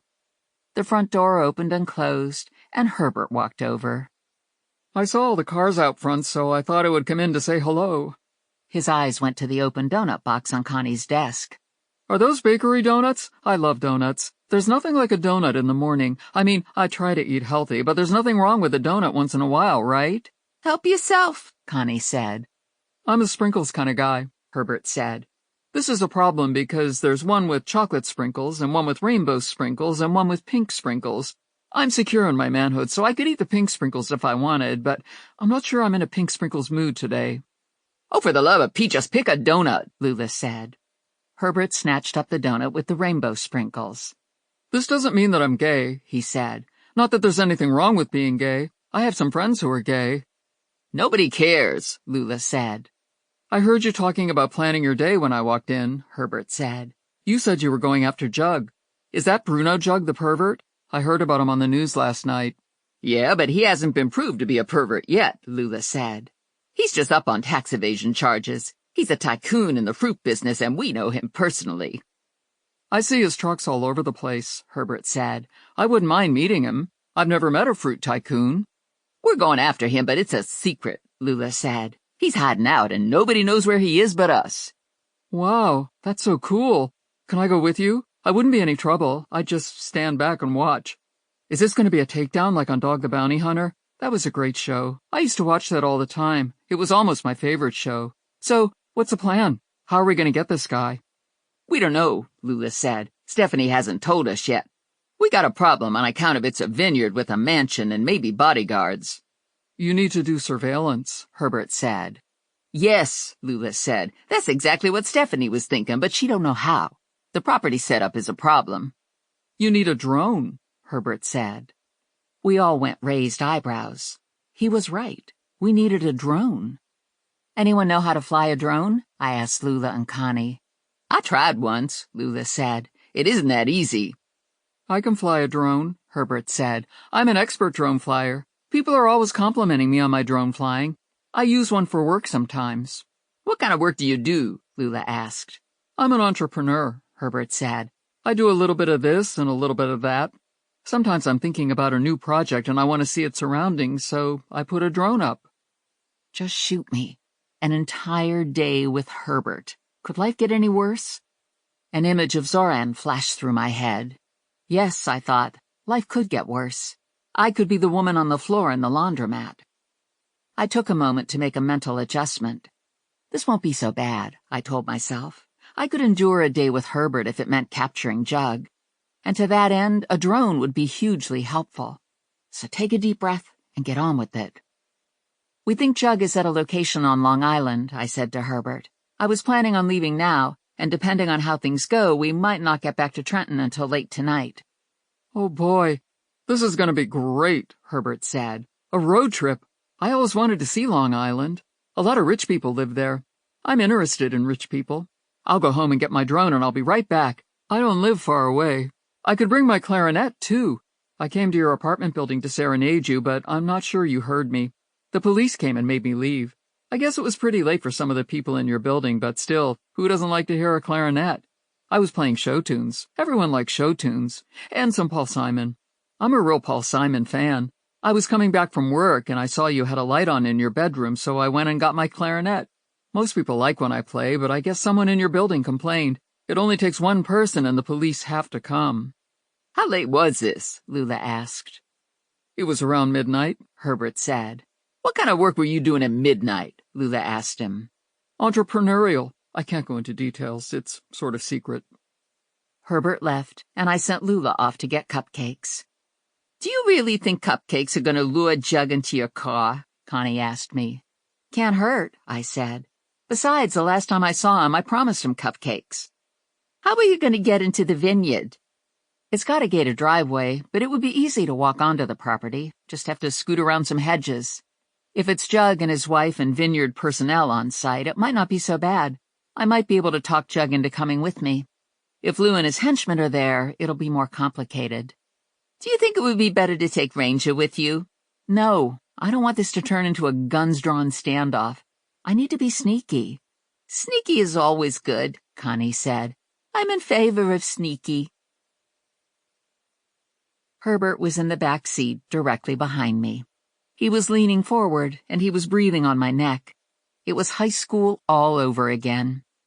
We were a half hour out of Trenton, not even to the Jersey Turnpike, and I was already driving with teeth clenched. I got 24 donuts, Lula said. There's a box for Jug, and there's a box for us. Anyone want a donut? Yes, I said. What kind? Lula asked. Any kind. Lula gave me a maple glazed, handed a chocolate-covered back to Herbert, and took a blueberry for herself. She surfed on her phone while she ate her donut. Look here, she said. Robin Hoodie just uploaded a new video. Last night he cleaned out a drugstore. I guess that makes sense. Homeless people need aspirin and Band-Aids just like anybody else. They look happy to get all the stuff, but not as happy as when Robin Hoodie drove in with the taco truck. Eugene is going to have his bail bond revoked, I said. It's not smart to commit another crime when you're out on bail. I've been following this case, Herbert said. It's actually very interesting from a legal point of view. The police have tied Mr. Fleck to the UPS truck hijacking. I believe they have physical evidence linking him to the truck. Fingerprints, Lula said. From the limited knowledge I've acquired from the press, it seems to me the police can only charge him with that one crime, Herbert said. I haven't read about any evidence that would connect Mr. Fleck to subsequent Robin Hoodie escapades. I never thought about it, Lula said. You might be right. Maybe the police have evidence that they aren't sharing, I said. Herbert nodded. Very possible. Robin don't seem to be stealing packages off people's porches anymore, Lula said. I guess that wasn't a real efficient use of his time. Hijacking trucks and breaking into stores is also more challenging, Herbert said. It requires some skills, and I imagine it would appeal to someone who enjoyed the game. Like he keeps needing to one-up himself, Lula said. Yes, Herbert said. There's also the entertainment aspect. This person might enjoy having an audience. This is a phenomenon we're seeing with the explosion of social media. One can, in essence, become famous by creating one's own personal reality show. So you think this Robin Hoodie thing is all about a big ego trip, Lula said. I was presenting one possibility, Herbert said. I would like to think Robin Hoodie has the best of intentions, that he cares about the homeless, and he's found a way to help while drawing attention to the problem. I prefer to see him viewed as a hero. Eugene doesn't look like much of a hero, Lula said. Those are the best kind, Herbert said. Peter Parker is the perfect example.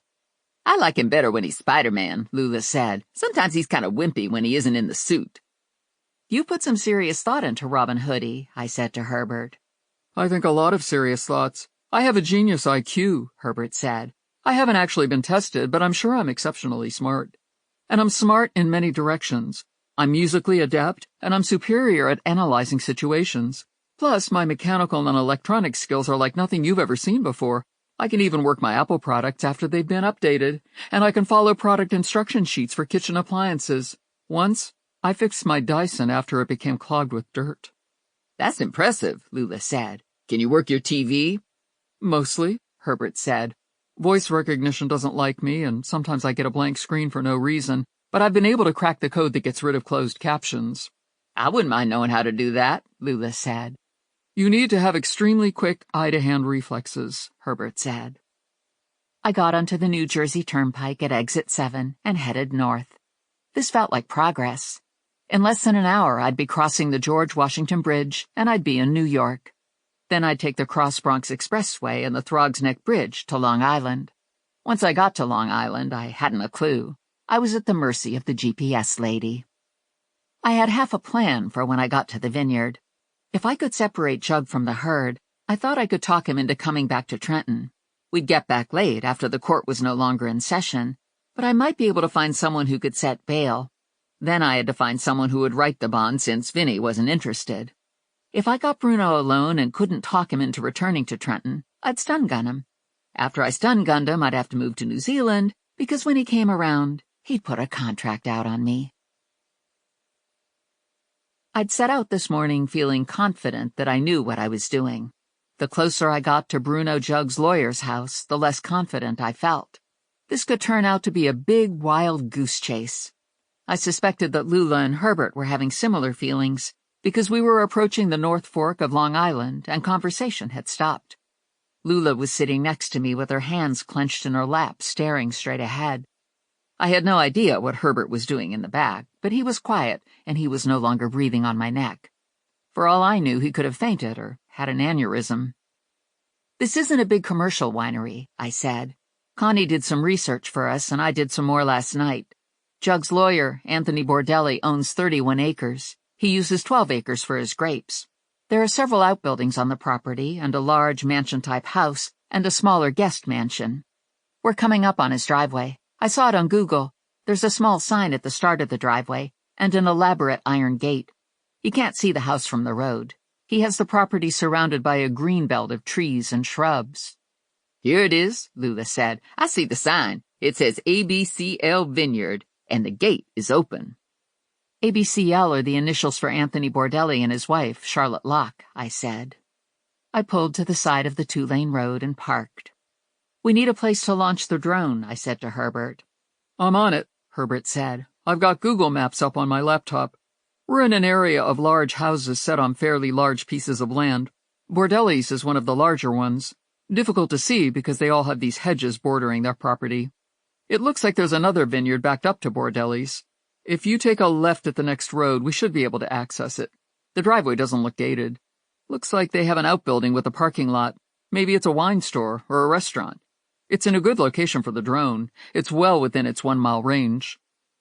I drove to the intersection, turned left, and almost immediately came to the driveway with a sign advertising wine tasting. I followed the drive to a parking lot and a rustic-looking barn-type building. There were a couple cars in the lot. There was a sign on the barn door that said, "Open." Beyond the barn, I could see a vineyard. I parked at the back end of the lot, away from the other cars. "Set up here," I said to Herbert. "If someone comes asking questions, let me talk. I'll say we're from Wine Lovers and we're doing a piece on North Fork vineyards." "I wouldn't mind looking in the barn," Lula said. "I might buy a bottle of wine or a cheese board or something." "Don't talk to anybody," I said. "I'll text you when we're ready to leave." I called Connie, told her we were on site, and asked her to check on the lawyer's location. Was he at his Trenton office? I hung up with Connie and watched Herbert assemble his drone. When he was done, he gave me an iPad. "I have an app on the iPad that allows you to see in real time what the drone sees," Herbert said. "I have a screen on my controller that shows me the same thing. I've got about an hour of flight time, and I've got a backup battery so I can recharge and still fly." Connie texted me that Bordelli was in his office and would most likely be in Trenton for the weekend. He was holding a political fundraiser at his Bucks County house on Saturday. Herbert launched the bird, and I saw it fly away over the treetops. The drone cleared the trees and flew over an open area with a helipad. "This is a really nice drone," Herbert said. "It's especially good for our purposes because it has a wide-angle lens. I'm going to take her over the main house and outbuildings at a relatively high altitude so we can get the lay of the land and see if anyone is out on the property." I'd been able to see some of this on Google Maps, but the drone had more clarity. We didn't see any motion below the drone, so Herbert dropped it down and let it hover above the main house and guest house. A black SUV was parked in front of the garage. He moved the drone to the vineyards at the back of the property. There was a large outbuilding and a parking lot with several cars and trucks. Men were working in the rows of grapes. "I went online and read about the growing season here," Herbert said. "We're at the tail end of grape harvesting. That's probably why the gate was open. They've got workers going in and out. That could be to our advantage." He took the drone back to the main house and guest house, and we watched the screen. After 40 minutes, he brought the drone back, changed the battery, and sent it off over the trees. Lula joined us. "It's a real nice store," she said. "I got to taste a bunch of wines and I got a couple bottles, and I got a t-shirt with the name of the winery on it and a ball cap." Lula currently was sporting a pink afro, and I couldn't imagine how she would get a ball cap on it. It was soft to the touch, but it was a lot of hair. "We have motion at the main house," Herbert said. "It looks like Lou," I said. He crossed the drive court and went into the guest house. Minutes later, he came out with Jug's wife. They got into the black SUV and drove off. "She's going shopping," Lula said. "She didn't have a lot of time to pack on account of they hustled her out of the house to get on the helicopter. She's going to Saks. There's got to be a Saks store on Long Island with all these rich people. She's going to come home with a Gucci bag and some Chanel flats for starters, and she's taken Lou so he can carry her bags." Herbert and I looked at each other and shrugged. Sounded reasonable. "If I have any luck at all, that leaves Jug in the guest house all alone," I said. "I'm going in." Herbert took what looked like an AirPod out of his pocket. "Wear this so I can talk to you. I'm going to stay here and keep watch. If you touch the button on the top, you can talk to me." I'd worn a similar device when working with Ranger. He always had the newest and the best technology. I expected Ranger to have a variety of listening devices. I was surprised that Herbert would be carrying this gizmo around in his pocket. "That's like CIA gear," Lula said. "Yeah," Herbert said. "I got it online when I got the drone. There were all kinds of accessories you could get. This was part of something they called a spy kit. I didn't think much about it when I originally got it, but now I'm thinking I might change my life plan. I might want to be a spy instead of an undertaker. Spies have really cool stuff. It would be easy for me to be a spy. I already have some of the equipment, and I've seen all the James Bond movies." I took the earpiece from Herbert. "I'm going to cut through the greenbelt to get to the guest house. I'm sure they have security cameras everywhere, so this is going to have to go fast. Once I give you the signal, you don't want to waste any time picking me up." "You could take the path," Lula said. "You can't see it on the screen because of the trees. It's like a cart path, and it goes from the back of the store into the woods. They have a patio out back where you can sit with a glass of wine, a picnic table and some benches. I'm thinking people sit out there in the summer or on weekends when there's more wine tourists, but there wasn't anybody out there when I looked. I asked about the cart path, and the lady handing out samples of wine said it was for the winery next door to bring bottles over. This store is like a co-op. It's got wine from 3 local wineries." "Brilliant," I said. If I can persuade Jug to come with me, I'll bring him on the path. It'll be safer than bringing the car up to the guest house and running the risk of being seen and having the gate closed on us. I walked around the side of the barn and found the cart path cutting into the densely forested greenbelt. The paved path curved slightly and was perhaps 100 feet long. I walked the path and paused at the tree line. A small grassy field was directly in front of me. It served as backyard to the guest house. The path took a right turn and continued on to the large outbuilding at the edge of the vineyard. I could hear the faint insect whine of the drone overhead and some muffled chatter from the men in the vineyard. Herbert was in my ear. I don't see you, he said. I touched the talk button. I'm at the end of the path through the woods. I'm looking at the guest house. I'm going to try the back door. If that doesn't work, I'll go around to the front. No activity in the front, Herbert said. I'll let you know if that changes. I crossed the field and tried the guest house's back door. Locked. I walked around the house and tried the front door. Open. I stepped inside and looked around. I was standing in a small foyer. Living room in front of me, dining room to the side. I could see a family room through an archway, and I assumed the kitchen was attached. "Hello?" I called out. "Anybody home?" Jug appeared in the archway. "What the heck?" he said. "What's going on?" "Remember me, Stephanie Plum?" "How'd you get in?" "The door was open." "Stupid bimbo wife," Jug said. "Doesn't know enough to lock a door." Mr. Big trotted up to Jug, stopped, and growled at me. "That's nice," I said. "He remembers me." "You punted him halfway across my lawn." "I'm sorry. It was a reflex action. He was trying to kill me." "What do you want?" "You didn't get a chance to register for a new court date. I thought this would be a good time to try again." "This is a lousy time to try again. I'm not even in Trenton." "Trenton is just a short drive down the road. We can have you back here in time for a late dinner, and then you don't have to worry about me showing up anymore. You have to admit that would be good, right?" "I don't know," Jug said. "I'm kind of getting used to you. Are you alone?" "Lula is with me." "That's a big fat black girl with the giant hoodas?" "Yes, but don't call her fat to her face or she'll take you apart piece by piece." "Ha! She's okay. She liked my ice cream." "So what do you say? Are you going to come with me?" "Maybe. I haven't got anything else to do today. Nobody's here. Everybody went back to Trenton except Lou, and he went shopping with the bimbo." "We brought cupcakes." "Seriously?" "You didn't get to eat any last time, so I brought new ones. I keep my promises." "I could use a cupcake." "I'm parked next door by the wine store. We can cut through the woods." I touched the button on my earpiece. "Pack up. We're on our way." Chapter 14. I put Herbert up front with me, and Lula and Jug in back with the cupcakes. By the time we got to the Throg's Neck Bridge, the cupcakes were half gone, and Lula had opened one of her screw-cap wine bottles. They didn't have glasses, so Jug and Lula were chugging out of the bottle between cupcakes. We hit traffic on the Cross Bronx, and progress slowed to a crawl. After an hour, we inched our way past fire trucks, cop cars, a tow truck, and a large black cinder that used to be a car. It was almost 8 o'clock when I got on the turnpike. "It's too quiet in the back seat," I said to Herbert. "What are they doing back there?" "I'm afraid to look," Herbert said. "Look anyway." He turned in his seat and flashed his phone light on Lula and Jug. "They're asleep." "They're okay? They're breathing?" "I don't know if they're okay, but I think they're breathing." "Good enough. Unless we hit more traffic, we should be home around 9. "I'm not going to last until 9, Herbert said. "I'm hungry. I had donuts for lunch and nothing since." I was having the same thought. I was hungry. I was tired of driving. My ass was falling asleep. I had a leg cramp. I needed a potty break. And it wasn't as if I had to get to Trenton by a certain time. Connie hadn't been able to find a judge who would do us a favor and set bail after court hours. That meant I would have to turn Bruno over to the police and he'd be held until Monday. I would do it, but I wouldn't feel good about it. So bottom line was, I might as well stop for coffee and a burger. "There's a service area just ahead," I told Herbert. "I'll pull in there. We can get something to eat and use the restroom."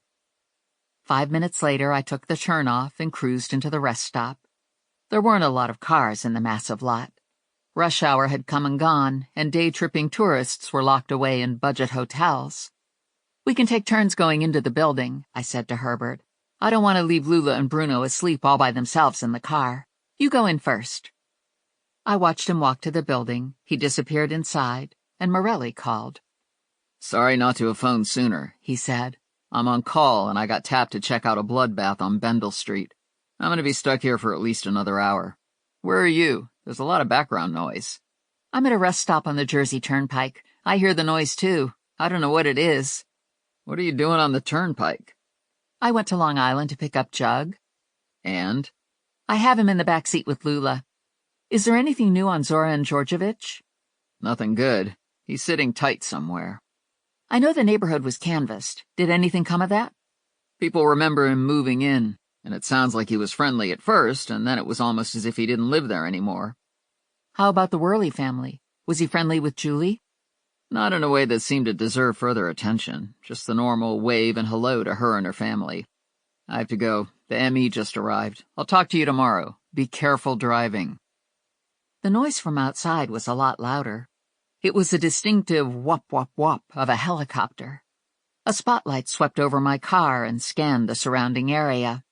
My immediate thought was that police were searching for someone. The helicopter touched down in the lot at some distance from me, and I froze. It was a Sikorsky. I was thinking, no way, give me a break, while my brain was racing through my options. I could try to get Lula's gun out of her tote bag and bluff my way into keeping Jug. That would involve climbing into the back seat and searching through her bag. I didn't think I had time for that.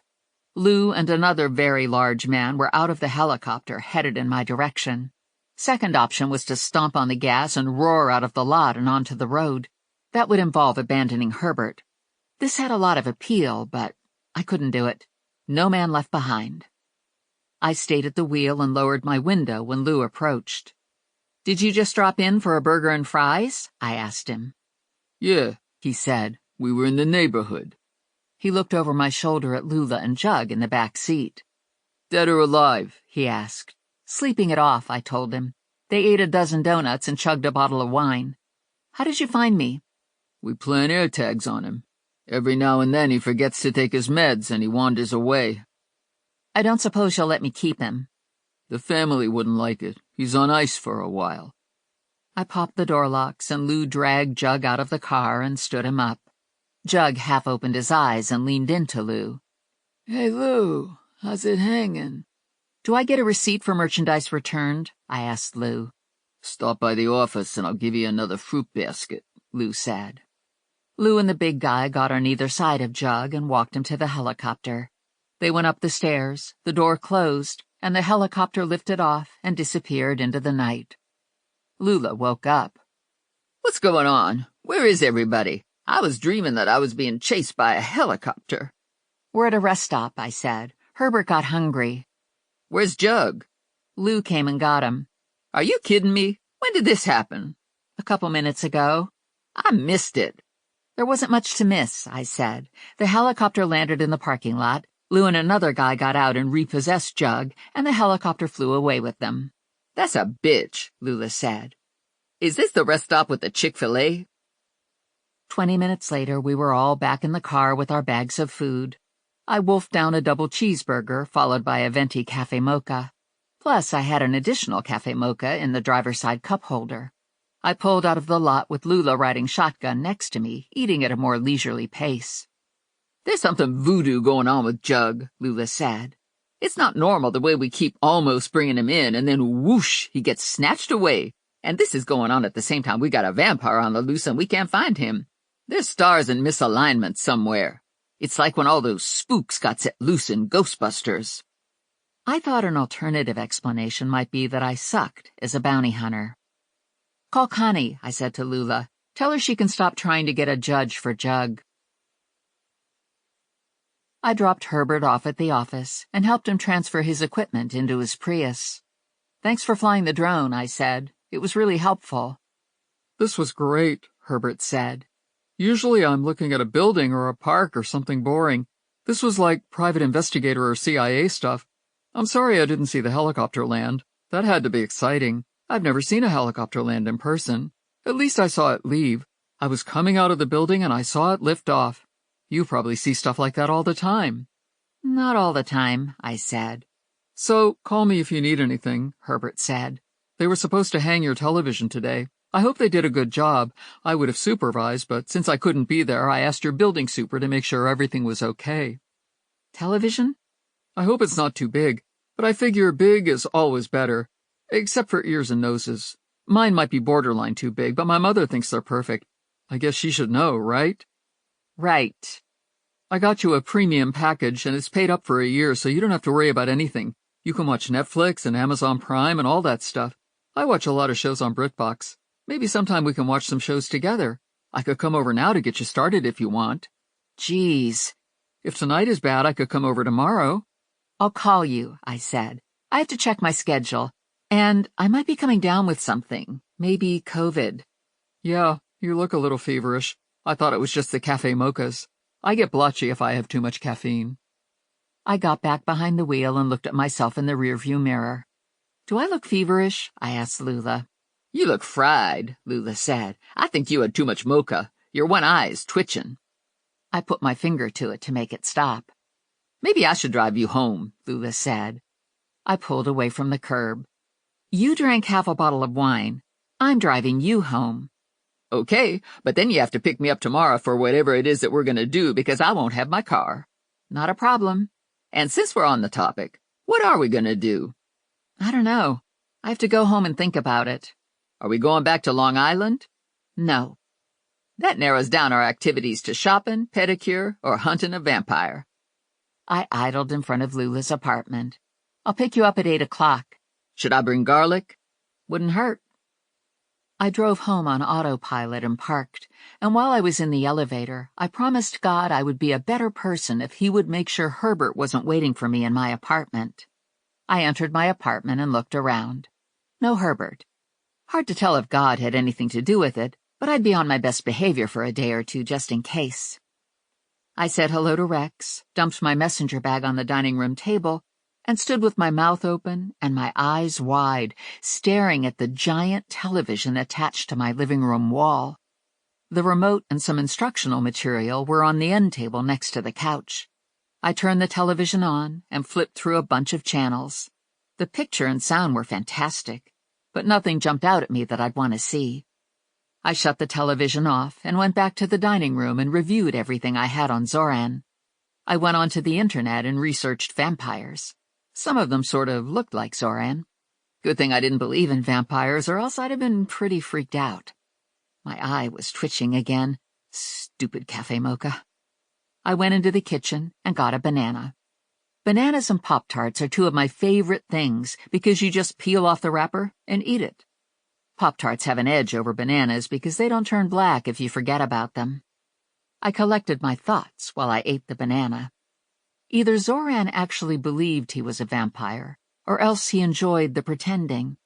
Maybe it was some of both those things. It could be hard to separate reality from lunacy when you are on shrooms and acid. Chapter 15. I picked Lula up at 8 o'clock. She'd traded in the pink afro for a lot of copper-colored curls. She was wearing 7-inch spike-heeled thigh-high boots and a denim spandex dress that skimmed the tops of the boots. I was wearing the same old, same old. To compensate for the clothes, I'd lined my eyes, added an extra sweep of mascara, and gone with cherry red lipstick instead of a natural gloss. I like the boots, I said to her. Being that it's Saturday, I thought I'd dress down and do denim. I got the garlic in my bag and a bottle of water. They were able to melt the Wicked Witch of the West with some water in The Wizard of Oz, so I thought it wouldn't hurt to pack some. And it'll come in handy if we get thirsty. Fucking A, Lula said. What are we doing today? I want to go through Zoran's house. Lordy, lordy, Lula said. I was afraid it was going to be something like this. I'm sure Zoran isn't there. Yeah, but it's going to have vampire cooties. You can do lookout, and I'll go in. I guess that would be okay. What about the donuts? Connie gets extra Boston cream on Saturdays. And coffee? Did you bring coffee and donuts? I was embarrassed to tell her that I'd made myself a scrambled egg for breakfast and that I'd had a glass of orange juice. It was so healthy. It felt totally wrong. We can stop at the office and pick up a couple donuts, I said, and I could use coffee. The coffee part was true. I'd made coffee, but it sucked. Connie made better coffee. And truth is, my scrambled egg wasn't all that good either. But honestly, is a scrambled egg ever fantastic? I mean, it's not like pancakes and bacon. I drove to the office and waited at the curb while Lula ran in and got the donuts and coffee. I'm good to go, she said, getting into the car and putting 2 containers of coffee in the drink holders. She buckled herself in and opened the box of donuts. Connie kept a couple for herself and gave us the rest. She had a new FTA for you, too. Came in late yesterday. I have it in my tote bag. Is it worth anything? I asked her. I don't know. I didn't read it. I took a donut and drove to Exeter Street. I didn't see any cop cars in front of Zoran's house. No one doing surveillance. I parked at the curb, and Lula and I got out and walked around to the back. Do your thing, I said to Lula. Lula took a small hammer and screwdriver out of her bag, and bang! The door was open. Go out front and watch for vampires, I said. I'm going inside. The police go through a house and collect evidence. Knives, guns, cell phones, laptops, scribbled notes, items with DNA on them. I had the right to enter with cause, but I didn't have permission to remove anything from the premises. Of course, I could snoop through a computer or phone or files as long as it wasn't obvious that I'd snooped. Unlike the police, I wasn't necessarily looking for evidence.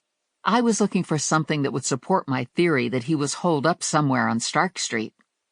The Exeter Street neighbors didn't seem to see him around a lot. His car sat in the driveway and was rarely driven. My gut told me he had a hidey hole somewhere close to the laundromat. I envisioned him leaving the laundromat, buying drugs, getting high in a bar, and crashing somewhere a few steps away. The fact that he'd attacked a woman in the laundromat was worrisome. It suggested that he was no longer in control of his obsession. That also would suggest that he needed his drugs, and that would keep him on Stark Street. I entered the house and did the required shout-out announcing myself. I started in the kitchen. It was relatively clean. A spoon and a coffee cup in the sink. A small amount of coffee left in the carafe that went with the coffee maker. Almost nothing in the fridge.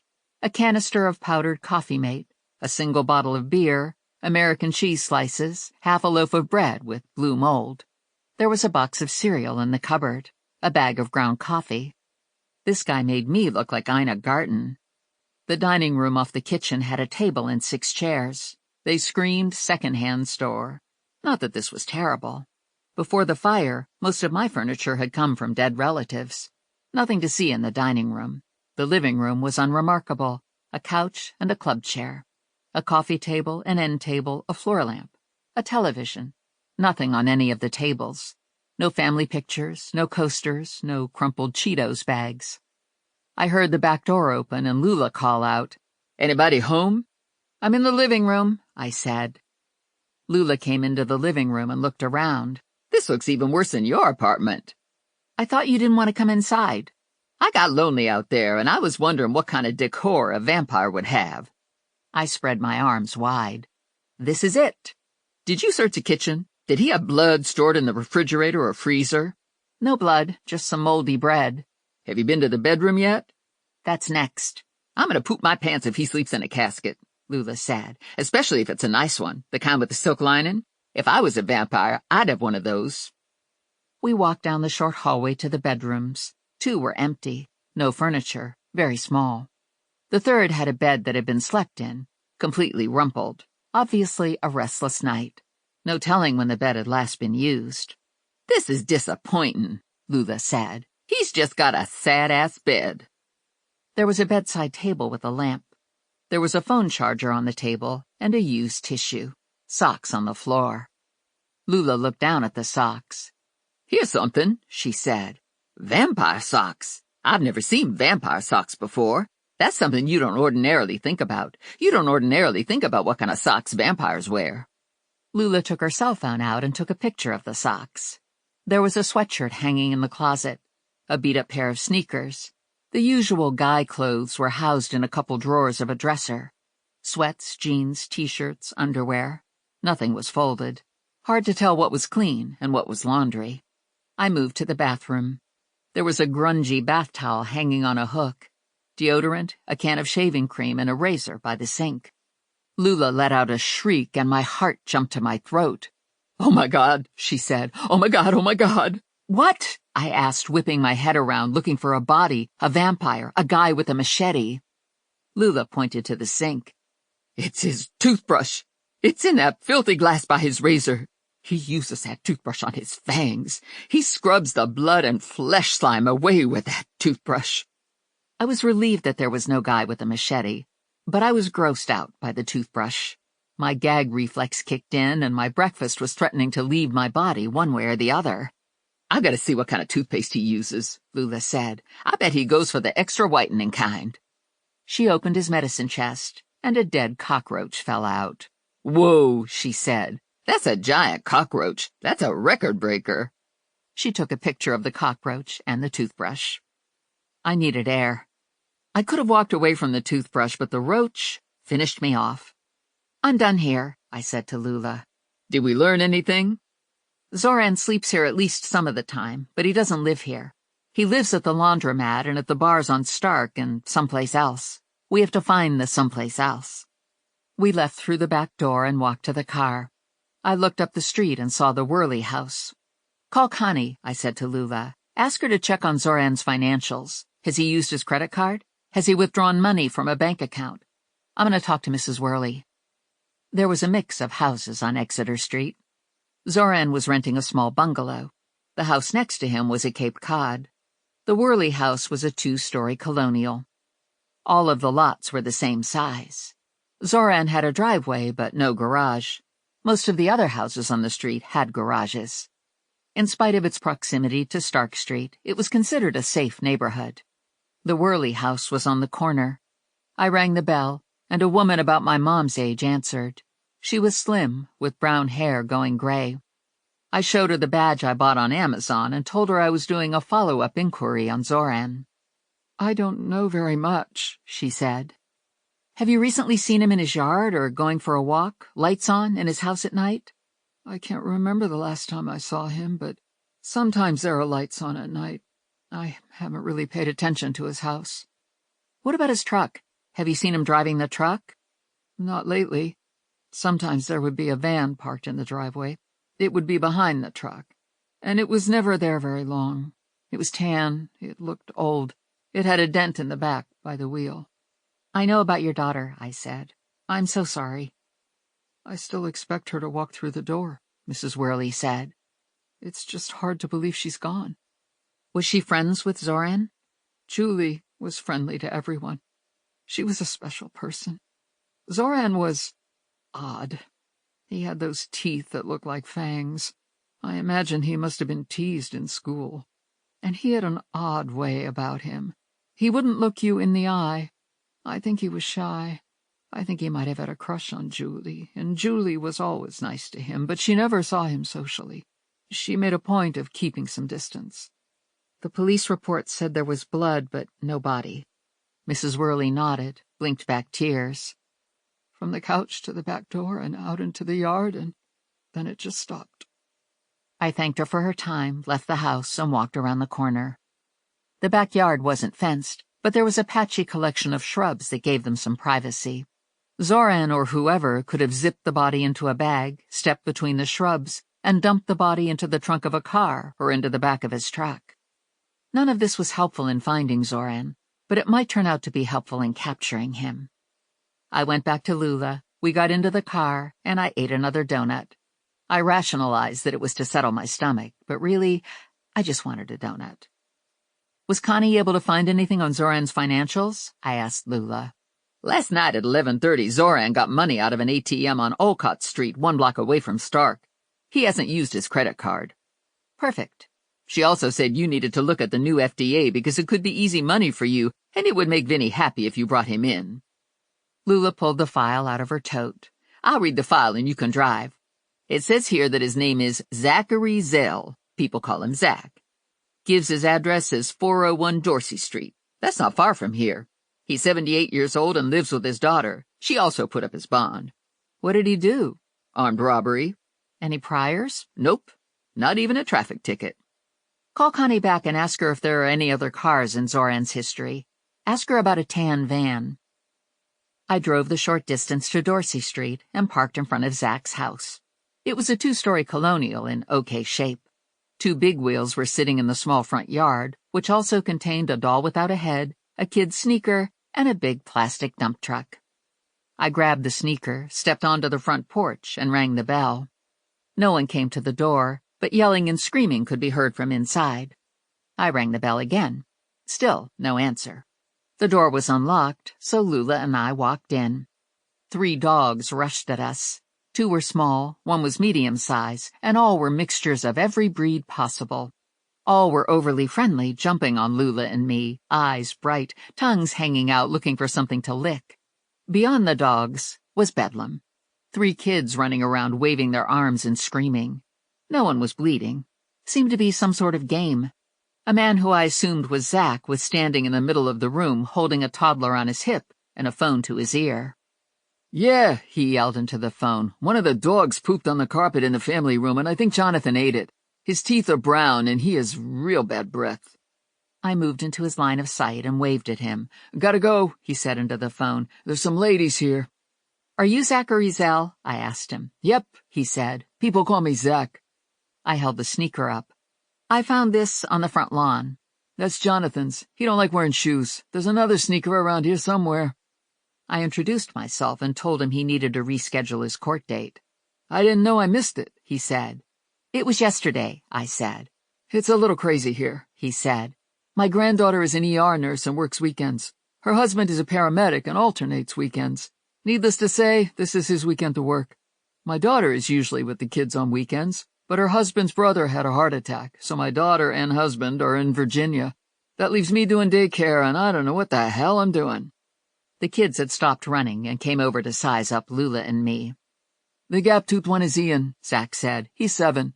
His sister Emmy is 5, and the one with oatmeal in his hair and no shoes is Jonathan. He's 4.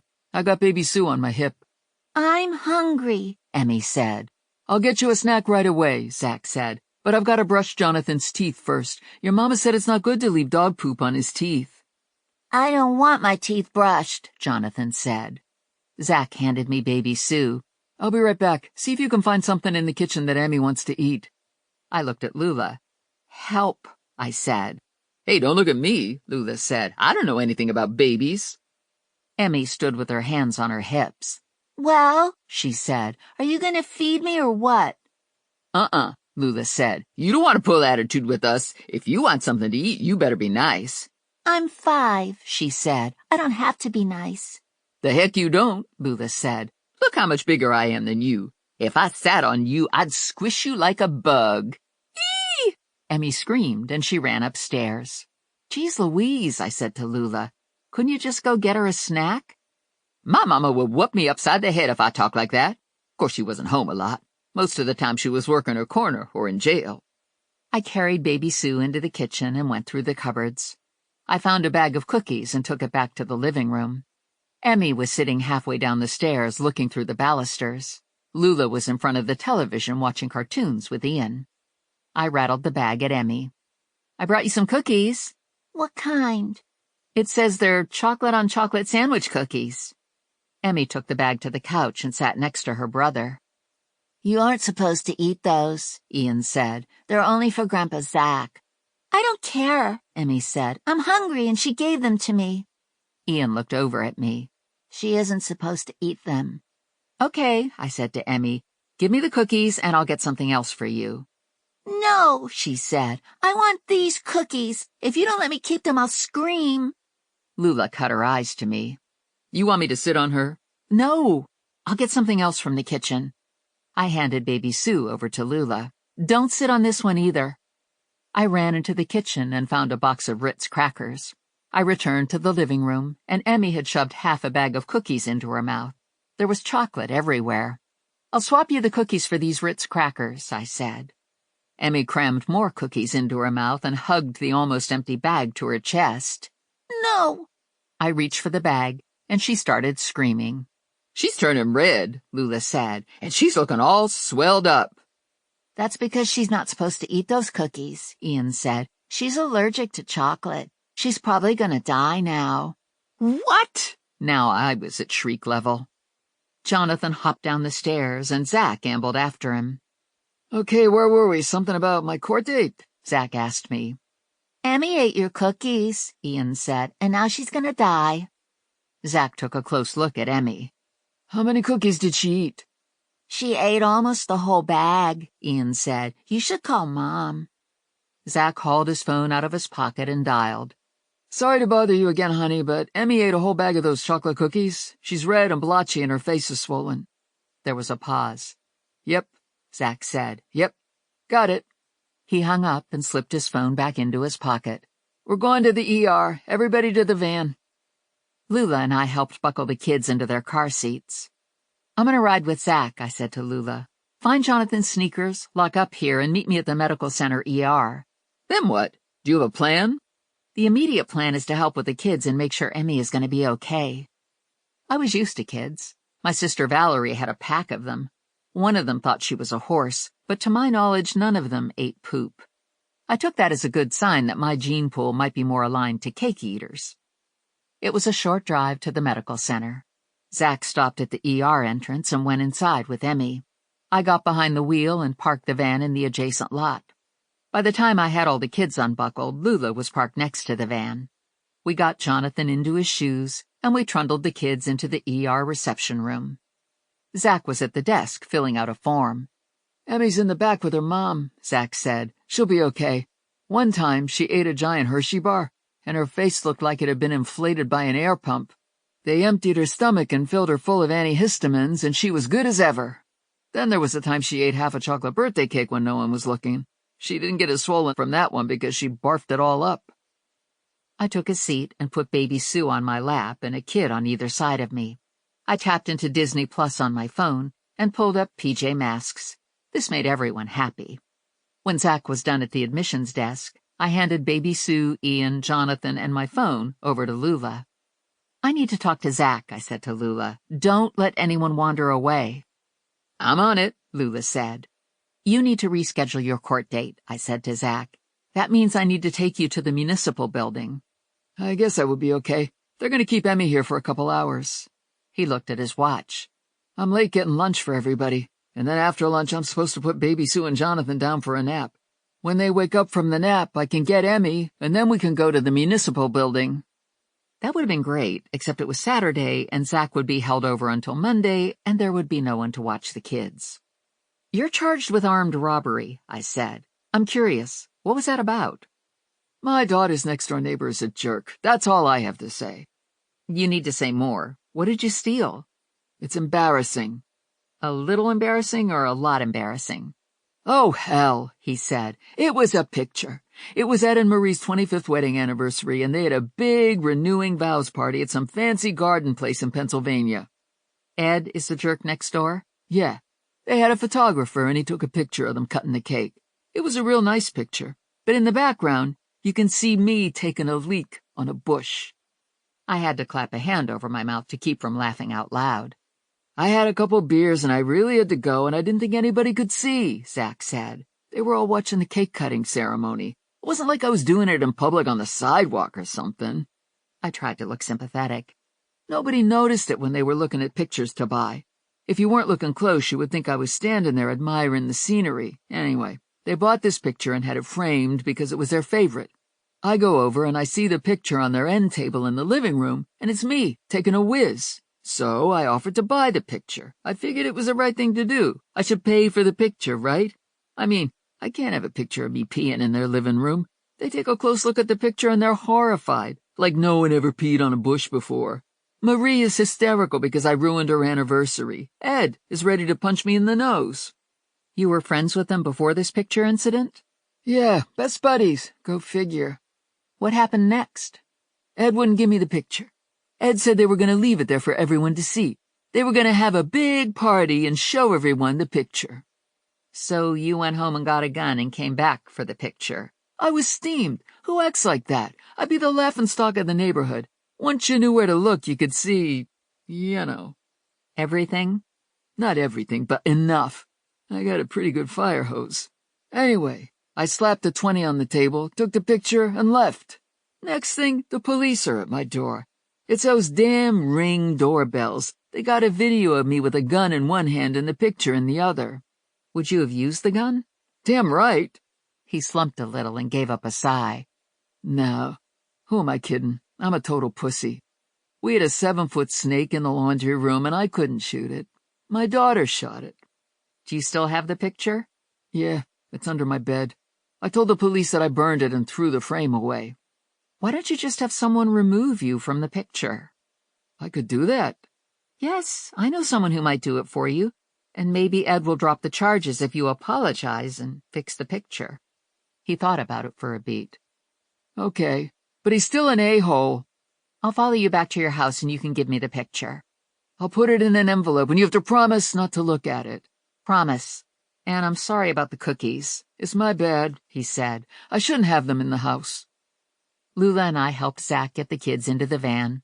I followed him home and waited while they got everyone inside and returned with the photo.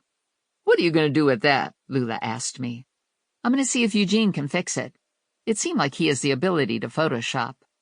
In the beginning, it looks like you're being a good person and doing something to help Zach, but I'm thinking it's more that you see an opportunity to check on Eugene, Lula said. I'm thinking you're right. Chapter 16. I cut across town and stopped at Joe Vicini's deli. I got turkey and Swiss on seeded wheat for myself and chicken salad for Connie, and Lula got a Cuban, fries, coleslaw, and a tub of pasta salad. I pulled a chair up to Connie's desk. Anything new? I asked her.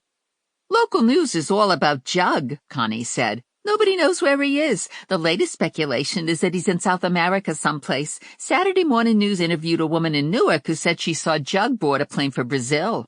Huh, Lula said. Imagine that. Did a helicopter really land at the rest stop and take Jug back to Long Island? Connie asked me. I unwrapped my sandwich. Yep, they had him air-tagged. What about the tan van? I asked Connie. Were you able to find anything? Mrs. Worley said sometimes a tan van would be parked in Zoran's driveway. Nothing, Connie said. Nothing in Zoran's history or his parents or his uncles. Could just be some worker's van, Lula said. A pest control guy. You saw that cockroach in his bathroom, I said. He's not hiring pest control. Suppose you marry Morelli, Connie asked me. Are you still going to have Ranger tracking you? Good question. I thought the answer was yes. I held an odd place in Ranger's life. From the very beginning, he'd assumed the role of protector. That role had stayed constant, no matter if I was in an intimate relationship with him or with Morelli.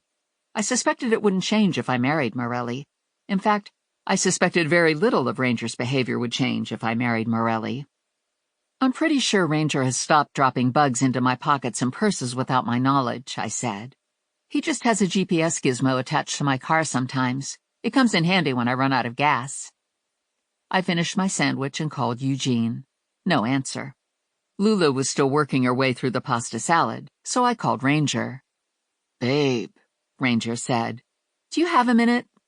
Yeah, maybe 2.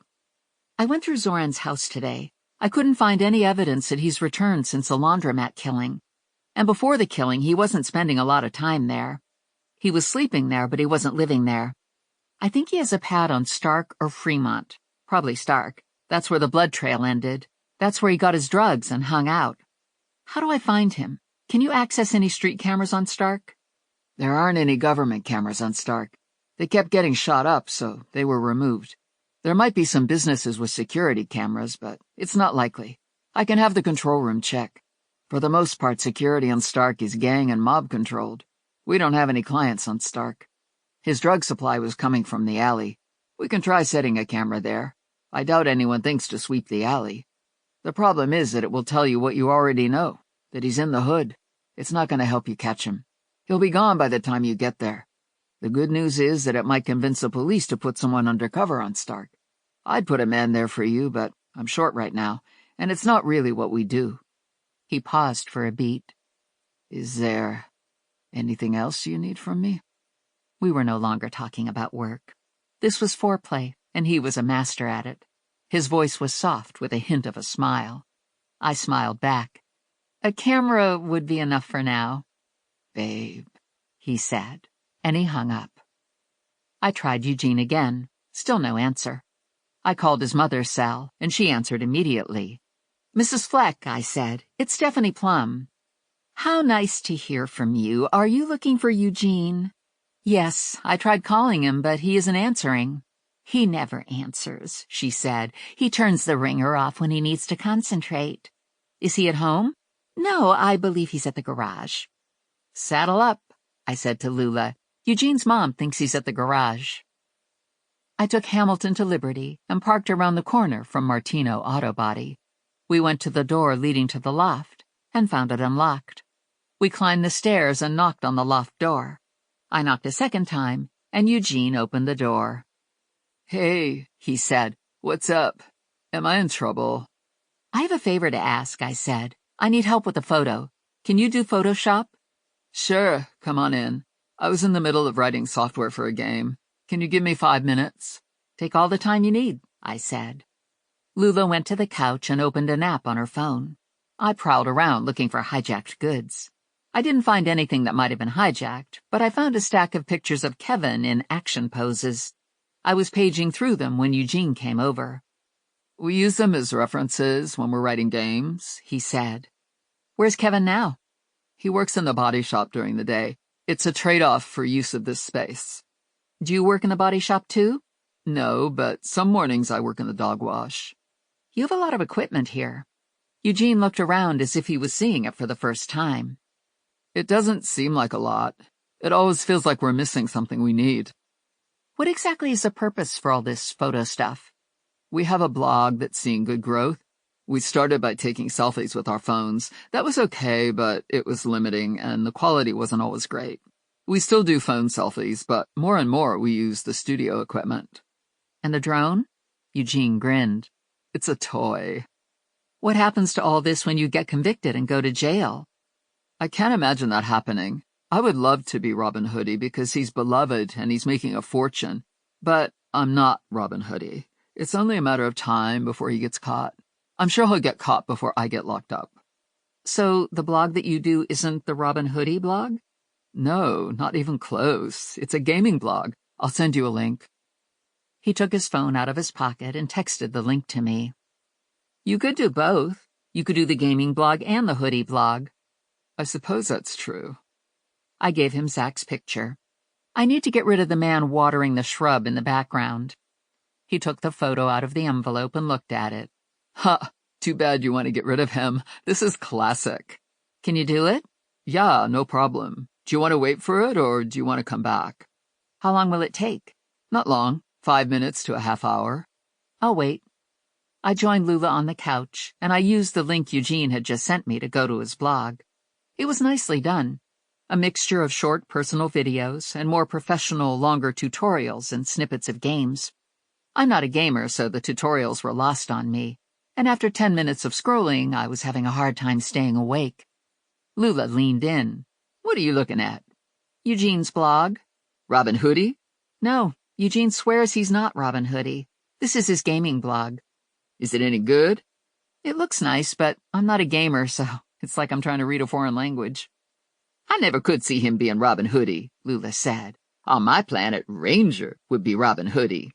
I don't think Ranger has time to be Robin Hoodie. Just saying. Eugene came over. This is the photoshopped one, he said, handing the photo to me. I think it turned out pretty good. I got rid of the leaker, and I did a little work on the woman's face and arms. She should be happy. The original is in the envelope. I looked at the new photo. This is amazing, I said. You would never know it was altered. I slid the new photo into the envelope with the original. From the beginning, you've denied being Robin Hoodie. I'm starting to believe you.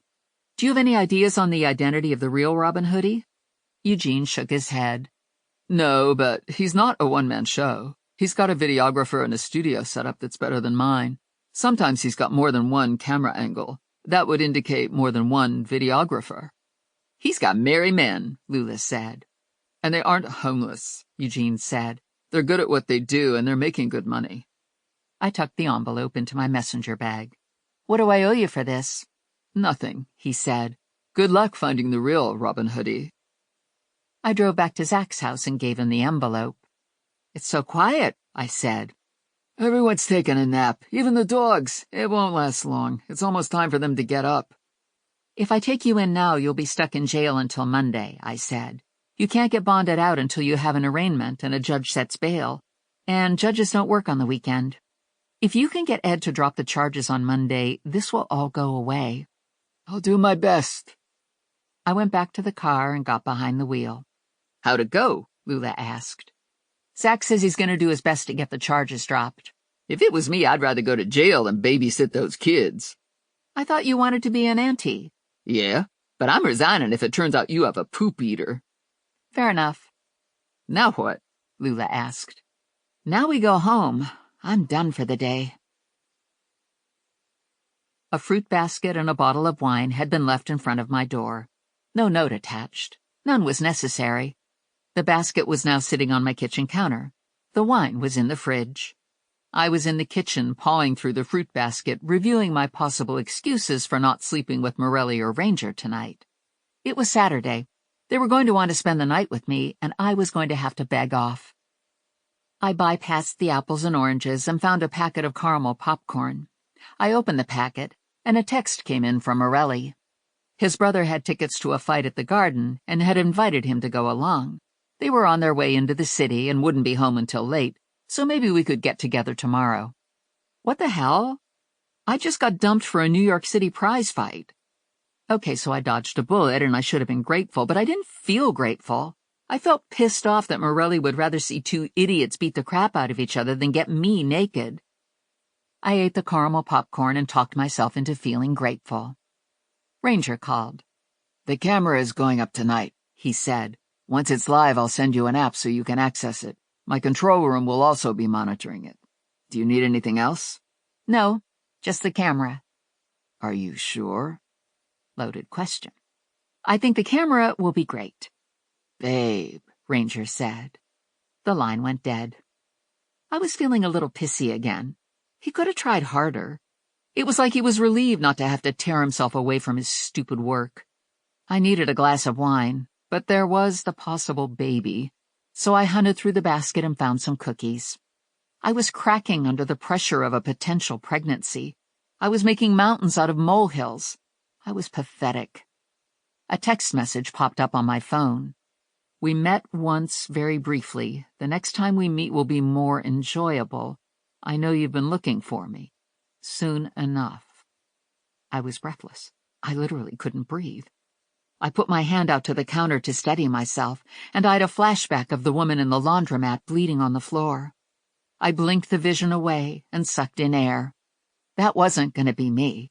I wasn't going to be this monster's victim. I was going to be vigilant. I was going to put bullets in my gun. First, I would have to buy some. Mental note, buy bullets. Second mental note, screw negative thinking. Embrace positive thinking. Shake it off. Be the woman in charge. So where do I go from here? I cut my eyes to the refrigerator. The woman in charge should make dinner. I went to the refrigerator and spied a package of ground meat. This was a good beginning. I called Grandma. I want to make meatloaf, I said. I made it once before, but I can't remember the recipe. I could come over and help, she said.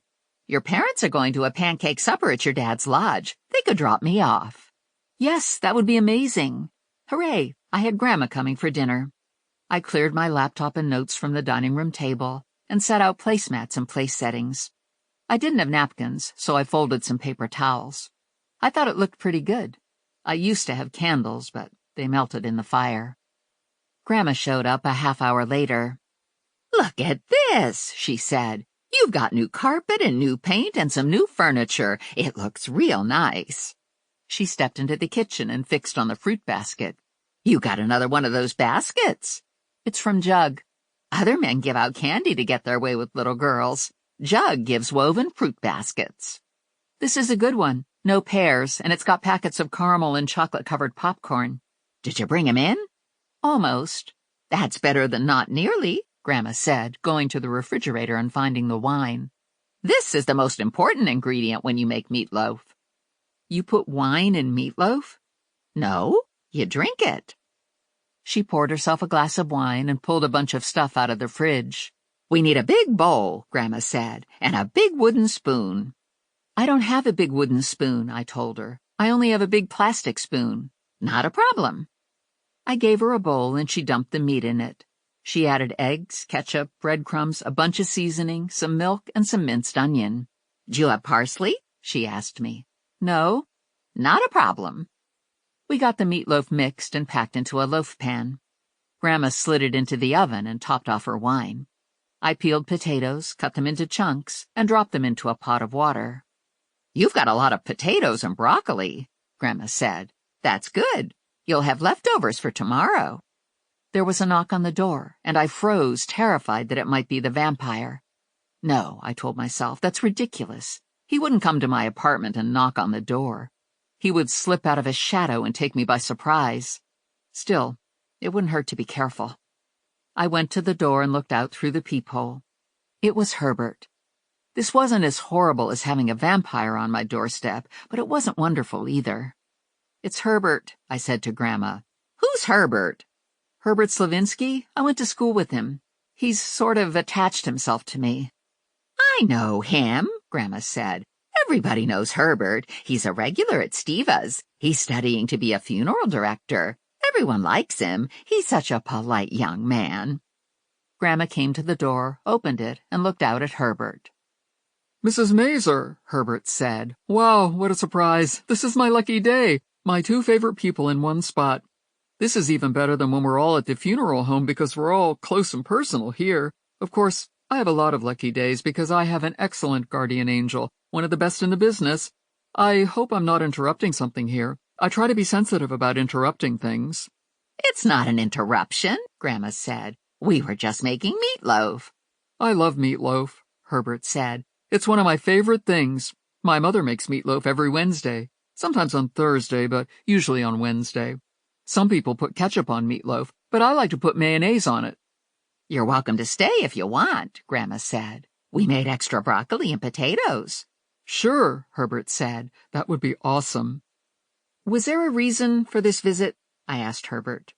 "I wanted to make sure you knew how to work your new television. They can be tricky sometimes. And I brought a list of good shows, just in case you wanted to watch something. I have the list in categories depending on your mood. And I brought a bottle of wine. It was my mother's idea." He handed me the wine, and he stepped inside and looked into the kitchen. "Is that a fruit basket? Is that from Jug? Is he back in town already?" "I think one of his minions dropped it off." "Too bad. It was a shame that he was snatched away from you, but at least you got a fruit basket." I put the wine in the fridge, and I set an extra place at the table for Herbert. "This has turned into a real party," Grandma said to me. "We should set out some snacks." I didn't know how to roast a chicken or make a meatloaf, but I knew about snacks. I grabbed a box of crackers from the cupboard and pulled a couple different kinds of cheese out of the fridge. I was arranging all this on a plate when the doorbell rang. "I'll get it," Herbert said. "It might be more fruit."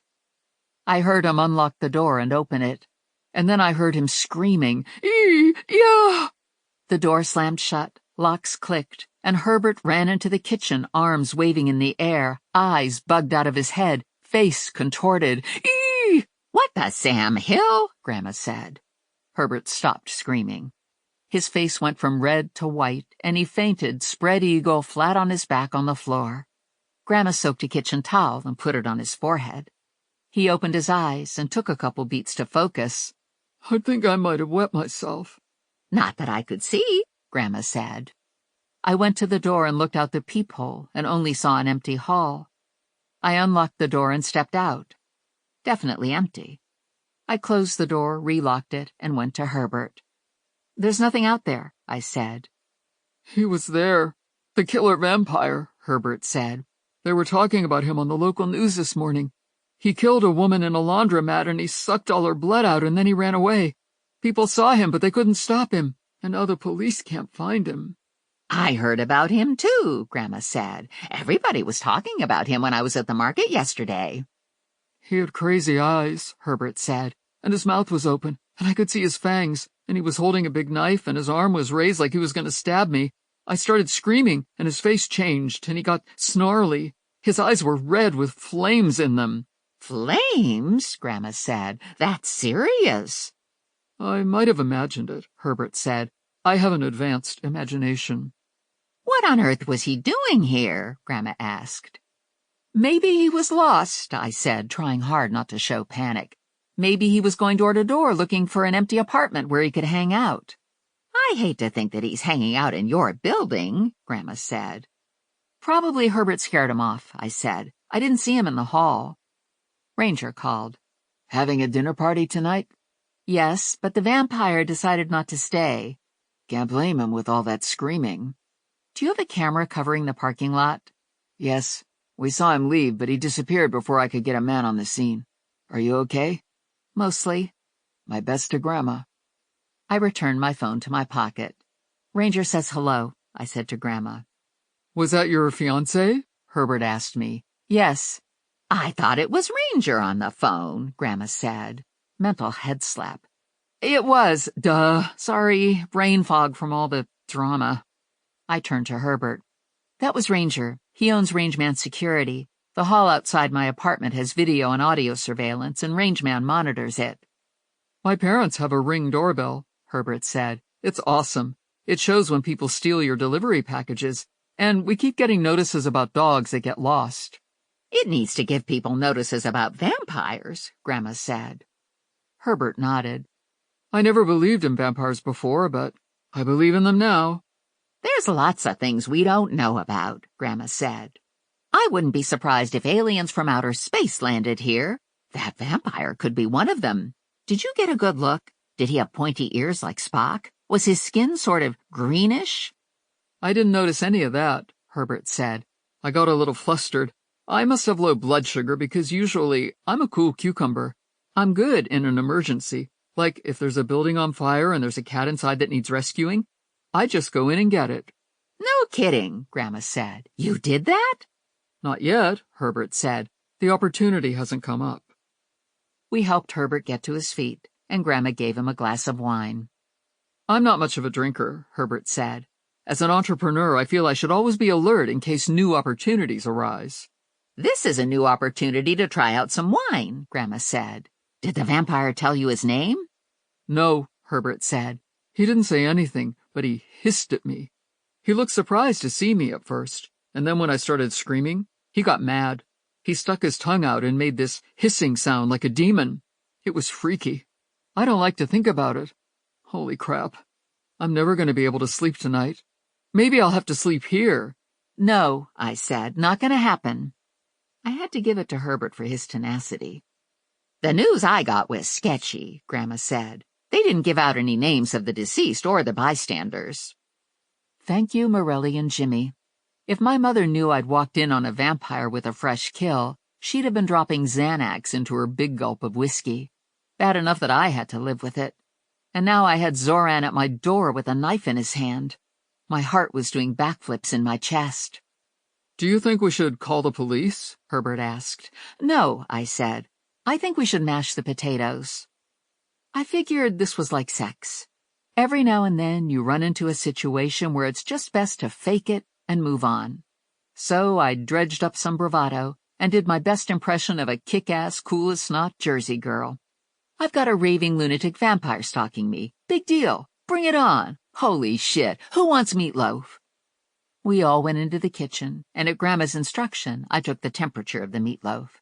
It's almost there, Grandma said, looking at the digital thermometer I was holding. It's hard to read the thermometer with your hand shaking like that. It goes with my eye twitch, I said. It's a phenomenon that happens when your cojones shrink to the size of raisins. I thought women didn't have cojones, Herbert said. A common misconception, I said. Our cojones are out of sight, attached to our ovaries. I didn't know that, Herbert said. That makes sense. I have extremely large cojones. My mother always said that my cojones were too big for my britches. I wish I didn't hear that, Grandma said. By the time the meatloaf got to the table, Grandma and Herbert were on the second bottle of wine. I wish I'd seen the vampire, Grandma said. I've never seen one up close. I've only seen vampires in movies. He must have been real scary looking. Yeah, Herbert said, but not as scary looking as the knife. I'm surprised you could get the door closed and locked, I said to Herbert. Herbert gave his meatloaf another glob of mayo. He backed up when I started screaming. He didn't try to get in. That was because he'd expected me to open the door, I thought. He wanted to kill me. He wasn't interested in Herbert. I broke out a bag of cookies for dessert, and we moved into the living room to watch a movie. Grandma had tea with her cookies, and Herbert finished off the wine. "That was excellent wine," Herbert said. "I'll have to get myself some next time I'm shopping. It's happiness in a glass, and it hasn't tarnished my mental acuity. I'm still sharp as a tack. Ask me an answer, anything. I'll know the question. I would go on Jeopardy, but I haven't the time because of my entrepreneuring. These cookies, on the other hand, are making me dizzy." He stretched out on the floor in front of the television and instantly fell asleep. "The little tyke's had a big night," Grandma said. "Between the wine and the vampire, he got all tuckered out." My parents showed up halfway through the movie and took Grandma home. I was left with Herbert. "Hey," I said to Herbert, "wake up." No response. I nudged him with my foot to make sure he was alive. "Stupid cookies," he said. I threw a blanket over him, watched the end of the movie, and went to bed, locking my bedroom door. Chapter 17. Music blasted out of my phone into my dark bedroom. I grabbed the phone and tapped it on. It was Ranger. "I'm coming in." I looked at the time. 4:30. Good God, this man never slept. The lock on my bedroom door clicked open, and Ranger walked in. "You have a man sleeping on the floor in your living room," Ranger said. "That's Herbert. He had too much to drink." "Do you want me to have him removed?" "No, he lives with his mother. She'll freak out if you bring him home now. If you haven't noticed, it's 4:30. Normal people are asleep at 4:30. I'd like to be asleep at 4:30. "Your vampire isn't asleep at 4:30, Ranger said. "We picked him up on camera. He was trying to buy ecstasy, and the supplier didn't have any. He was told to come back at 5:30 when someone named Tuck would be in the alley. I'd grab him for you, but I have no authorization to arrest." I dragged myself out of bed. "I need coffee." "Get dressed," Ranger said. "I'll make coffee." I went with the abbreviated bathroom routine, omitting mascara and lip gloss. I ran a brush through my hair and pulled it into a ponytail. I dressed in my usual uniform and went to the kitchen where my coffee was waiting in a to-go cup. Herbert was sound asleep and snoring, so I pinned a note to his shirt. It read, "Herbert, go home." Ranger was driving a fleet SUV. I took this to mean that in case of a capture, he didn't want his personal Porsche Cayenne sullied by vampire DNA. "About Herbert," Ranger said. "I went to school with him. He sat behind me in algebra class. Our paths crossed last week, and I can't get rid of him." "Stalker?" "More like a harmless nerd who lives with his parents and hasn't any friends.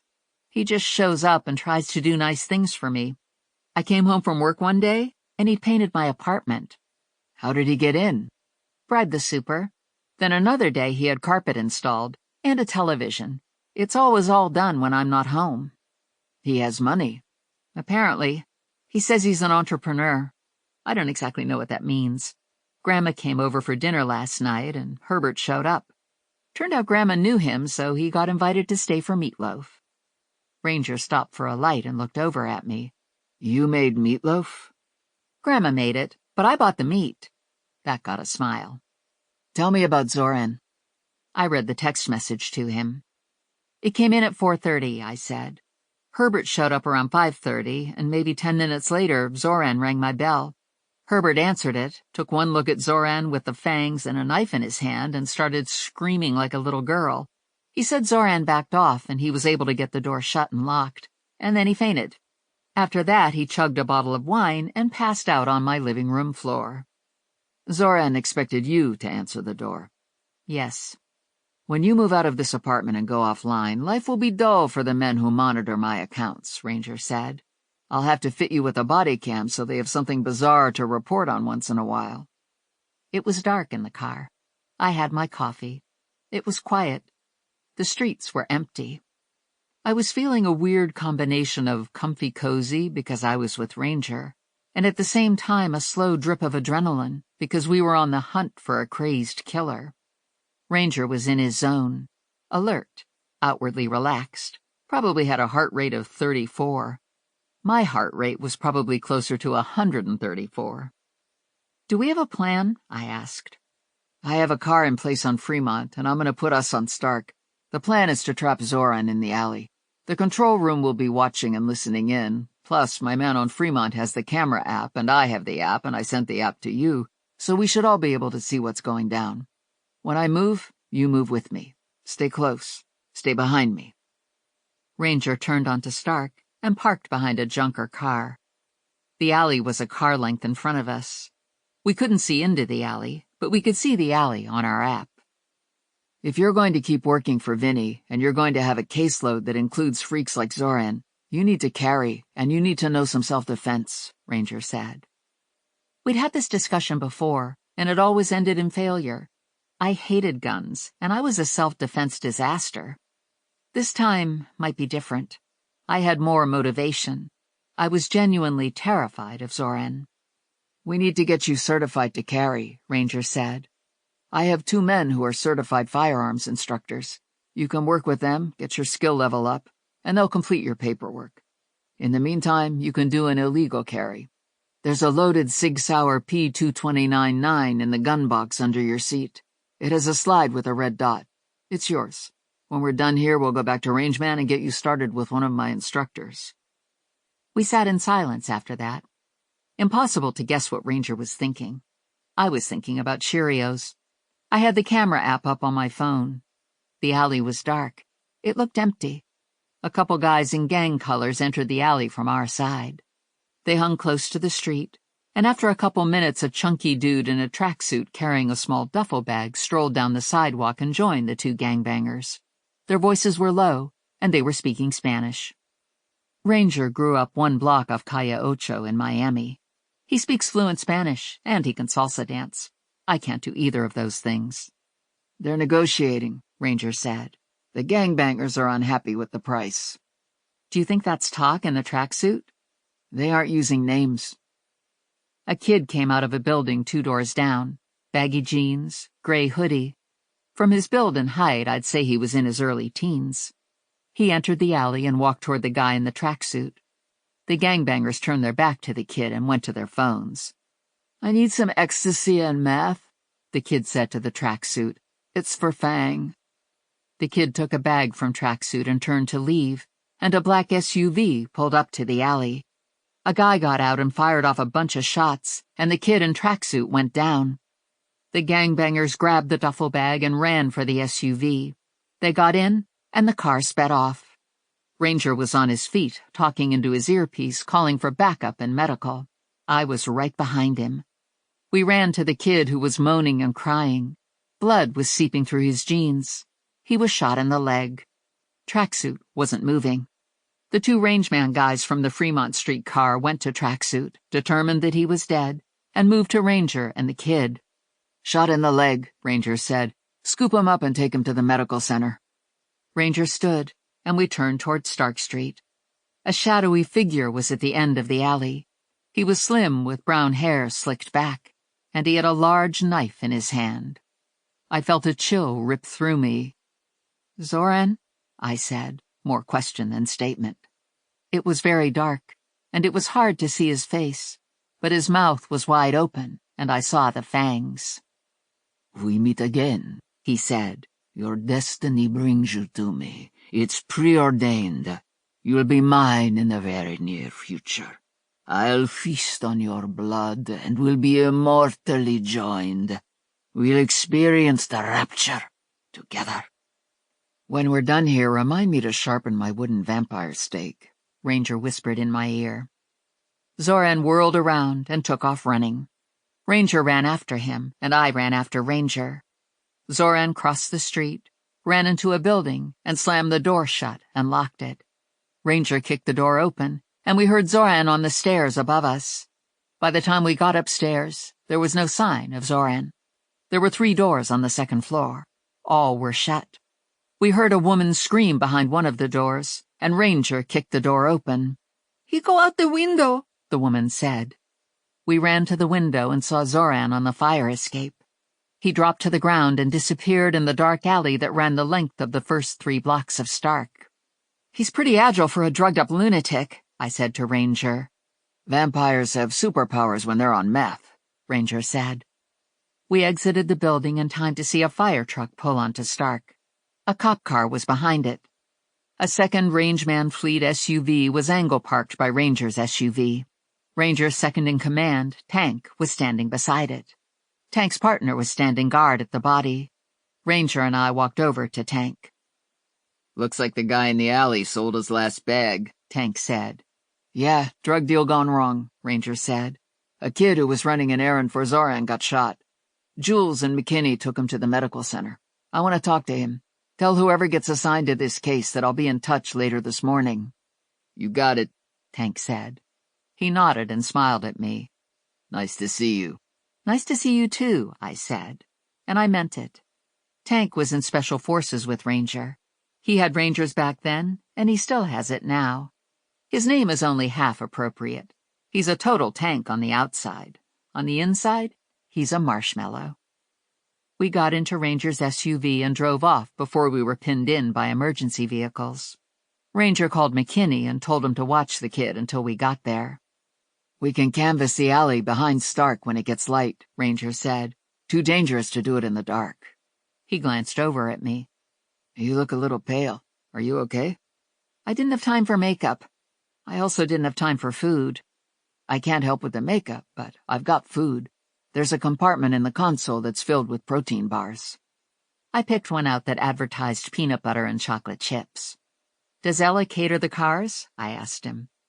"Her husband is in charge of cars," Ranger said. "After we talk to the runner, we can go back to Rangeman where there's a larger selection of breakfast foods." "I should check in at the office after the medical center." "It's Sunday, babe. There is no office." Everyone was still in the ER when we got to the medical center. Jules was in the waiting room, and McKinney was bedside with the runner. "They're working on him now," Jules said. "They said it wasn't necessary to take him to the operating room. They just shot him full of a local and gave him a trank. His name is Clay Wong. He's 16, street kid." We found seats in the waiting room, and 45 minutes later, Ranger was able to go back to talk to Clay. Jules and I passed the time with Hangman and 20 questions. Ranger reappeared, went to the desk, filled out some forms, and finally came back to Jules and me. "He's getting discharged," Ranger said to Jules. "He has some scripts that need to get filled. After that, he's going to Rangeman. McKinney will bring him out in a couple minutes." Ranger looked down at the pad with the Hangman scribbles. "You don't ever want to play games with her," he said to Jules. "She's vicious." "Tell me about it," Jules said. Ranger wrapped an arm around my shoulders and steered me out of the building to the SUV. "Why is Clay going to Rangeman?" I asked him. "He's a runaway, living on the street. No money for antibiotics. No place to recover from a gunshot wound. Says he's clean, just can't go home. I'll let him stay in one of the dorm rooms until we sort it out." "What did he say about Zoran?" "Not much. Zoran saw him sleeping in a doorway and said he'd pay him to get drugs for him." "That was it?" "Yes." "That's a bummer. Why do you suppose Zoran didn't get his own drugs?" "Maybe he didn't want to get shot." "Does that happen a lot?" "Often enough," Ranger said.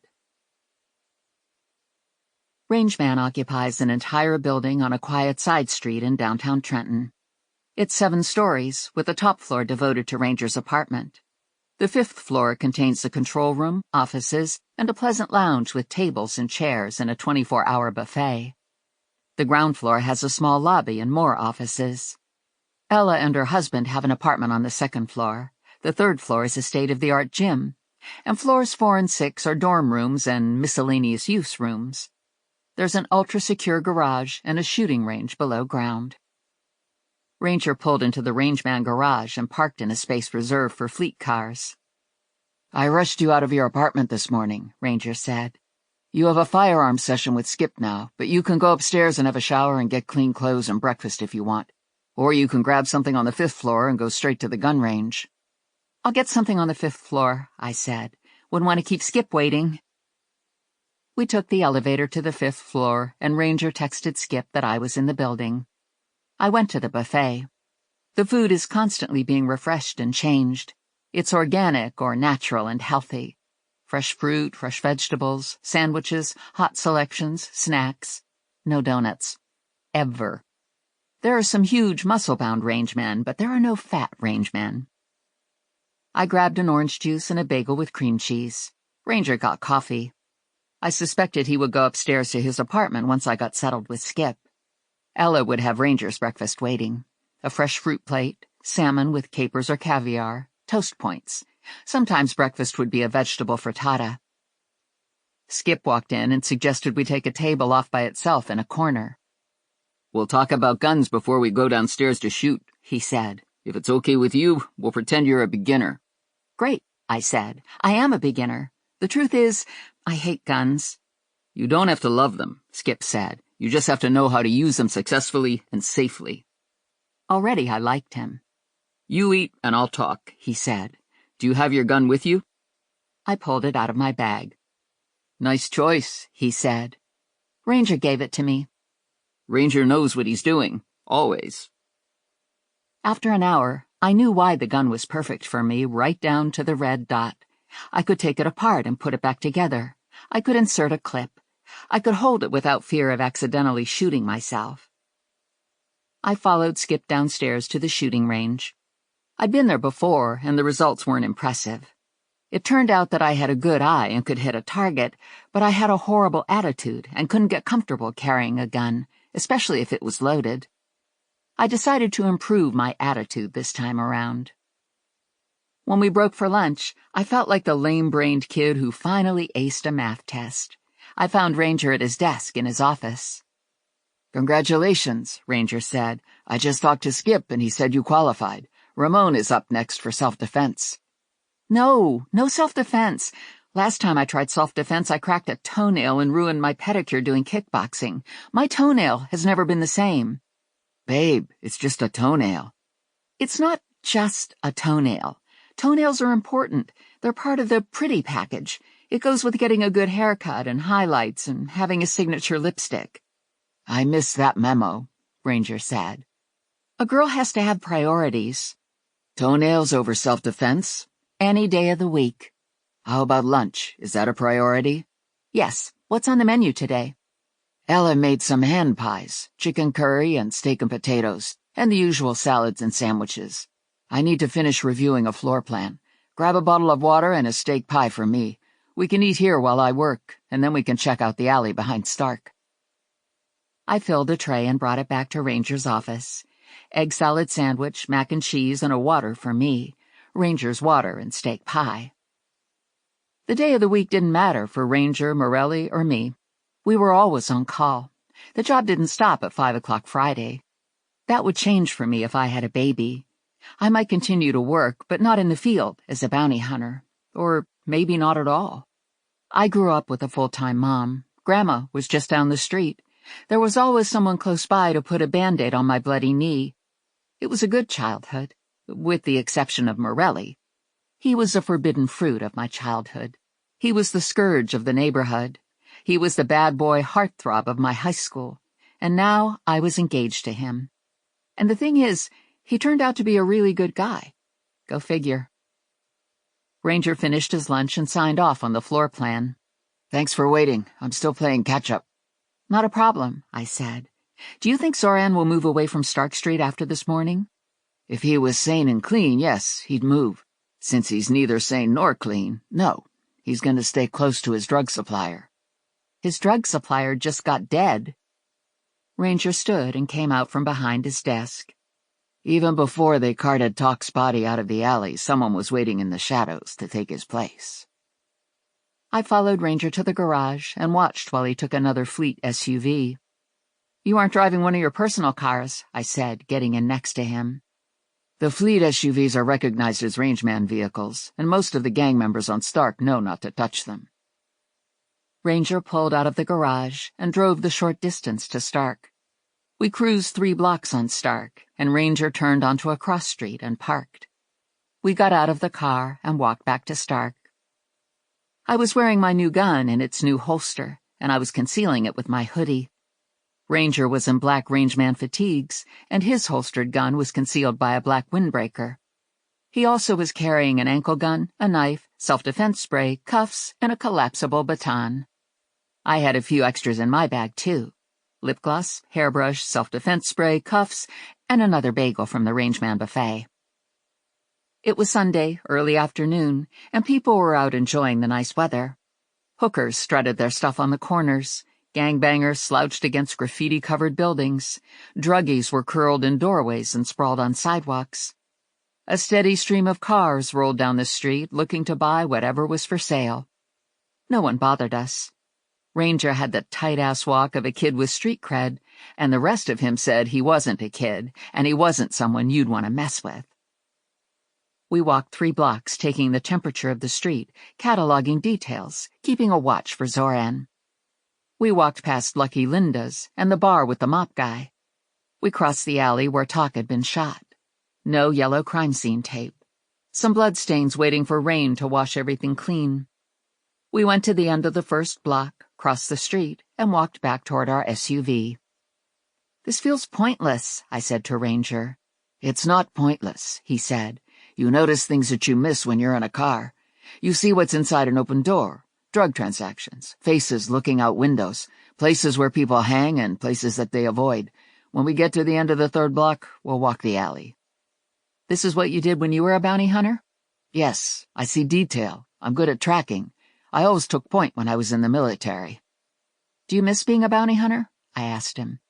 "Sometimes. I miss the hunt. I don't miss the takedown." "That's surprising. I've watched you do a lot of captures, and you're good at it. You're the best." "I have skills." "And the job that you have now?" Ranger smiled. "It's a mixed bag. I hate being trapped in my office, but I like designing security systems. I like the idea that I can keep people and businesses safe." "You wear a lot of different hats. You design systems, you ride patrol, you put on a suit and talk to future clients. You have a lot of people working for you." "I never wanted to own a business. I liked the independence I had as a bounty hunter. As a favor, I agreed to help a friend with a startup security agency. The agency grew faster than expected, and I had less and less time to hunt down felons. And then, due to a series of unlikely events, I ended up owning the company. My original intention was to make it successful enough to sell, but it turned out that I like providing security. I like the variety of the job. I like the people who work with me. I like the technology we use. I don't like being a salesman. I need to hire a sales specialist." He wrapped an arm around me and hugged me to him. "Would you like the job?" "No, I'd be horrible at it." We were at the end of the 3rd block. We went around the corner and picked up the alley that intersected Stark Street and Mallow Street. Ranger moved his jacket so that his gun was exposed and accessible. This part of the alley was a dumping ground for garbage and the worst of the homeless. Broken-down tents, human waste, needles, and hollow-eyed junkies. Ranger spoke to a couple men. He asked them if they knew Fang. They said no, or didn't reply at all. The 2nd block was better. It was littered with garbage and a couple junker cars, but there was only one tent with an older woman and a dog inside. Ranger asked the woman if she knew Fang and whether she'd seen anyone come off the fire escape this morning. She said she'd seen Fang on the street, but not lately. Ranger gave her $20 and thanked her for her help. He stepped back and looked up at a 3-story tenement. "We chased Zoran into this building," Ranger said. "He came down this fire escape and turned toward the 1st block." 20 years ago, a fire had raged through the 1st block of Stark. The entire block had been razed, and new buildings replaced the old tenements. The new buildings didn't have external fire escapes. They had a single-door rear exit. There were 6 buildings. They all had small businesses on the ground floor and apartments above. No garages, no back entrances to cellars. Ranger tried all the doors. All were locked. The other side of the alley was commercial, cinder-block single-story buildings, a warehouse, an auto body shop. "I was sure Zoran was hiding out here," I said to Ranger. "Now I'm not as convinced. He found a way to get to my apartment building, so it isn't as if he's tethered to Stark Street.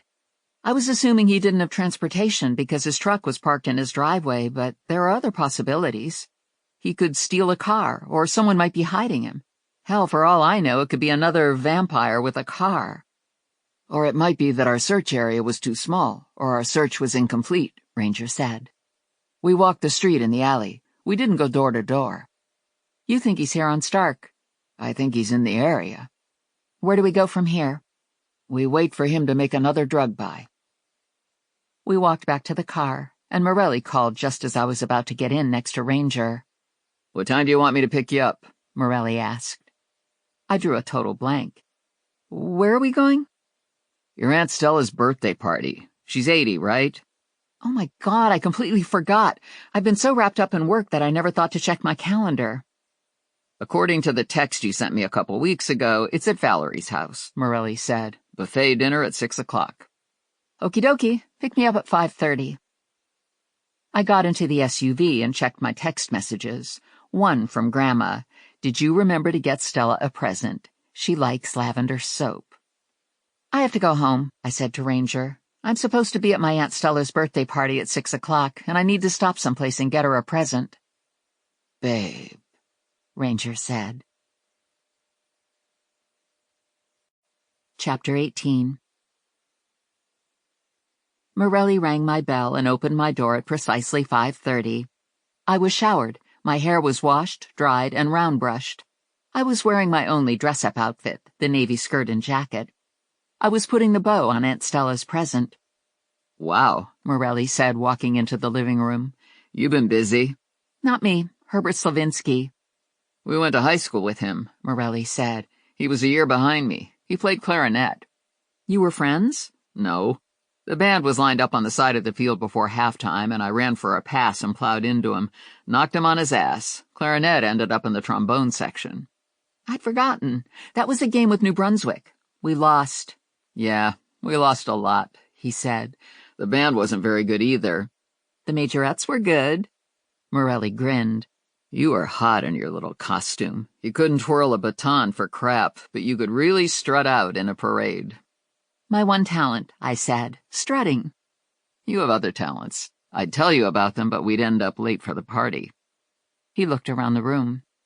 What's your connection to Herbert? As I remember him, he was too weird to even be a geek. He had a couple other weird friends, and they used to play D&D at lunchtime. I think he took his mother to the prom. I ran into him at the Luger viewing, and I can't get rid of him. He keeps trying to do nice things for me, like paint my apartment and get carpet installed and buy me a television. He always does it when I'm not home. He bribes the super to let him in. Honey, that's creepy. I thought so in the beginning, but it's not like he's a predator. I think he's just needy. Grandma was here for dinner yesterday, and Herbert popped in. Turned out Grandma knew him, so he got invited for dinner. You made dinner? I helped. Another grin from Morelli. The men in my life thought it was amusing that I might attempt to make dinner. I had to admit that the amusement was justified. I handed my phone to Morelli. Read the text message. It came in yesterday. It's from Zoran. He read the message and handed the phone back to me. I talked to Jimmy about Julie Worley. He said it was an odd case. There was a blood trail that started in the living room, led through the house and into the yard. He said it wasn't a lot of blood, just steady drips, and then it stopped in the yard. He thought the body had been loaded onto something or into something and dragged across the yard and through the hedge to the sidewalk. It all ended there. It was assumed the killer had a truck or a car parked on the side street, loaded the body into it, and took off. There are a lot of open questions. What was the motive? Why was the body removed? What was the murder weapon? Why was it determined that Julie was killed? The blood, the imprint on the grass, and that something heavy had been dragged through the hedge. It's 6 months, and she hasn't surfaced. Julie is one of 4 women who were associated with Zoran and went missing. One was his wife. The other 2 were hookers. We've had his house under electronic surveillance, and he hasn't returned, Morelli said. We've also been watching the uncle and the parents. He hasn't shown up at either doorstep. You've been watching the wrong doorstep. He rang my bell when Grandma and Herbert were in my kitchen. Herbert answered the door and almost messed himself. He said Zoran had a knife raised like he was going to kill someone, and his mouth was open and he could see his fangs. And then Zoran hissed at Herbert, and Herbert said he thought Zoran's eyes were red with flames in them. And then Herbert started screaming, and Zoran sort of backed up, and Herbert slammed the door shut and locked it. Then Herbert ran into the kitchen and fainted. Crash onto the floor. This happened yesterday? Yep. When were you planning on telling me this? I was waiting for the right moment. I'm afraid to even ask you about Bruno Jug. Not a problem there, I said. He's a big sweetie pie. He gives me fruit baskets. My sister Valerie lives in a large colonial in Hamilton Township. She has 4 kids, and she's married to a sweet but clueless lawyer named Albert Clown. Valerie was always the perfect little girl, and I was always the kid who tried to fly off the garage roof and broke her arm. We aren't sure how we fit into our parents' perception now. We're just trying to get through the days as best we can. Valerie very nicely volunteered her house for Stella's party, and I suspected she was already regretting it. Stella is actually my great-aunt on my father's side, and she's a couple cans short of a case. She lives in an assisted living community with her husband Marty. It's suspected that Marty might have Alzheimer's, but for as long as anyone has known Marty, he hasn't been able to find his keys or figure out how to exit a parking lot, so it's difficult to diagnose exactly what's wrong with Marty. The thing is, now that they're in their 80s, surely there has to be something wrong with them other than just being annoying. The driveway was filled with cars, and cars were lined up in front of the house. Morelli parked behind the last car in line and looked at me. "Do we really want to do this?" he asked. "No," I said. "We'll say happy birthday, give her the present, grab a couple pigs in a blanket, and leave. It's a big party. No one will notice we're gone." He leaned over and sniffed at me. "You smell like s'mores." "It's smoke damage from the fire." "I like it." "Me too. It makes me want to go camping." "We could go camping on our honeymoon," Morelli said. "We could get a pop-up tent and sleep under the stars." "Not nearly," I said. "I'm not a tenter. I'm more a motorhomer. The bigger the better. Something with state-of-the-art plumbing and a comfy bed. It should also be bug and snake-free." "Maybe you're more a hotel resort type," Morelli said. I was thinking with our schedules we were more of a no honeymoon at all type. We let ourselves in, and I took stock of the room. Lots of people I didn't know. Lots of old people. Valerie's kid, Mary Alice, galloped past me toward the kitchen. "Looks like she still thinks she's a horse," Morelli said. "Not always," I said. "Sometimes she's a reindeer." I followed Mary Alice and found Valerie in the kitchen. "Hiding?" I asked her. "There's no place to hide in this house. These people are everywhere. Someone is upstairs taking a nap in my bed." "Where did they all come from? Are we related to any of these people?" "I didn't make up the guest list, but I'm sure we're related to some of them. The rest came in a bus from the senior living complex." I set my purse and Stella's present on the kitchen counter. "That explains a lot. Are Grandma and Grandpa Plum here?" "No, they're in Florida," Valerie said. "They said they're saving their airplane allowance for when there's a hurricane. Otherwise, they're not coming back to Jersey." "I guess they really like Florida." "They divide their time between the casino and the track, and Grandma Plum said they sunbathe naked in their backyard." "Gross." "I don't know," Valerie said. "It's kind of sweet that they still get naked together at their age." The last time I saw them was 2 years ago, just before they moved.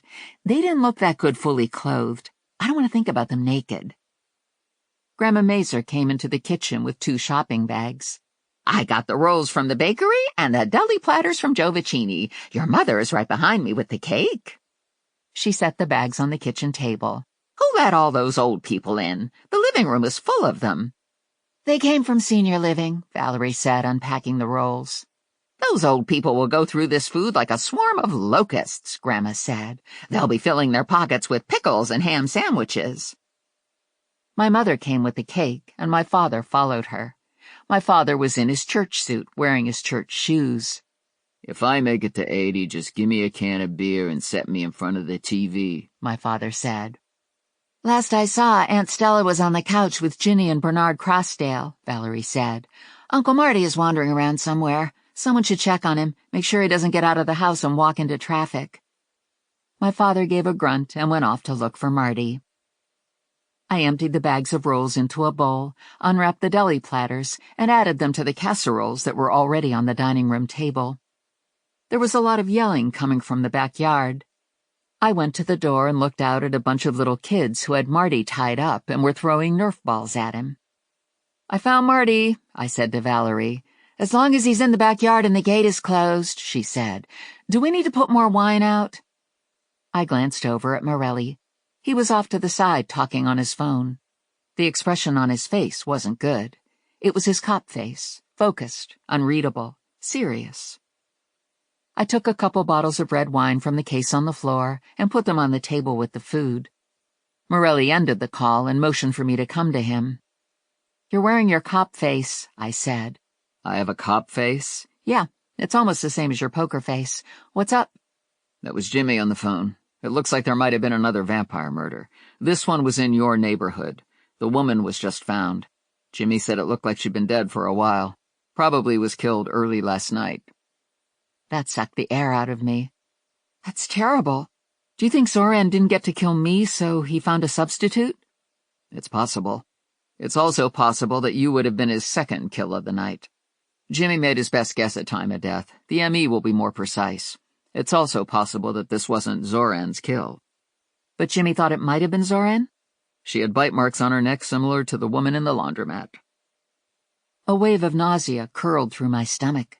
The laundromat horror was still fresh in my mind. I couldn't shake it. I told Jimmy I'd meet him at the scene, Morelli said. "I'll go with you." That's not necessary. "The alternative is to stay at this party."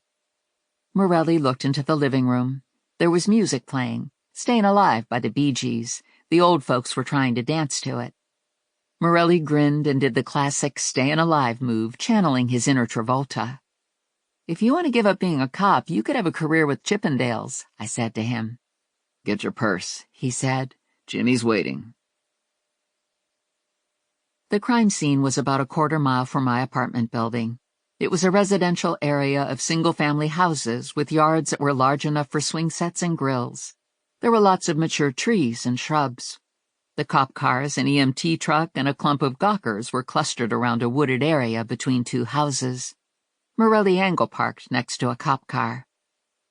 He'd said it wasn't necessary for me to tag along, but from my point of view, it was necessary. This wasn't something I could walk away from. Even if the memory of the laundromat made me sick, I had to keep working to find the killer. He had to be stopped. It was necessary for me to know that I was doing my best to help stop him. Jimmy was standing a short distance from the body. He waved when he saw us. "What have you got?" Morelli asked him. "She's wearing shorts, a t-shirt, and running shoes. She was probably out getting exercise. No ID on her. She has a gash on the back of her head. He might have come at her from behind and knocked her down. There's some blood on the road by the curb. Then it looks like he dragged her into the wooded area. It's a utility easement. A dog found her. He kept pulling on his leash and barking. The owner finally came to investigate and stumbled onto the woman. He was pretty shook up. He's with the paramedic." "Is there a weapon?" "No, there are bite marks on her neck, similar to what we saw in the laundromat. Actually, fang punctures." I gagged, and Morelli turned to look at me. I waved him away. "I'm good," I said. "The interesting part is that the fang punctures weren't enough to cause death," Jimmy said. "Her throat was slit. Again, like the laundromat murder." Morelli walked over and looked down at the woman. I kept my distance. Searching for clues by examining the newly dead wasn't now and never would be part of my skill set.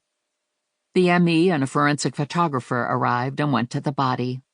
Everyone stood around, talking, gesturing. The ME and the photographer went to work. Jimmy stayed by the body. Morelli came back to me. "I'm having a problem with my serial killer hypothesis," I said to him. "There are 4 women who had ties to Zoran and disappeared. 1 left drops of blood. 3 just disappeared. Now there are 2 women dead who were bitten, had their necks slashed, and were not made to disappear. I'm comfortable saying Zoran killed these last 2 women. I don't know if I'm comfortable tying him to the 4 disappearances." "You don't have to be sure with a hypothesis," Morelli said. "A hypothesis is an idea that needs further investigation. I've watched you bumble your way through your bail bonds job with no skills and a partner who wears 5-inch stiletto heels to work and is the worst shot in the entire state. I have no idea how you do it, but you manage to track people down and drag their sorry asses back to jail. I think you do it on luck, grit, and instinct. So, if your gut tells you that Zoran is responsible for 2 murders, maybe more, I'll go with your gut." Wow, that was unexpected. I felt like I had a tennis ball in my throat, and there were tears collecting behind my eyes. I choked it all back because Morelli had just told me I was a hard ass, and I didn't want to ruin the moment. "Oh, jeez," he said. "You aren't going to cry, are you?" "No," He grinned, wrapped an arm around me, and kissed me on the top of my head. You're such a cupcake. Thanks, I said. Are we done here? Yeah, I'll get together with Jimmy tomorrow. Do you want to go back to the party? No. I'm starving, Morelli said. I need food and beer, not necessarily in that order. I'm in the mood for a Pino's pizza burger. Not only do you have gut instincts, but you can read minds, Morelli said. Do you know what else I'm thinking? I have a pretty good idea. We can discuss it at Pino's. Pino's was packed, but we scored a booth. The candle was fake, and the menu was stained with spaghetti sauce. I would have been disappointed if it was any different. I knew the 2 guys behind the bar, and I knew 3 of the waitresses. They were all related to Pino. The original Pino had gone to the big pizzeria in the sky 10 years ago, and now Pino's was owned and managed by little Pino and his extended family. I have a hard time imagining my life without Pino's. I might eventually learn how to roast a chicken, but there's no hope that I would ever be able to replicate a Pino's pizza. Morelli ordered beer, and I asked for a Coke. What's with the Coke? Morelli asked. No wine, no exotic drink with a jalapeno in it? I'm trying to clean up my life. That sounds serious. It's occurred to me that you've reached a level of maturity that I envy. You have a respected job that provides you with a stable income. You own a house, and it doesn't get firebombed. You can scramble an egg and grill a burger. You have your own washer and dryer. You have a dog. You have a hamster, Morelli said. I love Rex, but he doesn't rush out of his soup can to say hello when I walk into my apartment. I chose to have a hamster because I didn't think I could manage the responsibility of having a larger pet.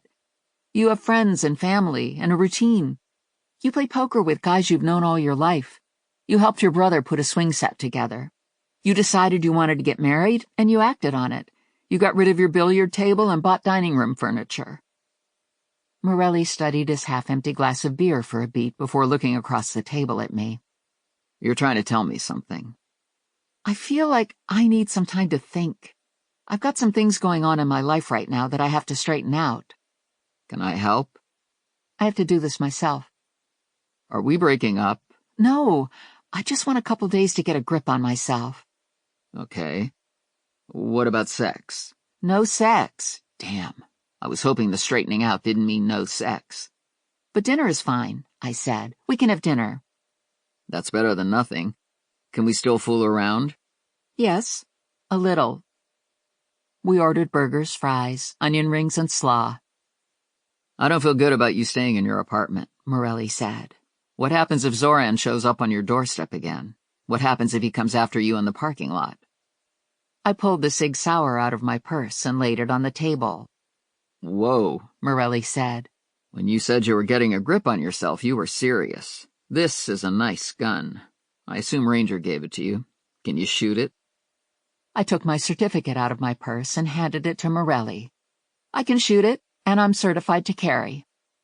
I'd like to say this makes me feel better, but I've got a knot in my stomach. I caught motion in my peripheral vision. It was Herbert. This is so cool, he said. I came in to get a grilled cheese, and here you are. I get a grilled cheese here a lot, especially when I'm involved in one of my entrepreneurial projects. Usually I come in late at night, but my mom is at a prayer supper tonight, so I'm on my own. I could have gone to the prayer supper too, but you have to listen to a lot of praying and sermoning before they let you eat. If it goes on too long, I get low blood sugar. And I think Jesus is a good guy and everything, and you can't go wrong believing in God, but there's a time and place for everything, am I right? He looked at Morelli. Hey, I know you. You ran into me at the football game. Boy, that was something. I hope you didn't hurt yourself. I was okay. You haven't changed much, except you're older. Morelli gave me a sidewise glance. I heard you're a cop now, Herbert said to Morelli. That's great. And Stephanie said you guys are engaged. Congrats on that. Gee, here I am talking just like we were in high school again, and you might not even remember me. Herbert Slavinsky. I played the clarinet in the band. I remember, Morelli said. What are you doing now? I'm an entrepreneur, Herbert said. I was seriously thinking about being an undertaker, but I'm not so sure anymore. I could also be a spy or a truck driver. Okay, probably not a spy. I'd say I'd like to be a spy, but that's just fun talking. He looked down at my gun lying on the table. Holy cow, whose gun is that? It's mine, I said, scooping the gun up and returning it to my purse. Is it real? Yes. I guess you need a gun in your line of work. Dog the bounty hunter carries a gun. He's awesome. I don't have a gun. That's another reason why I can't be a spy. All the best spies carry guns. Batista had a whole suitcase full of guns and knives and stuff. Who? Dave Batista. He won the WWE Championship twice and the World Heavyweight Championship 4 times. And he made a movie where he was an undercover spy guy. He totally kicked ass. I could never be a spy like Batista. He could do everything. He could even ice skate. He's even more awesome than Dog. Gina Pino brought a bag to Herbert. Here's your grilled cheese, and I gave you extra pickles. Make sure you eat it while it's warm. I'm going to eat it right away, Herbert said. And if it cools off, I'll microwave it. It's never the same when you microwave it, but it's still good. You take care of yourself, honey, she said to Herbert. You're welcome to sit with us if you want, I said to Herbert.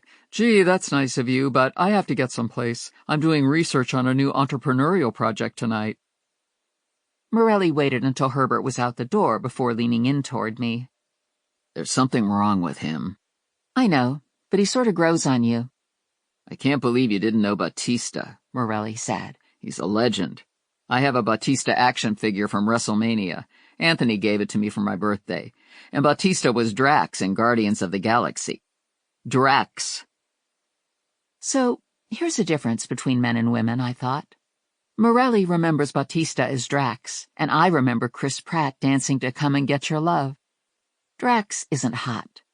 Chris Pratt is smokin'. Enough said. Chapter 19. I woke up Monday morning feeling fantastic. Everything had gone great with Morelli, and now I had a little breathing room. No more stupid fibs. I looked at myself in my bathroom mirror and definitely saw a glow. No way to know the origin of the glow. Could have been from the 17-layer carrot cake drizzled with caramel sauce that I had for dessert at Pino's. Or it could have been from the feeling of security I had waking up with my loaded gun on my night table next to the bed. Or I could be pregnant. Truth is that this morning, it didn't matter. A glow is a glow. I took a closer look and thought the glow was aided by the fact that I hadn't washed my face before bed last night and I still had remnants of blush and Dior luminizer on my cheeks. Thank goodness the fire hadn't touched the bathroom and my makeup stash had survived. Lula and Connie were already in the office when I walked in. I bypassed the donuts and went for a second cup of coffee. On the way back from the coffee machine, I weakened and grabbed a donut. What's new? Lula asked. Did you have a good weekend? I didn't know where to begin. I guess it was good, I said. I got another fruit basket from Jug. That's nice, Lula said. He's keeping in touch. Did he stick you with more pears? No, it was a good basket. And then Grandma came over for dinner, and Herbert showed up, and then Zoran showed up. Hold on, Lula said. What? Yeah, Herbert opened the door and Zoran had a knife and he hissed at Herbert. And then Herbert started screaming and Zoran backed off and Herbert slammed the door shut and locked it. And then he fainted. Holy shit, Lula said. Connie made the sign of the cross. I decided to skip over the gangbangers and the shooting. Then on Sunday I spent some time with Ranger canvassing Stark Street, but nothing came of it, I said. And later I went to Aunt Stella's birthday party with Morelli. Is she the one who put her cat in the oven? Lula asked. Yes, I said, but she didn't turn the oven on, so the cat was okay. I remember that because it was like Hansel and Gretel, Lula said. Anything else go down? A woman was killed about a quarter mile from my apartment. Looked like she was jogging, and someone came from behind and bashed her head in, and then dragged her into a wooded area and bit her in the neck and then cut her jugular, I said. We're thinking it might have been Zoran. Lula threw up in Connie's wastebasket, and I ran to the bathroom and got some wet paper towels. Sorry, Lula said, but it was like the laundromat all over again. I went to the crime scene with Morelli, but I didn't look at the victim. I kept a distance. So that was a good weekend? Lula asked. It ended good. Afterward, I went to Pino's with Morelli and told him I needed some time to think, and it was all right with him. He's a good guy, Lula said. Do you know who Batista is? I asked them. WWE, Connie said. And he was in that movie with the kid who wanted to be a spy. My Spy, Lula said. I love that movie. The kid was great. She had awesome hair. Her hair was the best part of the movie. She had hair like you, Connie said. Yeah, Lula said. We got perfect hair. Lula went to the bathroom to freshen up, and I ran my FTA list by Connie. I have Zachary Zell outstanding, I said. He's going to try to get the charges dropped. And then I have Bruno Jug, who promised to come in when the time was right. And Zoran. The time might be right for Jug, Connie said. His lawyer was all over the local news yesterday. It turns out that the girl wasn't 14 years old. She was 19, and she wasn't date raped with a drug. She was a hooker who decided to squeeze Jug for some money. Apparently Jug had previously interacted with her, and she'd been getting more than fruit baskets for services given. So the scandal has changed from raping a young girl to having a hooker make house calls, or in this case it was warehouse calls. I looked at Lula. Do you want to go for a ride? Now that the scandal has been downgraded to something worthy of a big yawn, I'm thinking Jug might have returned to Trenton. As long as you don't talk about vampires. I grabbed a donut out of the box on Connie's desk, wrapped it in a paper napkin, and stuffed it into my hoodie pocket. I drove to the produce warehouse first. I thought the chances of him being there were slim, but it was only 15 minutes from the bail bonds office, and it was on the way to Jug's house. We don't have cupcakes to tempt Bruno, Lula said. He already got his cupcakes. This trip he's going to have to be satisfied with sitting next to you. I guess that's a big treat right there, Lula said. Not every man gets to sit next to Lula. I turned onto State Street and slowed when I got to Jug Produce. The TV satellite truck wasn't there, but a handful of photographers were camped out across the street from the front entrance. I drove around the block to the warehouse gate and found a couple photographers there, too. I don't know what this country's coming to when the big news of the day is Bruno Jug with a hoe, Lula said. That's as interesting as finding Colonel Sanders eating fried chicken. You'd think these photographers could find someone better to harass. I'd had my share of unflattering press moments, and I thought this could easily be added to that list, so I parked one street over and called Jug. No answer on his cell phone. I called the office and asked for Jug. Mr. Jug won't be in his office today, a woman said. Can I take a message? Tell him Stephanie called, I said, and hung up. Do you think that's true? Lula said. Jug could be in there hiding under his desk eating ice cream. I think he's hiding in his house eating oatmeal with the bimbo. We aren't going to his house, are we? Last time we did that, Annie Oakley shot a hole in your back window. That was different. We're friends now. We aren't friends with Annie Oakley. And what about his killer dog? The killer dog weighs 5 pounds. I think we can deal with the killer dog. I left State Street and drove to Jug's pleasant, family-friendly neighborhood. I cruised down Marymaster and idled in front of Jug's house. No photographers, no Volvo in the driveway, no Annie Oakley standing guard on the front porch. What do you think? I asked Lula. I think those photographers who were hanging around Jug Produce already got shot at here and decided a crap-ass picture of Jug wasn't worth a trip to the burbs. I pulled into Jug's driveway and parked. I had my gun in my messenger bag and cuffs in my back pocket, but I didn't expect to use either of them. A week ago, everyone was worried about Bruno Jug. Now, he was the least of my problems. I rang the doorbell. No answer, but the dog was barking on the other side of the door.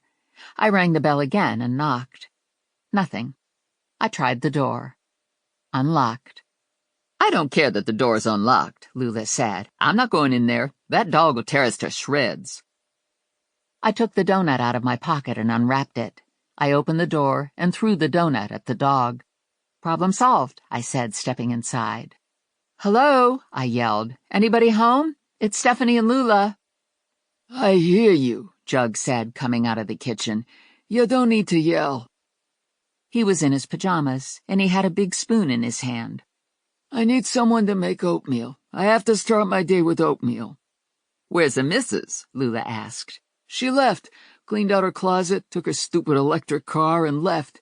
She said she was going to sue me for divorce because I played hide the salami with the hooker.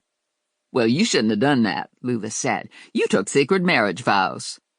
My marriage vows didn't say anything about banging hookers, Jug said. I guess that might make a difference then, Lula said. Now that you're back, we thought we could take you downtown to get rescheduled, I said. Sure, but I have to have my oatmeal first, and I don't know how to make it. Honey, everybody knows how to make oatmeal. You follow the directions on the box, Lula said. I can't find the box.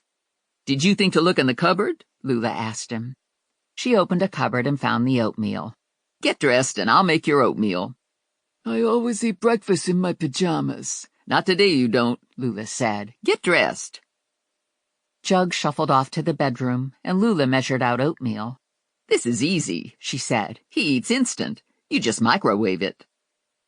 The microwave dinged done, and Jug shuffled back to the kitchen. He was wearing a button-down shirt, pajama bottoms, and slippers. What the hell is this? Lula said to him. You aren't dressed. I heard it ding. I like to eat it when it's hot, he said. Lula gave him the bowl of oatmeal and a spoon. What else? She asked him. I put some milk in it, and brown sugar, and I need coffee, and Mr. Big always goes out to poop when I eat my oatmeal. Just shoot me, Lula said. You find the brown sugar, and I'll take the dog, I said to Lula. There was a canister on the counter that said dog biscuits. I took a handful of dog biscuits and bribed Mr. Big to go outside.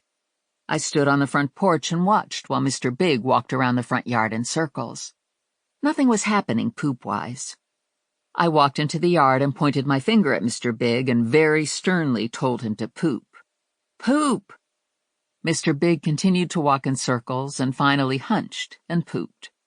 I gave him the last dog biscuit and told him he was a good boy, and he ran into the house. Jug was back in the bedroom, hopefully putting pants on, when I returned to the kitchen. He's got one of those fancy coffee makers that I couldn't figure out, so we have to stop at Starbucks, Lula said. This guy doesn't know how to do anything. Hard to tell if it's because he's always been waited on or if he's not so smart anymore. Jug joined us, fully dressed. Did he poop? He asked me. Yes, I said. Has he had breakfast? Yes, he eats first and then I eat. Otherwise he sits and barks at me while I eat. Jug took a dog leash from the counter and hooked it to Mr. Big's collar. We're ready to get rescheduled. That's great, I said, but Mr. Big has to stay home. He can't stay home, Jug said. There's no one here, and he gets anxiety if he's left alone. We won't be gone long. We'll put the television on for him. He's not a big television watcher, Bruno said. He's starting to get cataracts. Okay, I'll leave Lula here with him, and you can come with me. No way, Lula said. I'm not a dog person. I thought you wanted a dog and you were going to name her Chardonnay, I said.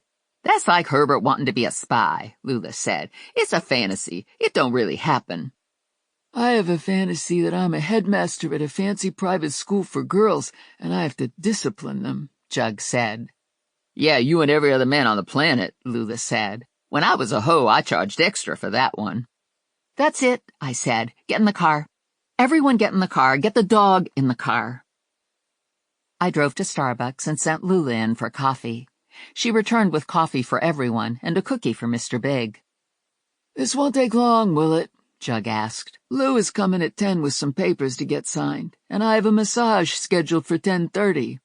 Not a problem, I said. We'll check you in with the desk sergeant and call Connie.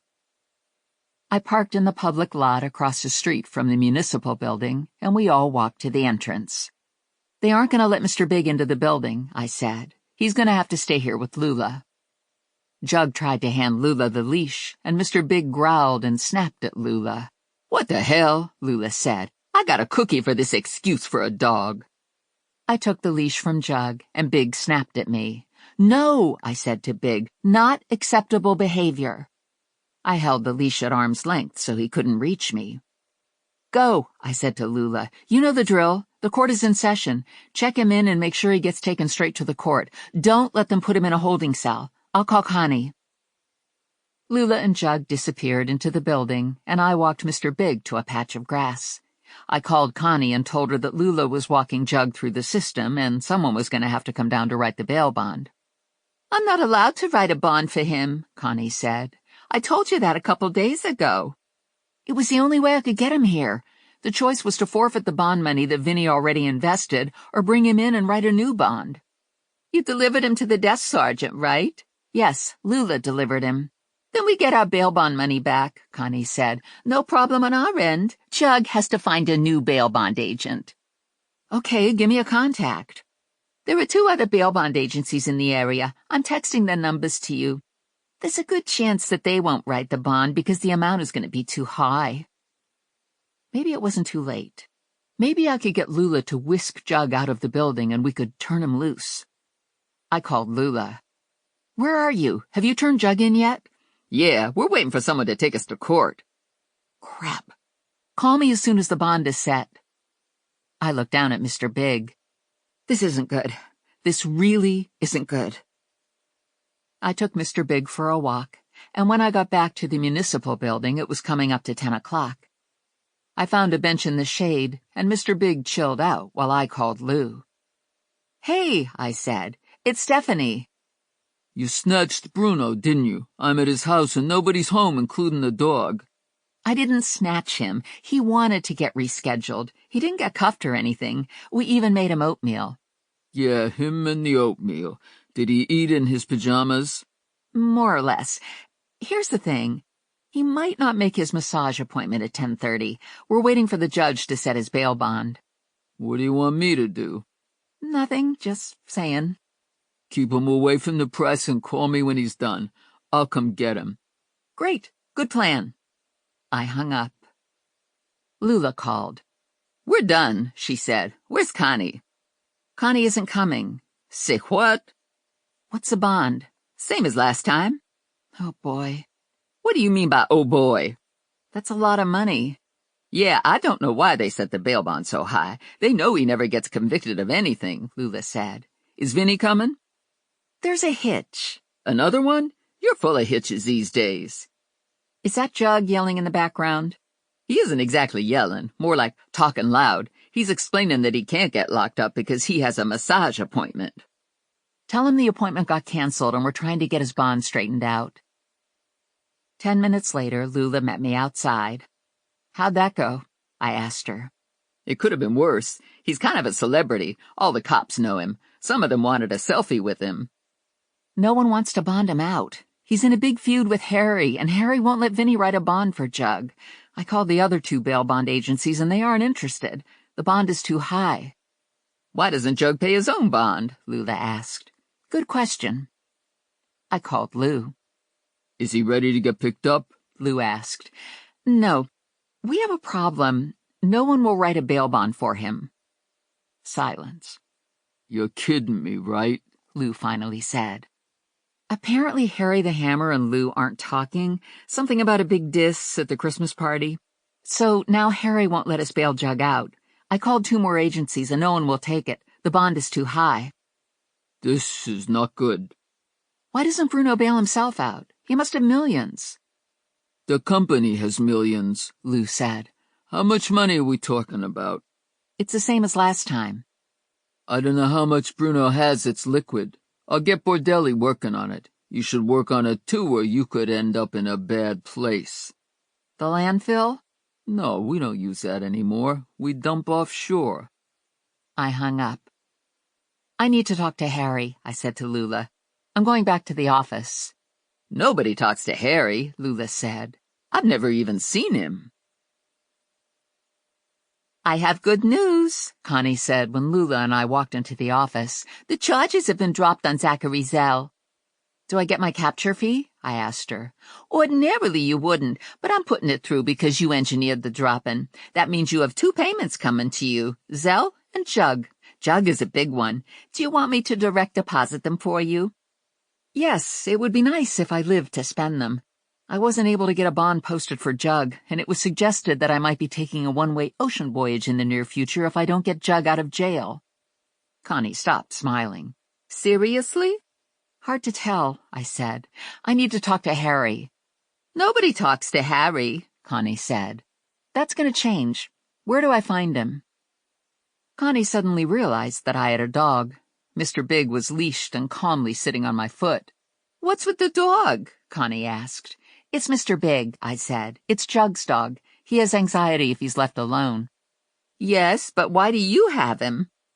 I keep asking myself that same question, I said. Where can I find Harry? He has an office on Barrel Street off State. It's a block away from Rangeman, Connie said. You'll have a hard time seeing him there. You'll have a better chance catching him at lunch. Most days he walks 2 blocks to Mochi's Grill, and he takes the booth in the back. Sometimes he eats alone, and sometimes he's got business partners. Don't approach him if he has business partners. Change tops with Lula, and stuff your bra so you've got some cleavage. The word is that Harry doesn't fool around, but he likes to look. I cut my eyes to Lula. She was wearing a magenta tank top that had some shiny magenta threads running through it. It was stretched to maximum capacity over her enormous boobs, and she had about a 1/4 mile of cleavage showing in the low scooped neck. "It's not going to fit me," I said. "It's all spandex," Lula said. "It'll shrink up when I take it off. The bigger problem is that I'm going to have to wear your t-shirt, and I don't have a t-shirt personality. Plus, it's going to ruin my ensemble." "Take one for the team," I said, turning my back to the front window and stripping down to my bra. Lula took my t-shirt and handed me her tank top. "That lacy bra you're wearing is pretty," Lula said, "but it's for little boobies. I need a major suspension system to hold my girls up." I pulled Lula's tank top over my head and tucked it into my jeans. She was right about the spandex. The top molded to my body. "Better," Connie said, looking at me. "It'd be even better if she stuffs half a roll of toilet paper into her teeny-tiny bra," Lula said. I went into the bathroom and transformed my B-cup breasts into bulging D-cups. "Now we're talking," Lula said when I came out of the bathroom. "Now your girls are saying, 'Hey, Harry, feast your eyes on these titties.'"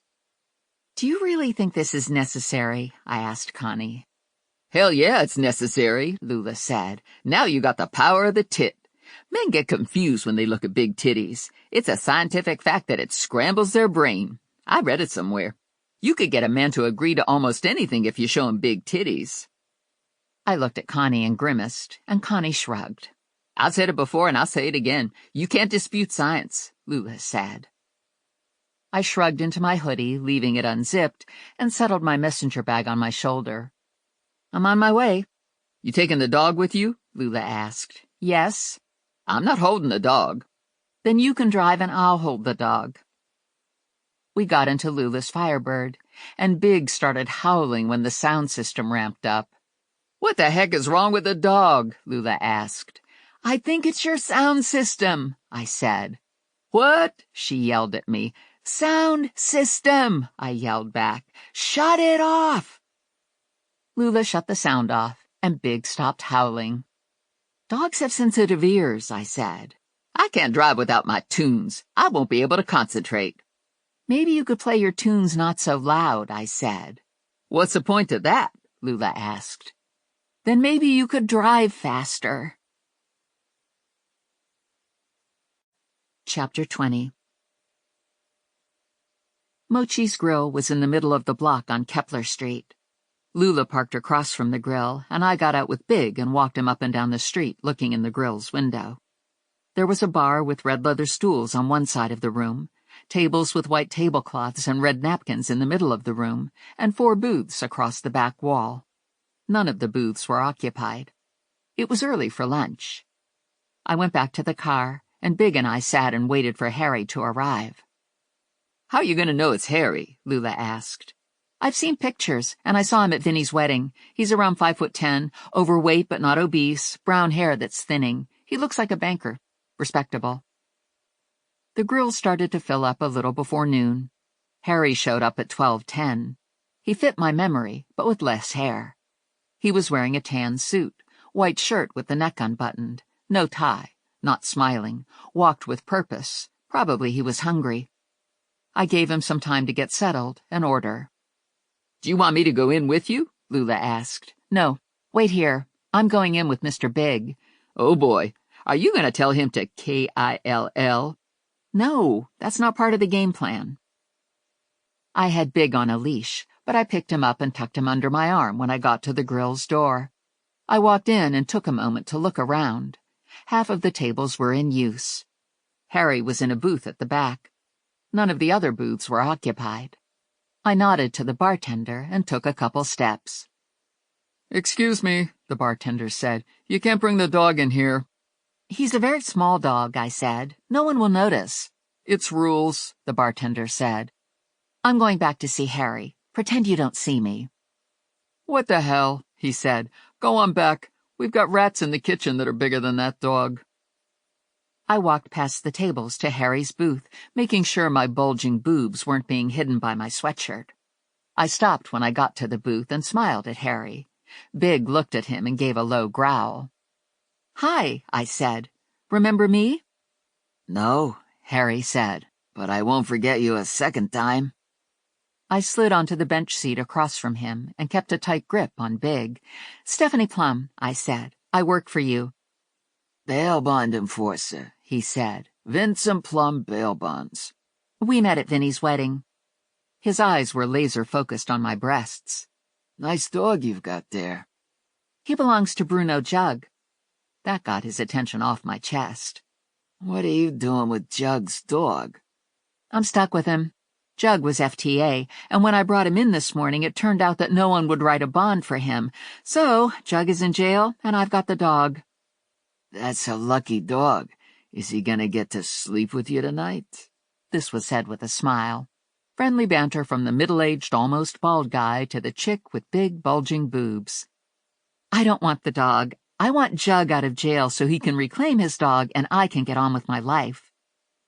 The waiter brought Harry a dirty martini, 3 olives.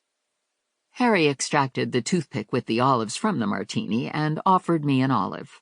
I declined, so he ate one and put the rest back in his martini.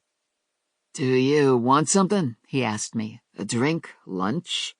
"I want you to let Vinnie write a bail bond for Jug." "Not gonna happen. Jug should rot in jail." "I heard this vendetta started over the dog."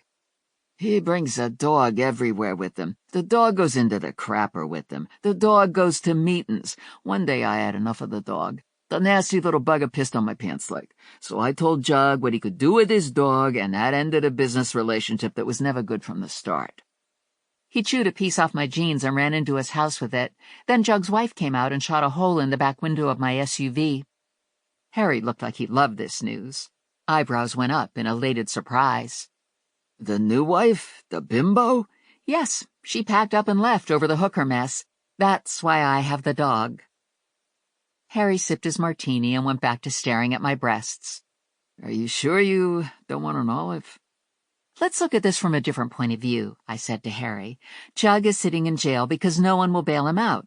So you come along, and he's such a pathetic loser that you throw him some crumbs. And forever and ever, Jug knows that he had to beg you to get him out of jail." "Jug is begging me?" "In a manner of speaking, I'm begging you for Jug." "So it's like a pity fuck," Harry said. "Exactly." "I like it. I'll do it if I can touch your boob." "No." "One finger, one touch." "No." I was regretting the toilet paper. I debated pulling it out and handing it over to Harry. He could touch it all he wanted. "This conversation would be considered sexual harassment," I told him. He took another hit of his martini. "Yeah," he said. "I'm good at it. I practice every chance I get." "Does it ever get you anywhere?" "Sometimes." He gave a bark of laughter. "Almost never, but I do it anyway. I have to keep up my reputation." "About Jug, it would be great if you could call Vinnie and tell him he can write that bail bond." "Sure, will do." "Now?" "Like right this instant?" "You're a busy man. You could forget." "I think you don't trust me." "Not even a little." "Okay," Harry said, "but I want Jug to write a thank you note to me." "It's a deal, and I'll get him to send you a fruit basket." "I don't want the one with the pears." "I'll make a note." Harry drained his martini, ate the last 2 olives, and called Vinnie. He hung up with Vinnie, and the bartender brought him a second martini with 3 more olives. "Do you just eat olives for lunch?" I asked him. "Funny," Harry said. "I got a piece of fish coming. It takes 2 martinis for me to be able to gag it down.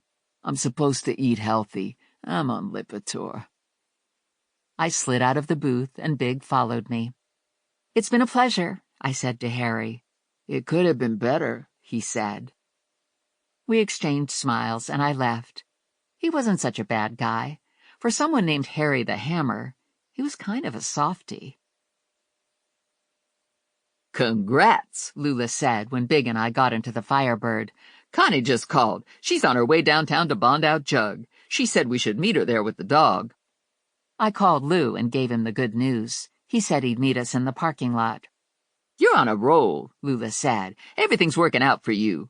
Lou doesn't want to kill you anymore, and you haven't seen the vampire since last night. Lula's idea of good news tied my intestines in a knot. I could have used a break from thinking about Zoran. I don't know who I am in this T-shirt, Lula said. It's a pretty T-shirt as far as T-shirts go, but I feel all cramped in it, and there's no sparkle. A day without sparkle is like a day without a donut, if you see what I'm saying. We can switch back when we get to the office. Did Connie have anything else to say?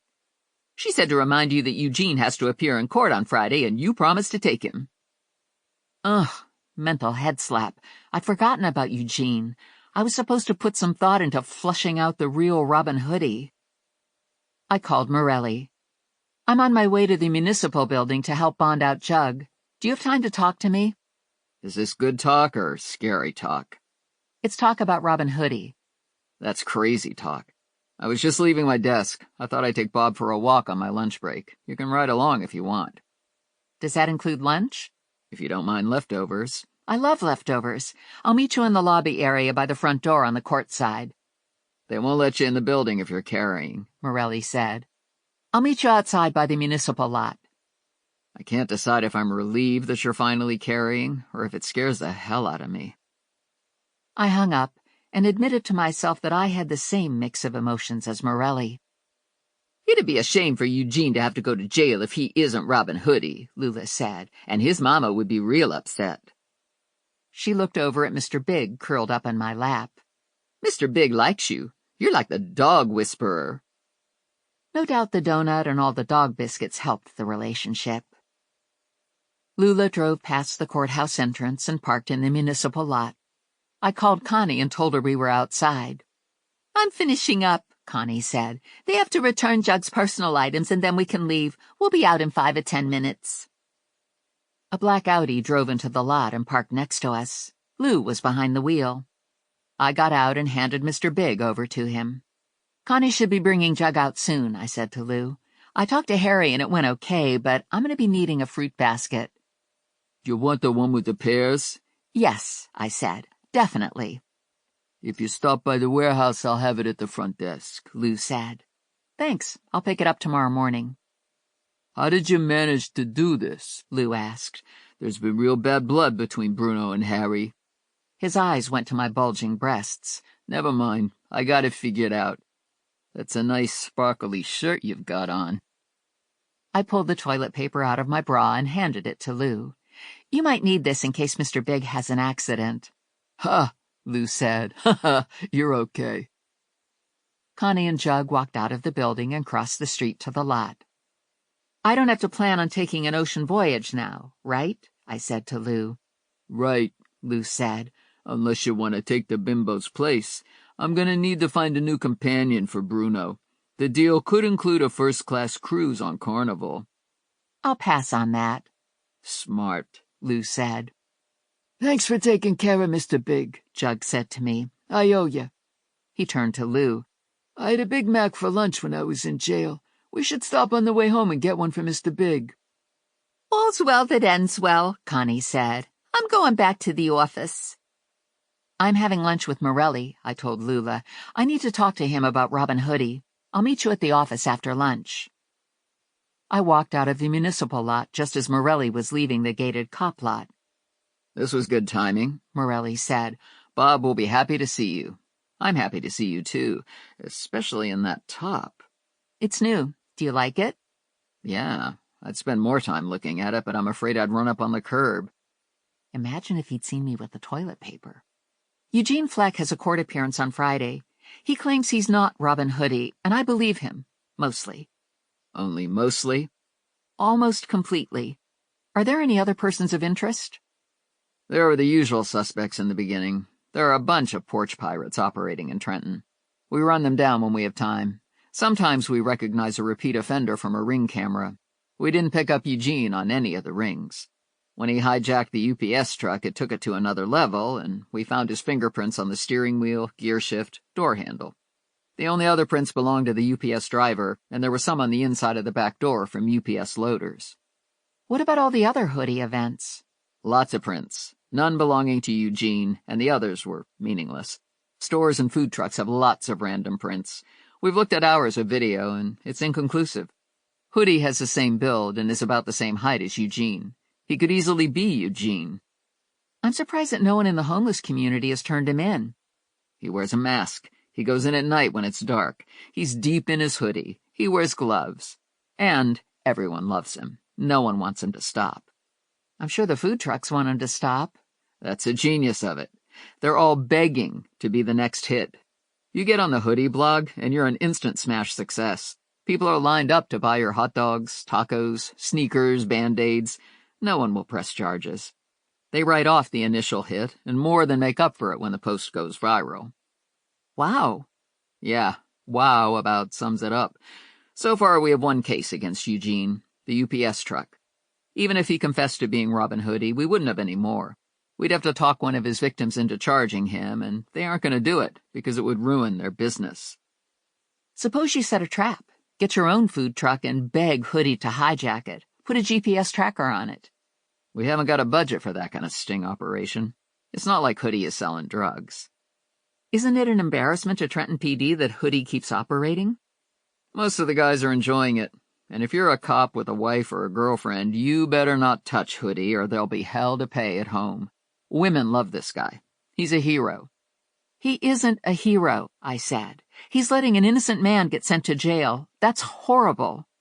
You're assuming that Eugene isn't Hoodie. How do you explain the fingerprints?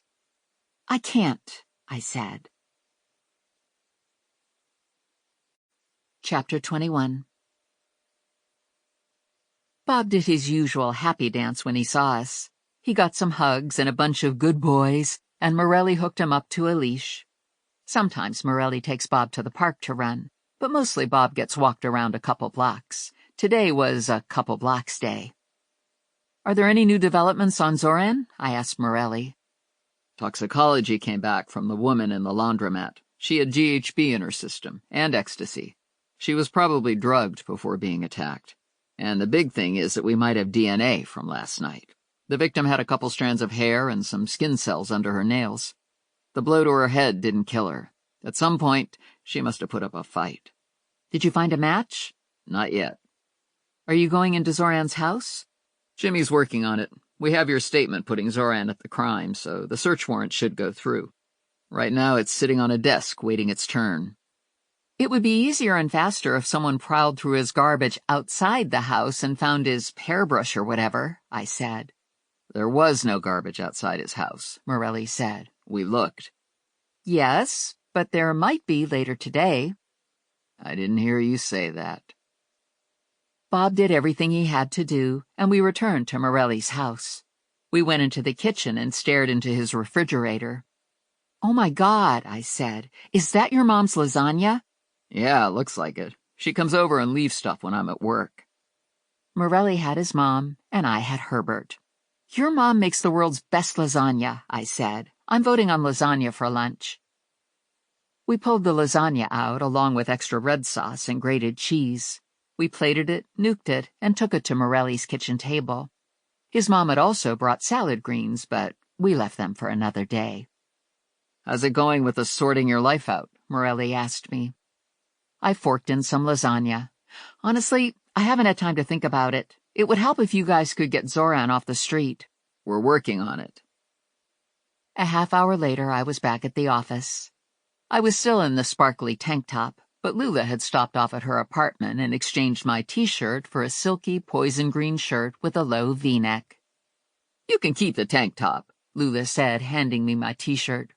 You finally got a gun with bullets in it. Now you need to get some glam in your wardrobe. Thanks. This will be my first step toward more glam. We were watching the new Hoodie video when you walked in, Lula said. It's a good one. Hoodie hijacked a soft-serve truck. Ice cream sundaes for everyone. And then there was a short video of him breakdancing. It wasn't terrible, but it wasn't good either. And it had to be hard on account of he had one of those whole-head rubber masks on. I moved behind Connie, and she ran the videos for me. The ice cream truck was wild. Everyone was laughing and eating ridiculous amounts of ice cream. It was easy to see why people liked Hoodie. He made happiness. The breakdancing came next. "Whoa," I said. "This is awful. This is the equivalent of Herbert playing the clarinet." "He's got a good move coming up," Lula said. "He sticks a Michael Jackson thing in here." "Why would he do this?" I asked. "He's entertaining," Lula said. "He does these odd bits every now and then, breaks up the monotony of watching homeless folks." "And he keeps his income stream up," Connie said. "People keep tuning in, so he keeps getting paid. I heard he uses the money to compensate people for their losses, like when all those UPS packages didn't get delivered." "That's a lot of money," I said. "I saw the video. There were a lot of packages." "It's rumored that he's made over $1 million from his YouTube channel," Connie said.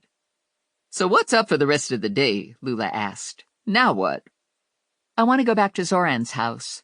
"Boy," Lula said, "you know how to ruin a perfectly good day." "I'm on a mission." "Does this mission have a name?" Lula asked.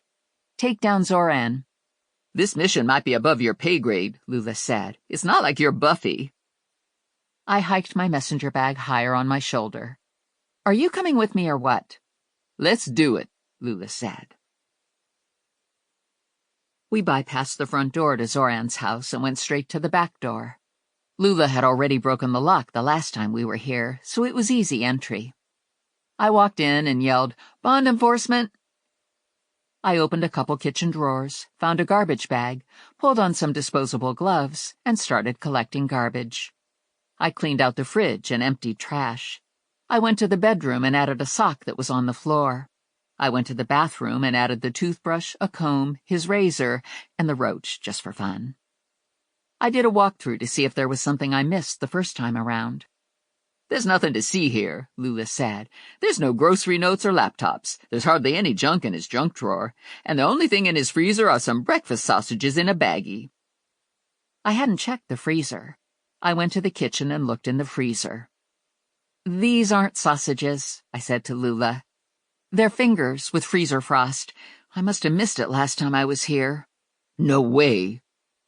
I added the baggie with the fingers to the big garbage bag. "Our work is done here," I said to Lula.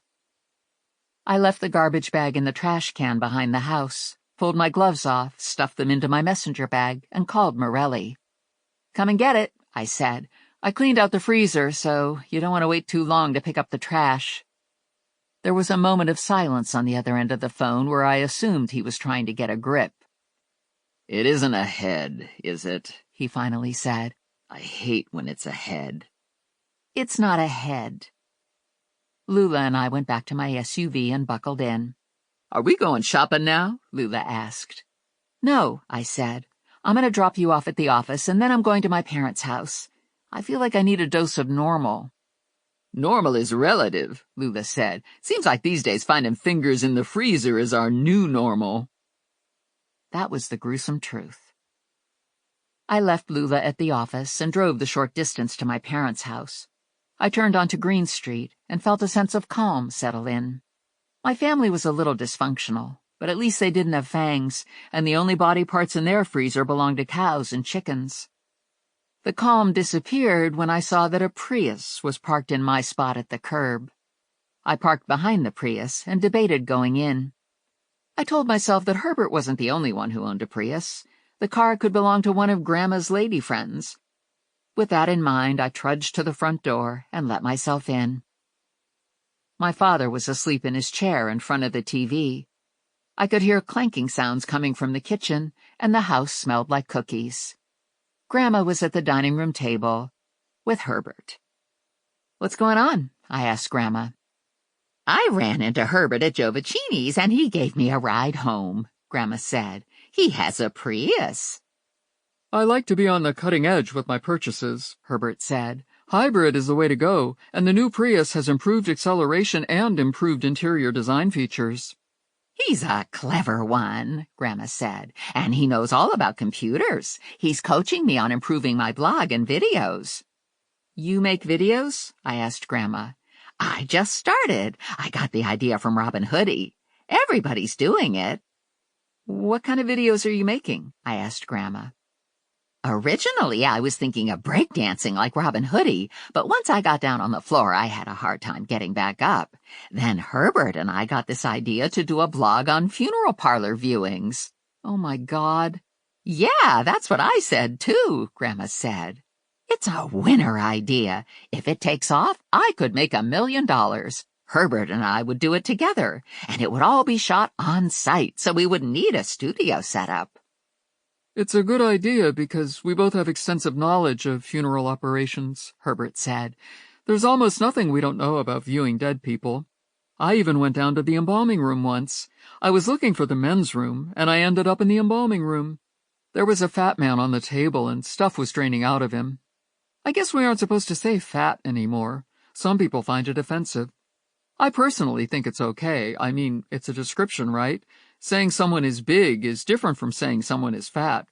How are you supposed to describe someone fat if you can't say fat? It could be someone with extra stuff under their flesh, Grandma said. But that's a lot of words. I've been down to the embalming room, but I never saw anyone on the table. That must have been something. He was undressed, Herbert said. If I was an undertaker, I would embalm people with their clothes on. See? Now that's something people would want to know, Grandma said. My mother stepped out of the kitchen. We're having pot roast, and there's homemade cookies for dessert. Who's staying for dinner? I am, I said. Am I invited? Herbert asked. I love pot roast. My mom never makes it because my dad had polyps on his last colonoscopy, and they told him to lay off the beef. They cut all the polyps off, and my dad is fine, so I don't know what the deal is with the beef. You eat beef and you grow new polyps, and they cut them off. It's the green vegan people who start bad beef rumors like that, Grandma said. If it was up to them, there'd be no more cows. I like cows, Herbert said. I like the light brown ones the best. They have pretty faces. I wouldn't get too close to one, though. I got close to a cow once at a petting zoo, and it stepped on my foot. Of course you can stay for dinner, my mom said. There's always extra helpings with a pot roast. Oh, boy. Herbert, Grandma, and my dad together at the dinner table. If it wasn't for a possible pregnancy, I'd start drinking now. Grandma and Herbert went back to making plans for their viewing project, and I went into the kitchen to help my mom. There's something wrong with this Herbert person, my mom whispered to me. I can't put my finger on it. He's nice enough, but odd. I agree, I said, but people say that about Grandma, too. Not the same, my mom said. Not everyone thinks she's nice. I peeled potatoes and set the table, pushing Grandma and Herbert down to one end. My mom was in her groove in the kitchen, and I was in the way, so I went into the living room to watch TV with my dad. What's going on in the dining room? He asked. I hear people mumbling. It's Grandma and Herbert. Who's Herbert?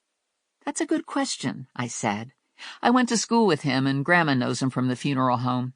She ran into him at Jovicini's today, and he gave her a ride home, and here he is. Mom invited him to stay for dinner. Oh, jeez. What are you watching? I don't know. I just woke up. It looks like news. At 6 o'clock, we were all at the table, and Morelli walked in. I don't want to disturb anything, he said. I saw Stephanie's car parked here, and I need to talk to her. We sat down just this second, Grandma said. We got pot roast and mashed potatoes. I'll get a place setting for you. Thanks, but I need to get home to Bob, Morelli said. Grandma was already on her feet.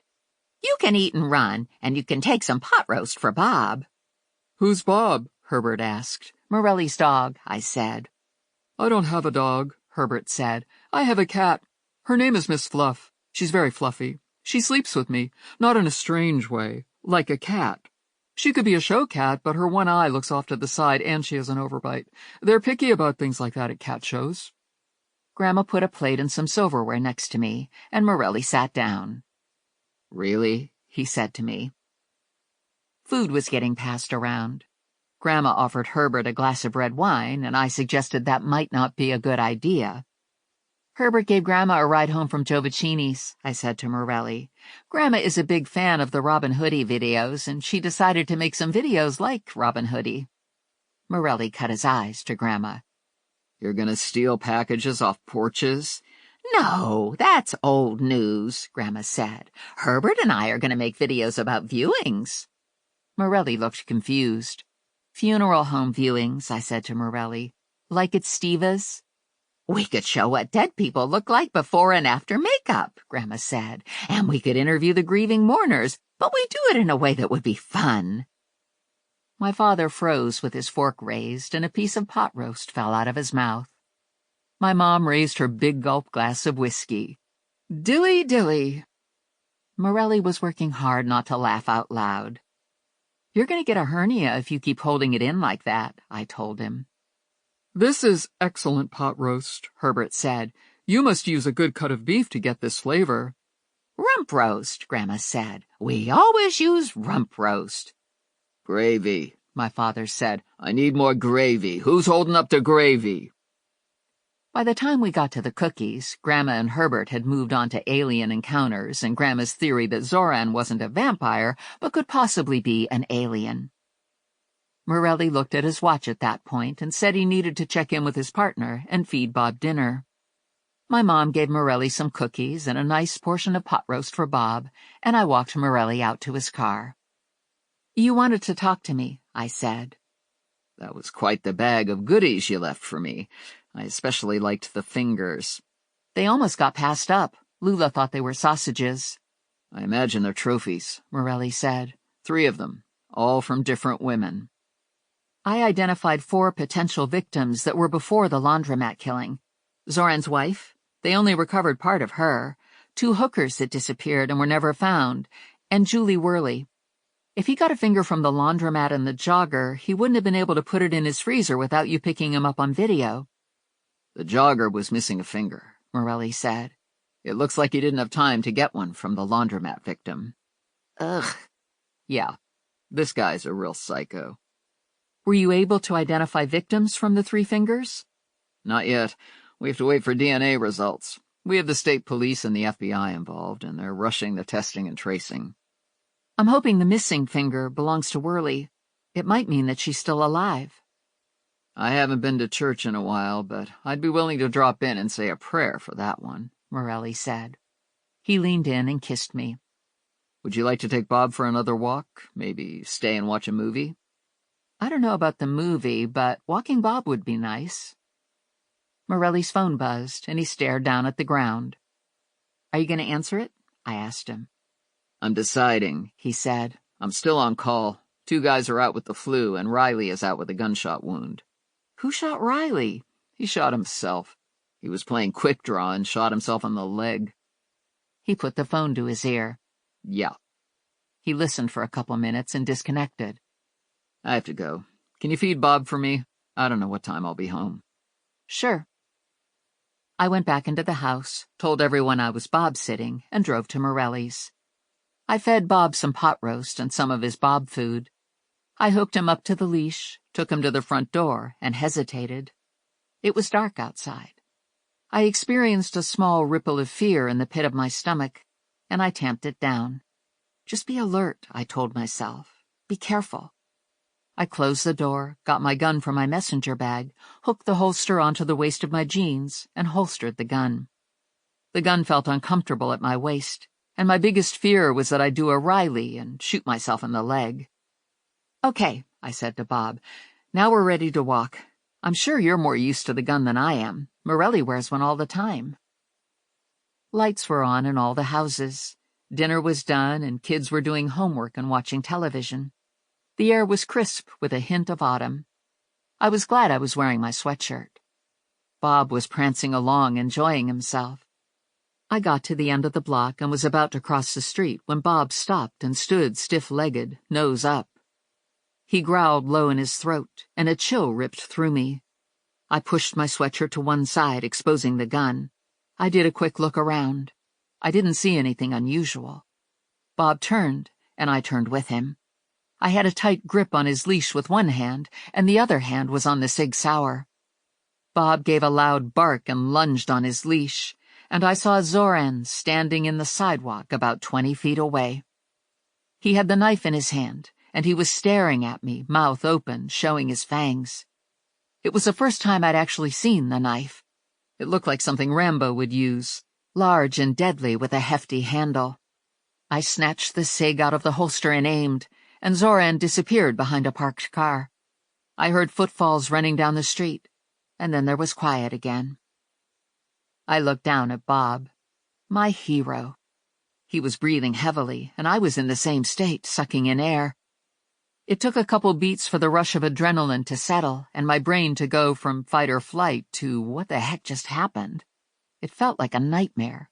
Imagined. Too horrible and bizarre to be real. "Good boy," I said to Bob. "I didn't hear him coming up behind me." We walked back to Morelli's house, both of us on high alert. I had the gun in my hand and didn't holster it until I was at Morelli's door and had to open the door with a key. I left Bob on his leash and went to the kitchen. I wrote a note to Morelli telling him Bob was spending the night with me. I grabbed my messenger bag, and Bob and I went back to my apartment. I felt safer in my own space. Morelli had too many windows and doors.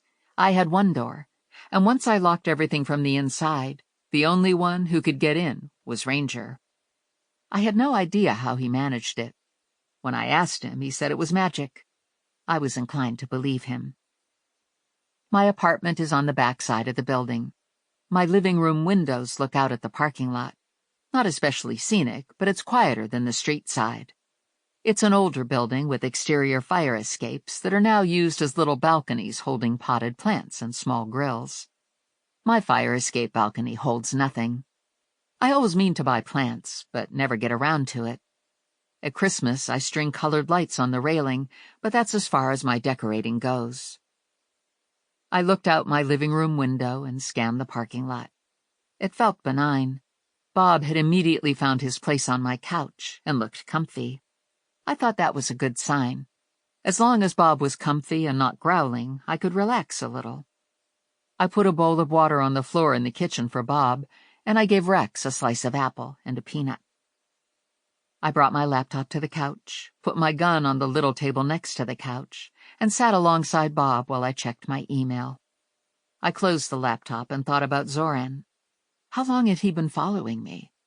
I thought he must have picked me up at the office and followed me to my parents' and then to Morelli's house.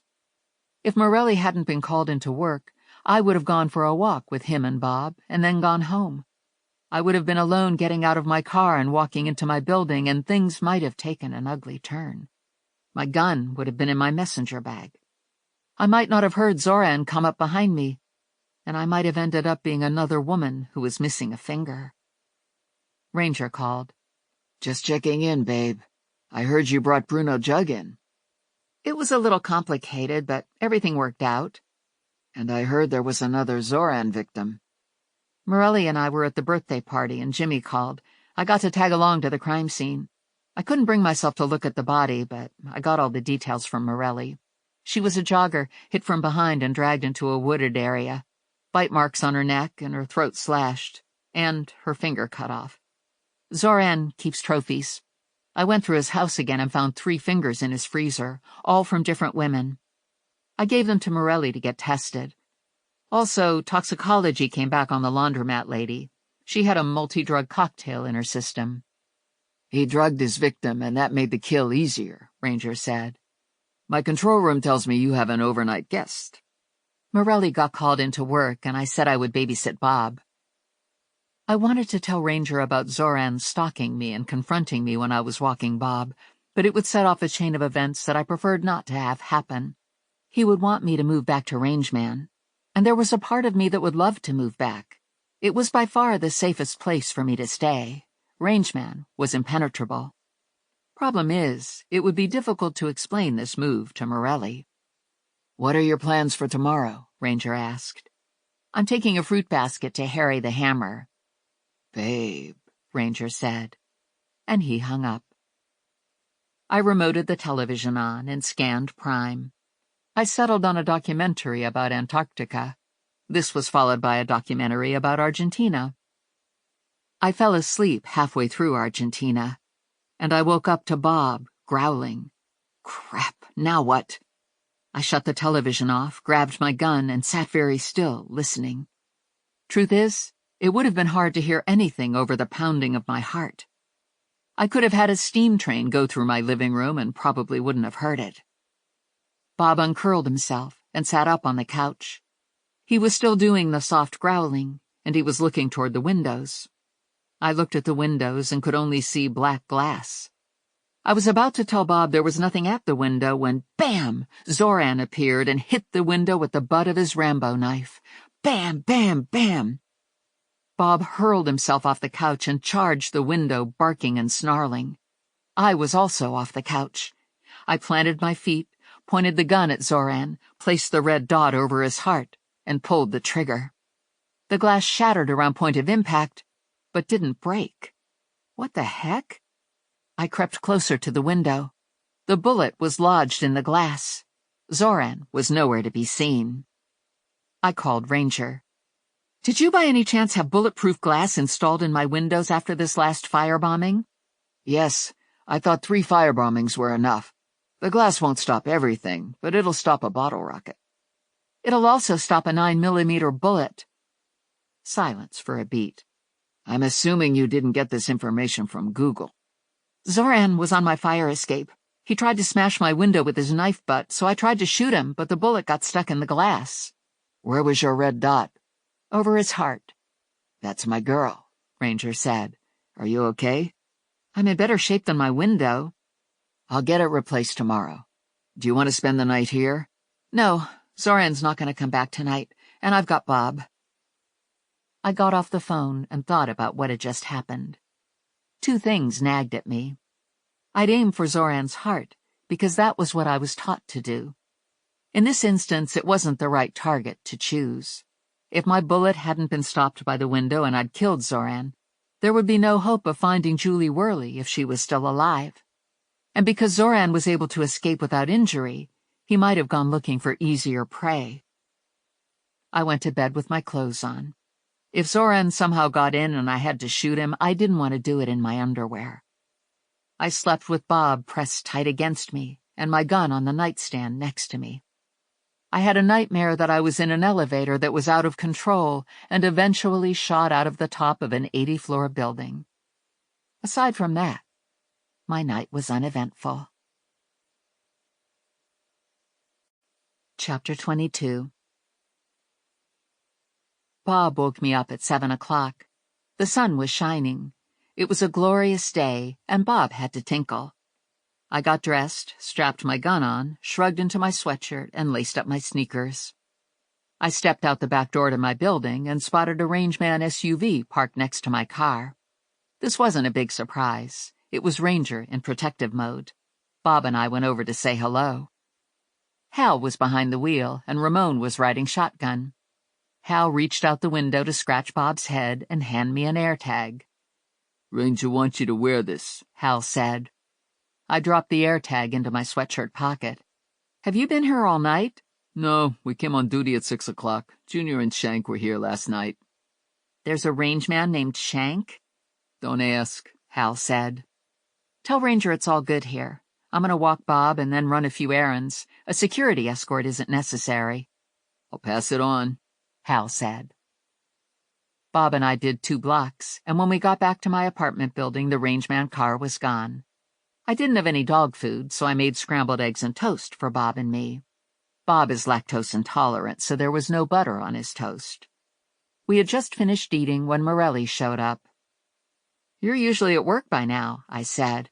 "I just got off work," Morelli said. "I'm on my way home. I thought I'd stop in and get Bob." "How did you know Bob was here?" "My doorbell cam. I saw you and Bob leave my house and not return." "Of course." Morelli looked at the empty bowl on the floor next to Bob's water bowl.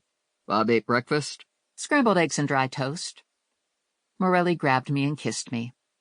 "Thanks for taking care of Bob." "Is that why you kissed me?"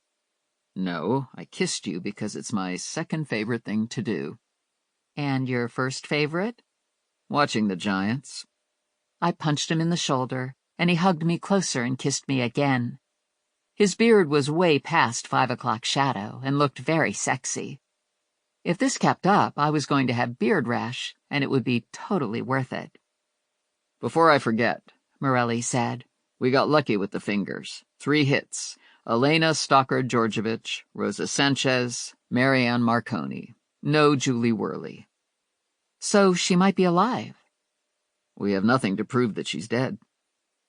Bob was pushing against Morelli, trying to get his attention. Morelli bent down and hugged Bob and scratched his ear. He straightened and looked into my living room. You have furniture and carpet, and it looks like fresh paint. When did all this happen? Herbert. You told me about Herbert doing nice things, but I didn't get the whole picture.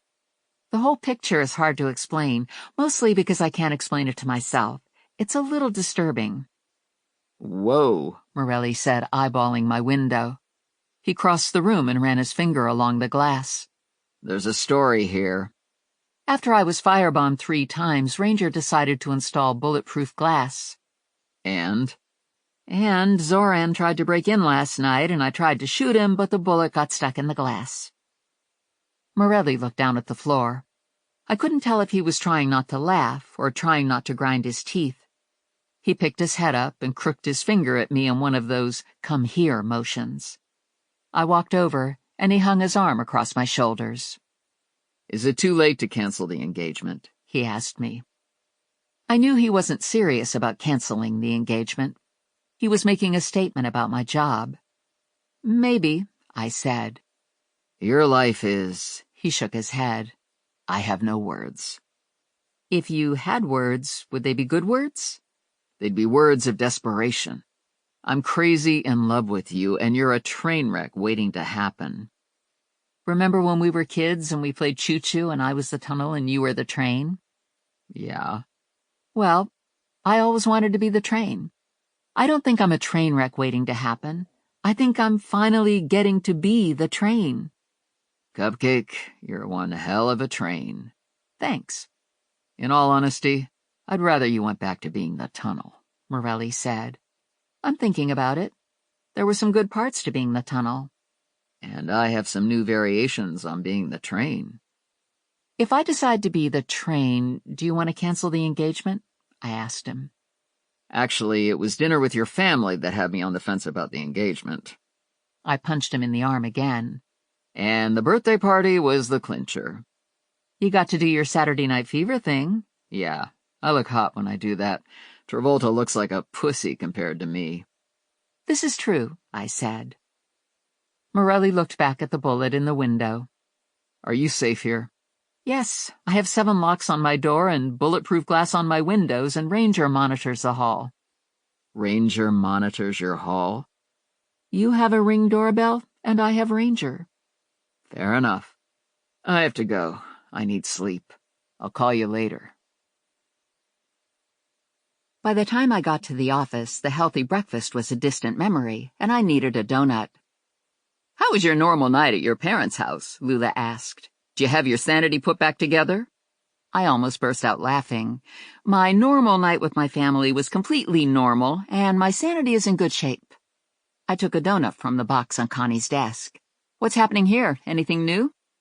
I think we had a no-show at court yesterday, but it hasn't come through yet, Connie said. No new videos from Hoodie. I have a couple errands to run this morning, I said. I have to pick up a fruit basket from Jug Produce and deliver it to Harry. I need the address for his office on Beryl Street. Connie wrote the address on a scrap of paper and handed it to me. I need to include a note with the basket, I said. Do we have any note cards?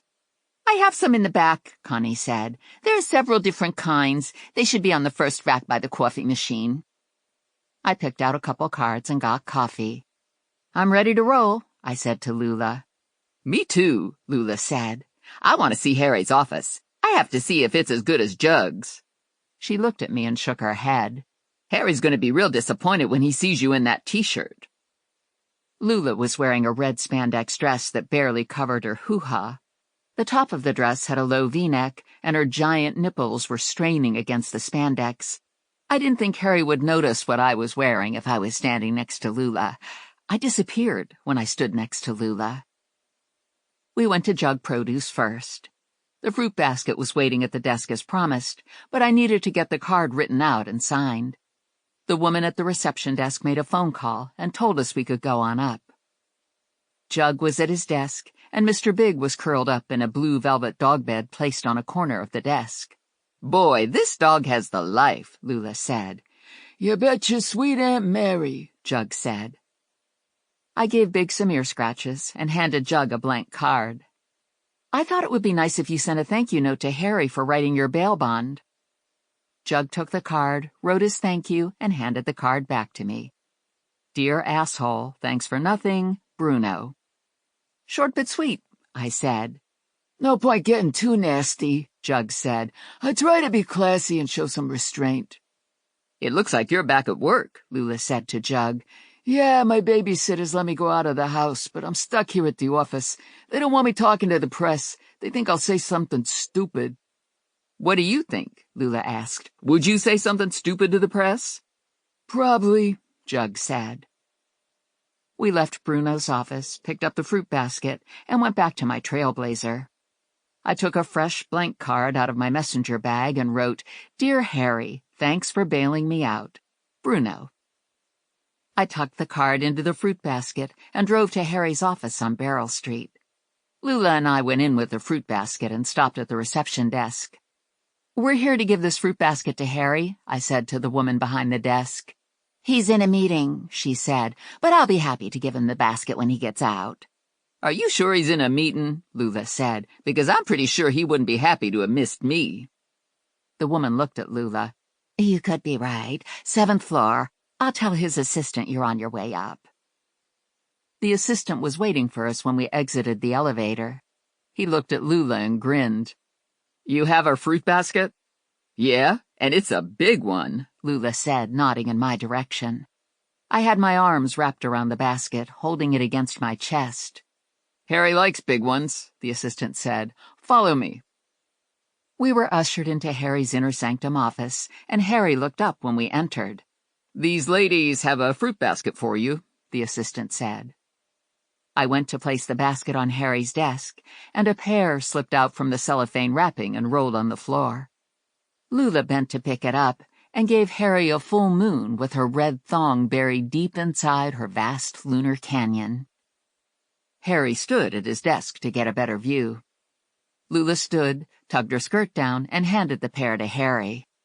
Looks like you got a lot of pears in this basket, Lula said. Do you want some? Harry asked. No thanks, Lula said. I don't eat pears. We're good now, I said to Harry. The thank you note is in the fruit basket. Harry took the note out and read it. This doesn't look like Harry's writing. He dictated it to me, I said, and I might have paraphrased. He was very sincere about his message. Who's your friend here? I'm Lula, Lula said. I work for you. Lucky me, Harry said. Can I touch your tit? No, but you could take a look at it if you want, Lula said. I got prize-winning titties. Everybody says so, and my nipples are world record nipples. Lula pulled one of the girls out of the V-neck, and Harry almost fell on the floor. His face got red, and he started to sweat. Wow, Harry said. Holy crap, can I see the other one? No, Lula said, stuffing her boob back into her dress. You only get to see one. Anyways, they're both the same. We have to go now, I said. Things to do, felons to catch. Sorry about the pears. Do you want some? Harry asked me. No, I said, but thanks for the offer. I hurried out of Harry's office, and Lula followed. That went well, Lula said, and he has a real nice office. It's not Oval Office caliber, but it's still pretty nice. We got into my SUV, and I sat there for a moment, thinking about my next move.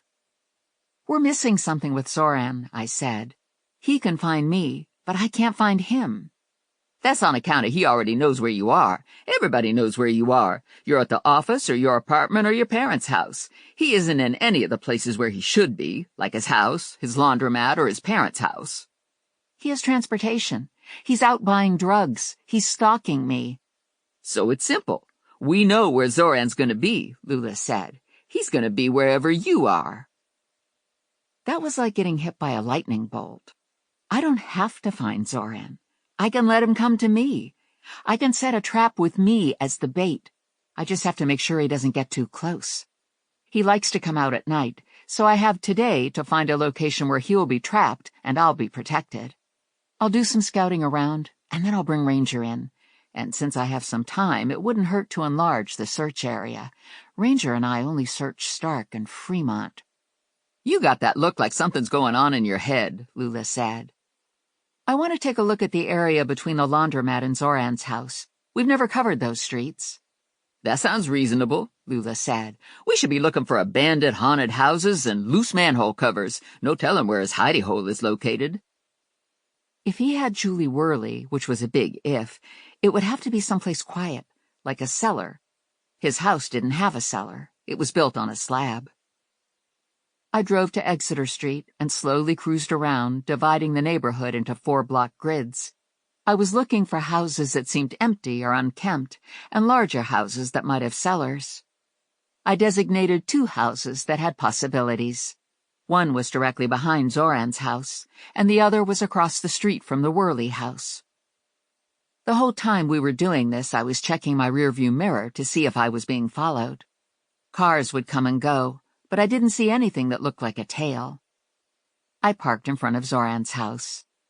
Uh-oh, are we going in here again? Lula asked. If we're going in here, I'm not looking in the freezer. I'm not looking nowhere.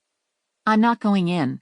I want to walk around these 2 blocks and get a better look at the yards and houses. There are 2 houses that interest me. You're just looking from the outside, right? Right. We walked the 2 blocks, and we returned to the car. It was almost noon, with bright sun overhead and a couple puffy clouds in the sky. Not vampire stalking conditions. I had the AirTag in my pocket and my gun on my hip. I didn't feel at risk, but I wasn't going to push my luck either. I thought the 2 houses warranted investigation, and I thought it best if someone else did the investigating. I'm going to get Morelli to take a look at those 2 houses, I said to Lula. I called Morelli, and he didn't pick up. Probably sleeping with his ringer turned off. I called Ranger and got the control room. I was told he was on a conference call, and they asked if I needed them to break in. I told them it wasn't an emergency, but I'd like him to call me when he was done. I need a soda, Lula said, and a sandwich. They have good-looking sandwiches at the deli on the corner. We drove down Fremont, parked on the street, and went into the deli. It was part bakery, part deli, and part grocery, with a fresh fruit section advertising Jug produce. Bruno is everywhere, Lula said. He's franchising fruit, and next he'll have his ice cream all over the place. That's the way it is when you're a tycoon. We walked past the fruit to the deli counter. We grabbed a couple pre-made sandwiches, got a couple bags of chips and a couple sodas. Lula went to the ladies' room, and I took our food outside to eat. It was a beautiful day with a cloudless blue sky and a little chill in the air. I sat on the wooden bench that had been placed in front of the deli and set the bag of food and the sodas next to me. I tried calling Morelli again. Still no answer. I put my phone down and unwrapped a sandwich, and a tan van drove by and continued down the street. It was an old panel van with a large dent over the left rear wheel. Sometimes it's better to be lucky than to be good. The van met Mrs. Worley's description, old tan van with a dent in the back. I grabbed my messenger bag and followed the van. It cruised down the 2nd block of Fremont and crossed the road, and I lost it. There'd been traffic on the cross street, and when the street cleared, there was no van. Halfway down the 3rd block of Fremont, I spotted the rear end of the van. It was parked behind a 3-story tenement-type apartment building. Only the back bumper was visible. I went to my jeans pocket to get my phone, and there was no phone. Mental head slap. I'd been so fixated on following the van that I'd left my phone on the bench. Not a problem. I was wearing my smartwatch, I had Ranger's AirTag in my sweatshirt pocket, and my gun was on my hip. I stood there for a couple minutes listening, looking for activity. I didn't pick up anything coming from the back of the tenement, so I crept down the driveway. It was the same van that I saw drive by the deli. Tan, dented. No windows in the back doors or on the sides of the van. I moved up to the driver's side door and looked in the window. There was a brown paper grocery bag, a grungy sweatshirt, and a ball cap on the passenger seat. The back door to the building was cracked open. It was just steps away from the van. I went to the door and looked in. Small entrance hallway with stairs leading up to a landing and more stairs, and stairs leading down to a short hall with 2 doors. I'd seen enough. I needed to get help. I took a step back to leave. A basement door opened, and Zoran walked out into the hall. We locked eyes for a beat, and he charged up the stairs at me. I had a gun, but my first instinct wasn't to use it. My instinct was to run. I stumbled going over the threshold, and he caught me at the van. He grabbed the back of my sweatshirt and yanked me off my feet. I screamed for help and tried to kick him. We rolled around on the ground with me scratching and clawing at him. He managed to get me face down with his knee on my back, and zzzt. Everything went black. A split second before I went scramble brain, I'd seen the stun gun in Zoran's hand. I'd been stun gunned before, so I knew the drill. You come back slowly. Muscle contractions stop. Eyes open. Blurry.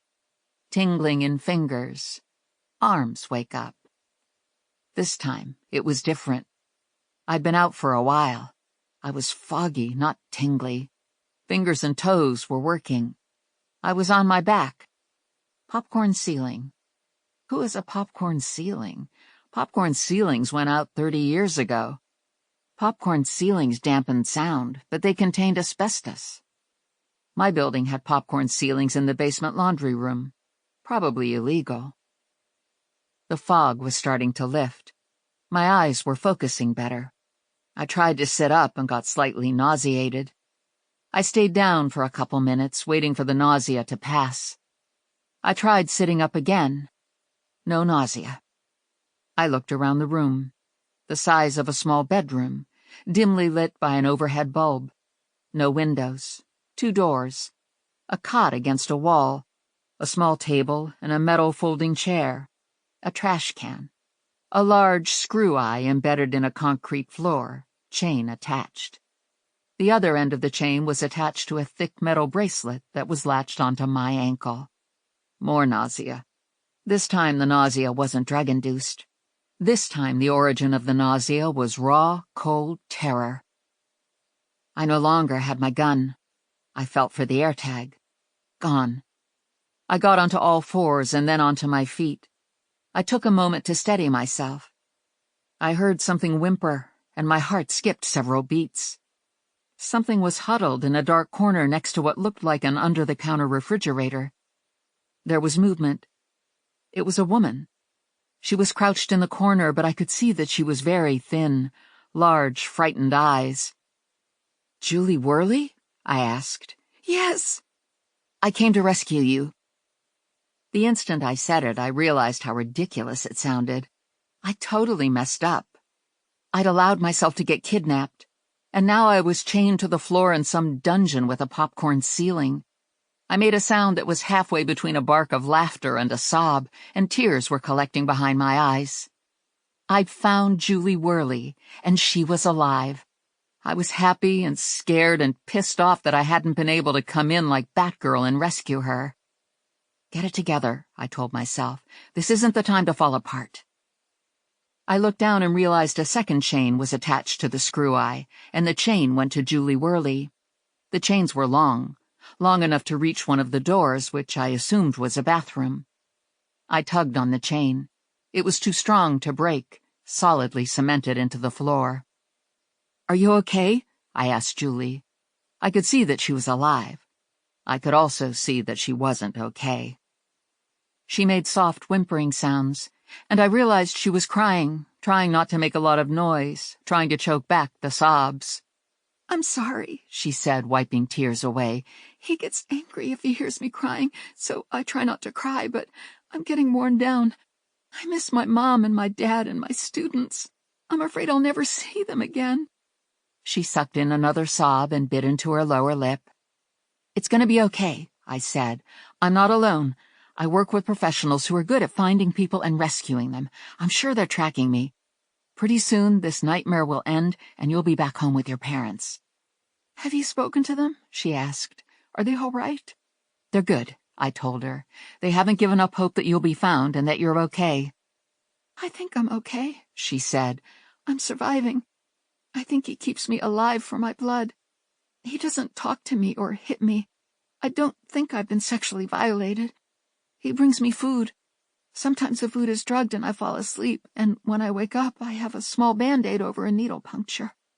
I'm always tired, and I know I'm getting weaker. I imagine he brought you in here to replace me.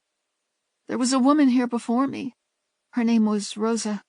She was very sick, and one day I woke up and she was gone, and I've been alone ever since. Do you know where we are? No, this is where I woke up. She put her hand to her neck. I had bite marks on my neck. Do you know how he got you here? Not exactly. I was at home watching television. Zoran came to the door with pizza and I let him in. He was always a little odd, but he was always polite. I felt sorry for him. He didn't seem to have any friends. So you ate the pizza and passed out? Yes. I walked to the door that was open and looked in. Bathroom. My chain didn't reach to the door that was closed. What's in there? I asked Julie. It's a small all-purpose room. There's a kitchenette of sorts, a couch, and a television. Sometimes when he brings food, I can look through the door and see the other room. I think lately he's been living there. I hear the television. What happens when he brings the food? He tells me to get into the corner by the little fridge. If I move from the corner, he takes the food away and I don't have anything to eat until the next day. If I stay in the corner, he sets the food tray on the table and leaves. He usually feeds me twice a day, I think. The light stays on all the time and I haven't got a watch or anything, so I don't really know if it's day or night. The door opened and Zoran walked in. Now that you're awake and have met your roommate, I suspect you know the process. You go to the corner by the fridge while I set your food on the table. If you move from the corner, I take the food away. I carry a taser, so I have the ability to cause pain if needed. I also have a very nice Sig Sauer, which I've recently acquired and have clipped to my belt. I went to the corner and crouched next to Julie. Zoran put the food on the table and stood still for a moment. Something was scratching in the other room. Zoran turned on his heel and went to investigate the scratching. I heard the apartment door open and Zoran swear. There were some pitter-patter sounds, and Mr. Big ran into the dungeon room and rushed over to me. He was excited, jumping up and down. I swear he was smiling. Zoran followed Mr. Big. "Do you know this dog?" he asked me. "No," I said, "but he seems to like me." Zoran took one of the fast food burgers off the table and unwrapped it. He moved into the doorway and held the burger out for Big to see. "Come and get it," Zoran said to Big. Big ran to get the burger, and I yelled out his name. "Mr. Big!" Big stopped and turned and looked at me. I pointed to Zoran and yelled, "Kill!" Big jumped at Zoran and sank his spiky little teeth into Zoran's leg. Zoran staggered back and batted Mr. Big away. Mr. Big attacked again, this time getting Zoran in the crotch. I ran to the table, grabbed the chair, and hit Zoran full force in the back. He turned, and I smashed him in the face with the chair. Big unlatched himself from Zoran's privates, and Zoran went down to his knees, stunned, blood pouring out of his nose. I grabbed the gun out of the holster and shot Zoran in the leg, and then, just to be safe, I shot him in the other leg. Zoran was on his back and screaming, and I was frozen, not sure what to do next. I had no phone. I was chained to the floor. I should have looked in his pocket for a key to my ankle bracelet, but I didn't want to get that close to him. And then Ranger ran in, followed by Lula, Lou, and Bruno. The burger was lying on the floor. "Don't let Mr. Big eat the burger," I said. "It might contain drugs." "Holy cow," Lula said. "Holy moly, holy hell." "Is there anyone else we should worry about?" Ranger asked me. "No," I said. "Just Zoran. I yelled kill, and Mr. Big attacked Zoran, and I hit Zoran in the face with a chair, and then I shot him. Twice." Zoran was moaning and making weird, hissing sounds. Tank and another rangeman came into the room. Tank looked at me, still holding the gun, and then he looked at Zoran, bleeding from his face and both legs. "Did you shoot him in the face?" Tank asked. "No," I said. "I hit him in the face with the chair." Tank smiled. Nice. Tank's partner ran to get the med kit, and Tank started triage on Zoran. Ranger was talking to his control room, telling them that there were multiple victims needing medical assistance and asking them to get Morelli on the phone. Bruno and Lou were looking on from the kitchen area. Bruno was holding Mr. Big. Lula was with Julie. I dragged my chain into the bathroom, splashed cold water on my face, and dried off with a paper towel. I looked at myself in the mirror. My face was pale, and I could have used some lip gloss, but other than that, I looked almost okay. Ranger was waiting by the door when I came out. "Babe," he said, "feel better?" "Yeah."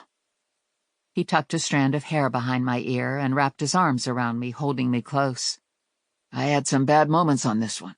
This one really scared me," he said. I nodded against him. "Me too." "Can you walk me through it?" I gave him the short version that ended with getting stunned and drugged. "Where are we?" "Third block of Fremont," Ranger said. "Probably the 3-story tenement you entered. It's used by druggies, half empty. We're in the basement. I imagine this was the manager's apartment. Maybe Zoran is the manager." "How did you find me?" "Lula called. She saw your phone and food on the bench and couldn't find you, and she went into panic mode. Control room said she was screaming on the phone, so they broke into my conference call. When I got to the deli, she was with Bruno and Lou. They came to get lunch and check on the Jug produce display. I guess it's new." "Zoran took my AirTag." "He didn't take it. It must have fallen out of your pocket when he was moving you. I was able to track it to the van behind the building. It was lying on the ground. The dog found it. We were organizing a search when Bruno realized the dog was missing. Bruno and Lou walked around to the street to look for the dog, and Tank and I went to the back door to get into the building. The door was locked, but the whole door is rotting away. I'm sure that's how the dog got in. There was a gap on the bottom of the door that he was able to squeeze through. We kicked the door open, and we were standing in the back hallway when we heard gunshots coming from the basement." Now that the doors were open, I could hear street sounds. Sirens, people talking. Paramedics came in. A couple of cops walked in with them. One of Ranger's men came with a key for the ankle iron and went to work setting me free. "I called Morelli," Ranger said. "He's on his way." Tank came over. "Do you want me to have the cars moved so the first responders can get closer?" he asked Ranger. "Yes, everyone can be dismissed back to standard." "What cars?" I asked him. "I have half of rangemen on the street. I didn't know what I was going to find here or how extensive the search was going to be." A couple of paramedics and Lula had Julie Worley on her feet. Bruno and Lou were still in the little kitchenette taking it all in, and Morelli's partner Jimmy was standing in the hall talking to a uniform. "Fill Jimmy in," I said to Ranger. "I need to talk to Bruno and Lou." I walked over and gave Mr. Big some ear scratches. "This is the hero of the day," I said to Bruno and Lou. "He distracted Zoran so I could take him down." "So you hit the vampire in the face with the chair and then you shot him. Twice," Lou said. "Yes." "Let me know if you ever need a job. I could find a place for you." "I'll keep that in mind." "Or you could marry me," Bruno said. "The divorce will go through any day now." "Gee, thanks," I said. "But I'm engaged." Chapter 23. I woke up to a nice, quiet apartment. No vampire stalking me, no dog to walk, just me and Rex. The sun was shining and everything was right in my world. I went to the bathroom and found out I wasn't pregnant. There was a pang of disappointment, but honestly, it was okay. I'd have plenty of chances to get pregnant after I was married, or not. That would be okay too. What mattered right now was that I was alive, and Julie was alive, and it was a brand new day. I took my time with a shower, used the big round brush drying my hair, made myself toast and eggs and coffee, and I didn't even eat standing at the sink. I took everything into the dining room and sat like a real person. It was close to 10 o'clock when I finally strolled into the office. "You're looking like you got a big glow," Lula said. "Is it because you're preggers?" "No," I said. "It's because I'm alive." "Yeah," Lula said. "I can relate to that." I did some research on the building where Julie Worley was being held captive, Connie said. Zoran was property manager of sorts using the name Bill Smith. He wasn't getting paid. He was just allowed to live in the building for doing maintenance, which was probably zero. The van belonged to the original owner of the building, Doby Zajac. Died a year ago and left everything to his nephew in Romania. Not sure if the nephew even knows of his inheritance. I checked out the donut box on Connie's desk. It was all Boston cream, my favorite. It's an honor of your being alive, Lula said. Connie cleaned them out of Boston creams. I took one, got coffee, and came back to Connie's desk. I don't have any FTAs, so I thought I would take some time off. Sorry to bust that bubble, Connie said. We have to go downtown to write a bond for someone. Lula was practically vibrating. Wait until you hear this, she said. This is crazy. What? I said. You don't listen to the news, do you? Connie said. Not usually. Did I miss something?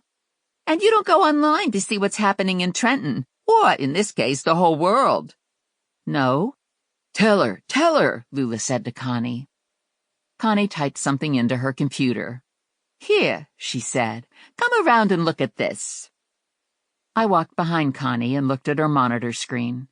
The headline read, Robin Hoodie caught in the act. They caught Eugene in the act? I asked Connie. Look at the photo, Lula said. It looks like Eugene in his hoodie being cuffed next to a truck selling fried dough. Look closer, Lula said. Does that look like Eugene? Connie enlarged the picture and zeroed in on the face. Oh my God, I said. It's definitely not Eugene. Lula and Connie burst out laughing. Who is it? Connie asked me. I could barely say the name. Herbert? Yes, we have to go downtown to bond him out. I was flat out gobsmacked. Herbert is Robin Hoodie? I can't believe it. Believe it, Connie said. He's national news. He's already been interviewed by the CBS affiliate. I thought Grandma would have called you by now. My phone was turned off. I wanted to sleep in and have a sane morning, I said. So much for sane, Connie said. Lula's right. This is crazy. And it was real sneaky the way they caught him, Lula said. Someone suggested to the police that they get a food truck set up with surveillance and everything, and they lure Robin Hoodie into hijacking it. And it worked on the first day. Brilliant, right? Trenton PD is looking real smart on this one. Geez, I said. Go figure. I waited until you got here to bond him out, Connie said. I thought you'd want to go with me. He's probably in a bad way. It's not like he's a career criminal. They got him at 10 o'clock last night and he spent the night in a cell. That's always terrifying for first-timers. Connie closed the office and we all piled into her car. I was in the back seat, and I was feeling guilty that I was the one who suggested the food truck and got Herbert arrested. Herbert, the entrepreneur, who had an unexplained source of income. I guess there were signs, but I missed them. I did not see this coming. Herbert was an even worse candidate for Robin Hoodie than Eugene. Wasn't Herbert the one who gave you the carpet and television? Lula asked me. I bet they were hijacked, along with the paint for your apartment. Everything he gave you was probably hot. Here you are, an officer of the law, sort of, and you're living with an apartment filled with stolen stuff. I'm going to pretend I didn't hear you, I said to Lula. Yeah, Lula said. I'm never going to say it again, but it's kind of funny, right? Ironic. She was right. It was kind of funny. It was ironic. It got me back to smiling again. I hoped Herbert was okay. This was his first offense. He'd compensated people for their losses, and, according to Morelli, everyone, including the police wives, loved Robin Hoodie to the point where no one was any longer pressing charges. With luck, he'd get a slap on the wrist. Herbert was a little disheveled when they brought him out to us. His hair wasn't neatly parted on the side. He was rakishly bedheaded, probably from sleeping in his hoodie. He had a 5 o'clock shadow that took me by surprise. I had never thought of Herbert as being someone who needed to shave. He was dressed in Robin Hoodie black, and he looked very different without his glasses and 1950s clothes. He didn't look like a geek. He looked like a guy. Gee, he said when he saw us. This is really great of you to come and get me out of jail. I hope it wasn't too much trouble. Like, I didn't disrupt your day or anything, did I? I apologize if I did, but boy, I'm glad to see you. Jail wasn't as bad as I thought it would be, but I'll be happy to go home. I hope my mom remembered to feed Miss Fluff, and she probably was lonely last night because she always sleeps with me. Miss Fluff, not my mom. It would be weird to sleep with my mom. My dad does it, and that's okay. We were all smiling. The package was different, but it was still Herbert. Have you talked to my mom? Herbert asked. Does she know I was in jail? She posted your bail bond money, Connie said. I took Herbert by the arm. A word in private? I asked, leading him to a quiet corner away from Connie and Lula. Call me crazy, but I think there are some missing parts to the Robin Hoodie story. What sort of parts? He asked. The Eugene parts. Eugene denied being Robin Hoodie, but he never hired a lawyer to help prove his innocence. Instead, he did what he could to avoid going to court. It was as if he just wanted to prolong the process, and I wasn't seeing any of the actual fear of a first-time offender. You don't by any chance know Eugene, do you? You aren't going to tell anyone, right? Right, I said. This is just between you and me. I met Eugene a couple of years ago, and our interests intersected. We were both Robin Hood freaks, and we got caught up in the concept of redistribution of consumer goods. Like Robin Hood, taking from the rich and giving to the poor. Eugene thought it was an interesting concept, but he wasn't willing to actually take from the rich, so it sort of ended there. He went on to do his gaming blog, and I went on to do my entrepreneurial activities, which included being Robin Hoodie. Honestly, I didn't mean it to be this whole big deal. It just mushroomed, and all of a sudden, I needed help. So I got Eugene to do my internet stuff. It was removed from the taking from the rich, you know? It was just electronics. If he wasn't involved in the taking from the rich, how did his fingerprints get on the UPS truck? I drove the truck through a bunch of muck to get to the homeless camp, and it got to be a mess, Herbert said. I'm thinking that you had a crew by then. You had a videographer and someone flying a drone. Yes, but I don't want to get them involved, Herbert said. Okay, so tell me about the fingerprints. I didn't want to give the truck back to UPS in bad condition, so Eugene met me at his friend's father's garage, and Eugene took the truck through the car wash. We never thought about his fingerprints. The rest of us were wearing gloves. So you let him get accused of being Robin Hoodie? It was his idea. If he told the police about the car wash, it would end the adventure. No more drawing attention to the homeless, and no more fun videos. So we kept it going for a while longer. Eugene knew I wouldn't let him go to prison. In the meantime, he was sort of enjoying it. He really liked when he was rescued out of your car by all the homeless guys. Anyway, it finally became obvious that our time was running out, so I hijacked the food truck with the cops in it. You knew they were cops? It wasn't much of a secret, Herbert said. I brought Herbert back to Connie and Lula. We're good, I said. We're ready to leave. I don't know how any of this works, Herbert said. What do I do now? Now we take you home and you give up being Robin Hoodie, I said. I imagine you're going to be upset to have to stop being Robin Hoodie, Lula said. It's okay, Herbert said. It was a lot of work, and I was having a hard time finding new things to give away. And I have a lot of irons in the fire. That's the way it is with us entrepreneurs. I have an exciting project going with Edna. We've already made some reels. Who's Edna? Lula asked. Grandma, I said. And I just got a phone call from a big publisher in New York, and they want me to write a book, and they said they'd give me $2 million for an exclusive. I wouldn't have time to be Robin Hoodie anyway if I'm going to write a book, Herbert said. We walked him down the hall to the front door of the municipal building, and when we stepped outside, a cheer went up. There were easily 200 women waiting to catch a glimpse of Robin Hoodie. The police had stretched crime scene tape to keep the women at a distance. Oh gosh, Herbert said. Are they expecting someone important? The women started chanting, Robin, Robin, Robin. They're here to see you, Lula said. You're famous. It's like you're a rock star. A rock star? Herbert said. Really? Me? Do I look okay? Is my hair okay? I didn't have a comb. You look great, I told him. Yeah, Lula said. You look like Robin Hoodie. The women were throwing bouquets of flowers and panties at Herbert. They kept chanting, "Robin, Robin," and they were taking pictures with their cell phones. A clump of professional photographers stood to one side, and a satellite TV news truck was parked behind the women. "What should I do?" Herbert asked. "Should I pick up the panties?" "No, dude," Lula said. "Just wave and smile and back up. We need to take you out the back door, or we'll get trampled." We dropped Herbert off at his parents' house and returned to the office.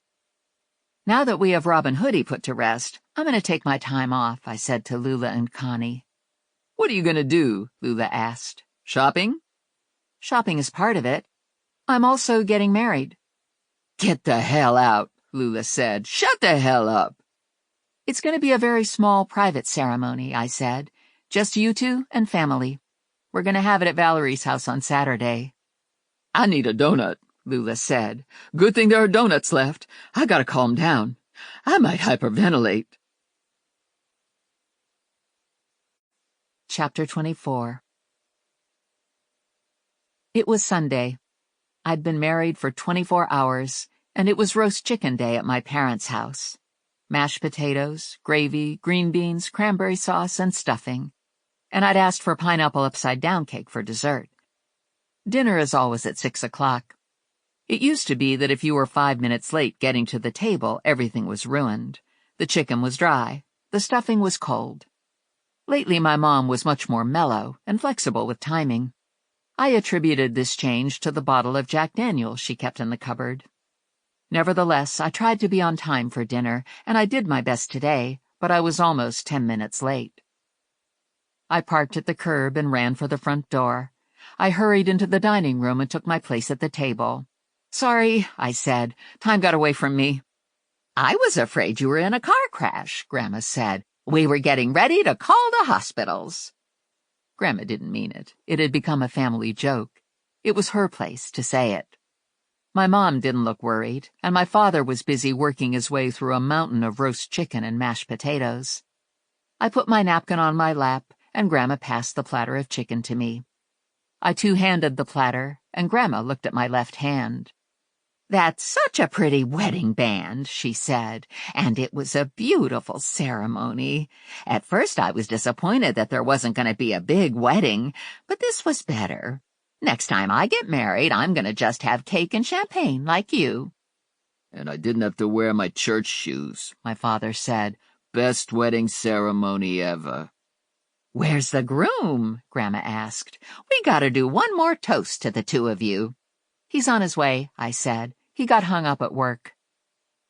The front door opened and closed. Bob galloped into the dining room and stole a piece of white meat off the chicken platter. Morelli followed. He kissed me on the top of my head and took his seat next to me. I was pretty sure I'd made the right decision. It had been difficult. I went with the safe choice. I knew everything there was to know about Morelli, and I loved what I knew. I loved what I knew about Ranger, but I didn't know everything. Ranger was the man of mystery, and he would always be the man of mystery. There was a bond between us, and it would continue. When I told him I was going to marry Morelli, he hadn't looked surprised. "Babe," he'd said, "you made the smart choice." He'd kissed me with a touch of tongue, smiled, and slipped a new AirTag into my sweatshirt pocket. "A box of donuts says you don't make it 2 months."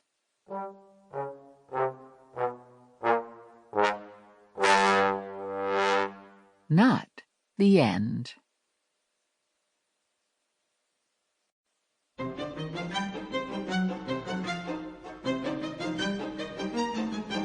Now or Never, a Stephanie Plum novel, Book 31, was written by Janet Evanovich and read by Lorelei King. It was recorded by Nick Thackeray-Cron, Gareth Wood, and Luke Nadge at Sound Company Studios in London. Editing, mix, and post-production by Danny Meltzer. Alisa Morales was the associate producer. Now or Never was directed and produced by Randy Dolnick. This has been a presentation of Simon & Schuster Audio.